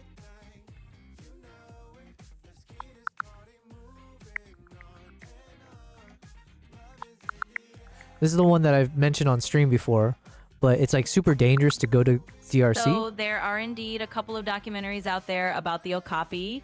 One is called The Real Unicorn, which focuses on a conservationist protecting these animals. And then Virunga also touches on the region's wildlife, including okapis. So they have been covered a bit, but there's always room for a fresh angle if you want to dive into that story.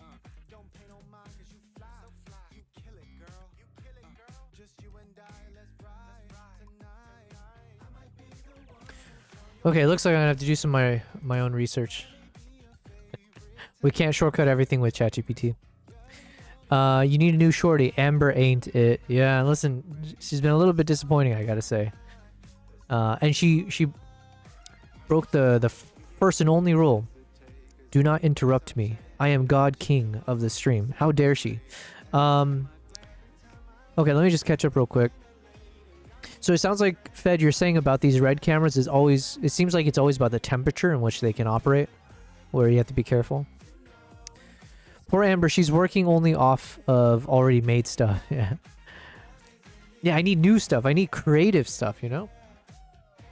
But that's like... Obviously, that's a tall order, but... Especially when it comes to wildlife. I feel like all wildlife stories have been done. But it's like, what can I pitch where I can convince one of these guys to let me borrow a $50,000 camera? Are you talking to ChatGPT right now? Yes, Mustafa, we got Amber in the chat. Although she's on mute right now. We're not happy with her. I think you will have to go and search for unicorns. Yeah, Bigfoot/unicorns. Forgot to mention the YouTube link on Kick was broken. The YouTube link on Kick was broken. Huh. Hold on. So if I type in YouTube...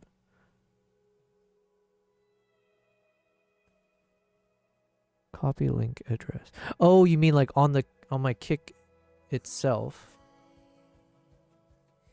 Well, thanks for letting me know. Let me double check here. How do I see? Do I go to my stream info? Okay, whatever. I'll take care of it later. Thanks for letting me know, though. I appreciate that.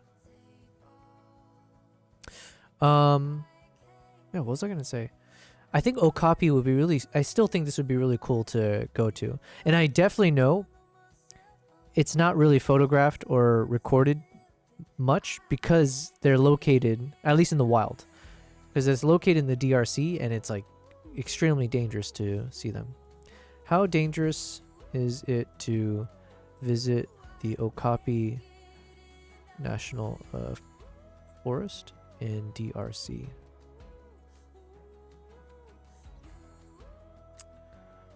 Okapi Wildlife Reserve. So I think this is the area I want to visit. It's It's in the northeastern part of the DRC. There must be so many crazy animals here, but it's just like, how can you get here, right? You got to go with like, you would have to go with security for sure. I think anywhere in DRC you will need security.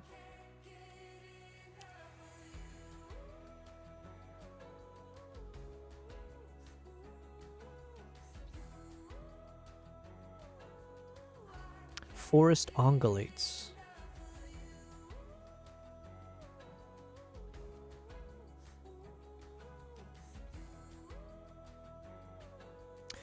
The UNESCO director condemns the murder of a guard at Okapi. How many tourists have died in DRC? The big guys like National Geographic and BBC have probably filmed everything at this point. Yeah, that's true. That is true. So I think I'm trying to chase after, unironically, a unicorn here.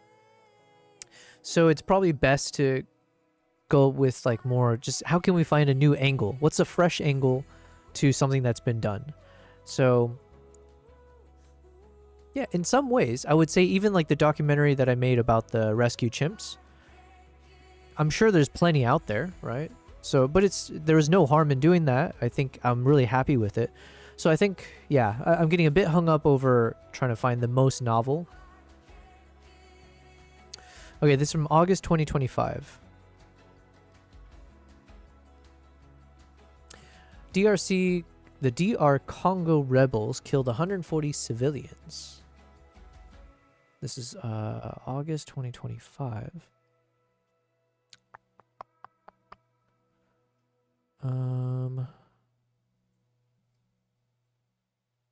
Well, damn.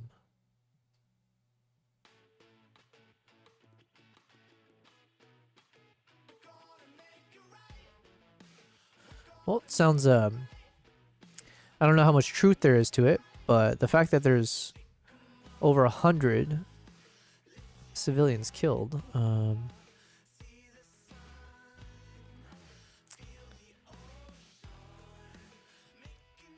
how safe is it to travel to DRC? It is not considered safe due to a high risk of civil unrest, violent crime, and terrorism.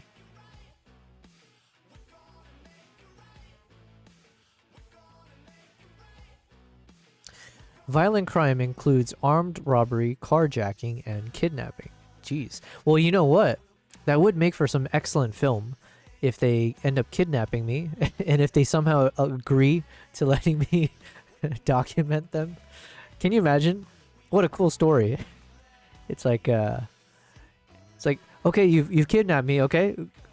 Deal's a deal, all right? Hopefully the US government or Dubai will come in and bail me out. But in the meantime, how would you like to be the star of your own documentary film, right? And I'll tell your story from your perspective. What do you think, guys? And then maybe these guys will be like, yeah, absolutely. We need our story out there. We need the truth out there. And then I get to follow them around for a number of days or weeks or however long this kidnapping occurs.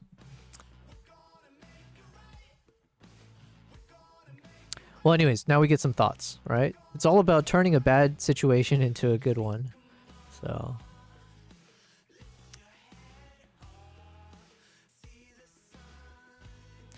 okay. Guys, it is now just about to be 10 p.m. I have a few calls that I've missed, which I think I need to make sure to answer. So I'm gonna say this is probably a good place to end today. Wonderful stream. We made some progress, a little bit, not the most. But at the very least, we have some of the music tracks downloaded. We've started to kind of outline this, and then most of this should be fairly quick. Once we just have the music downloaded, it's just making sure some of the similar shots go together. So like these chimp tunnel stuff we'll put into one specific area, and that kind of simple things, right? Music stuff, hopefully I can get some response and see if I can end up upgrading my account, and I'll obviously update you guys.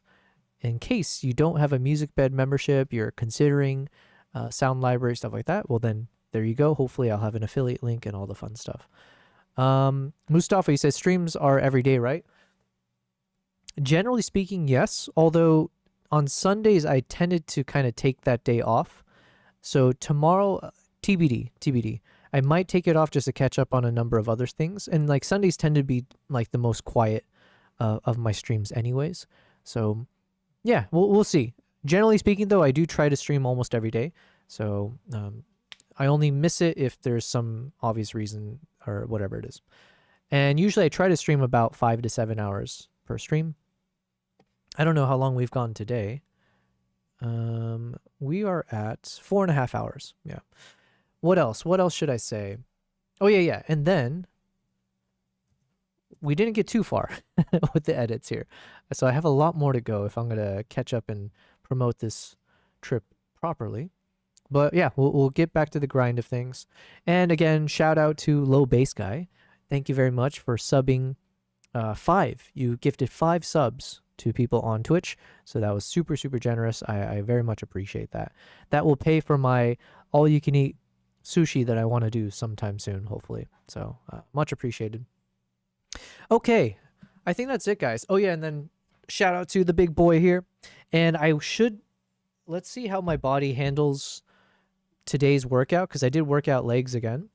If I feel decently not sore, the goal is to hit the gym again tomorrow and work on back. We're going to do some back exercises. So yeah, we'll see. I'll keep myself accountable. I'll let you guys know. Appreciate everyone. And I will hopefully, if not tomorrow, I'll see you the next day. I appreciate everyone's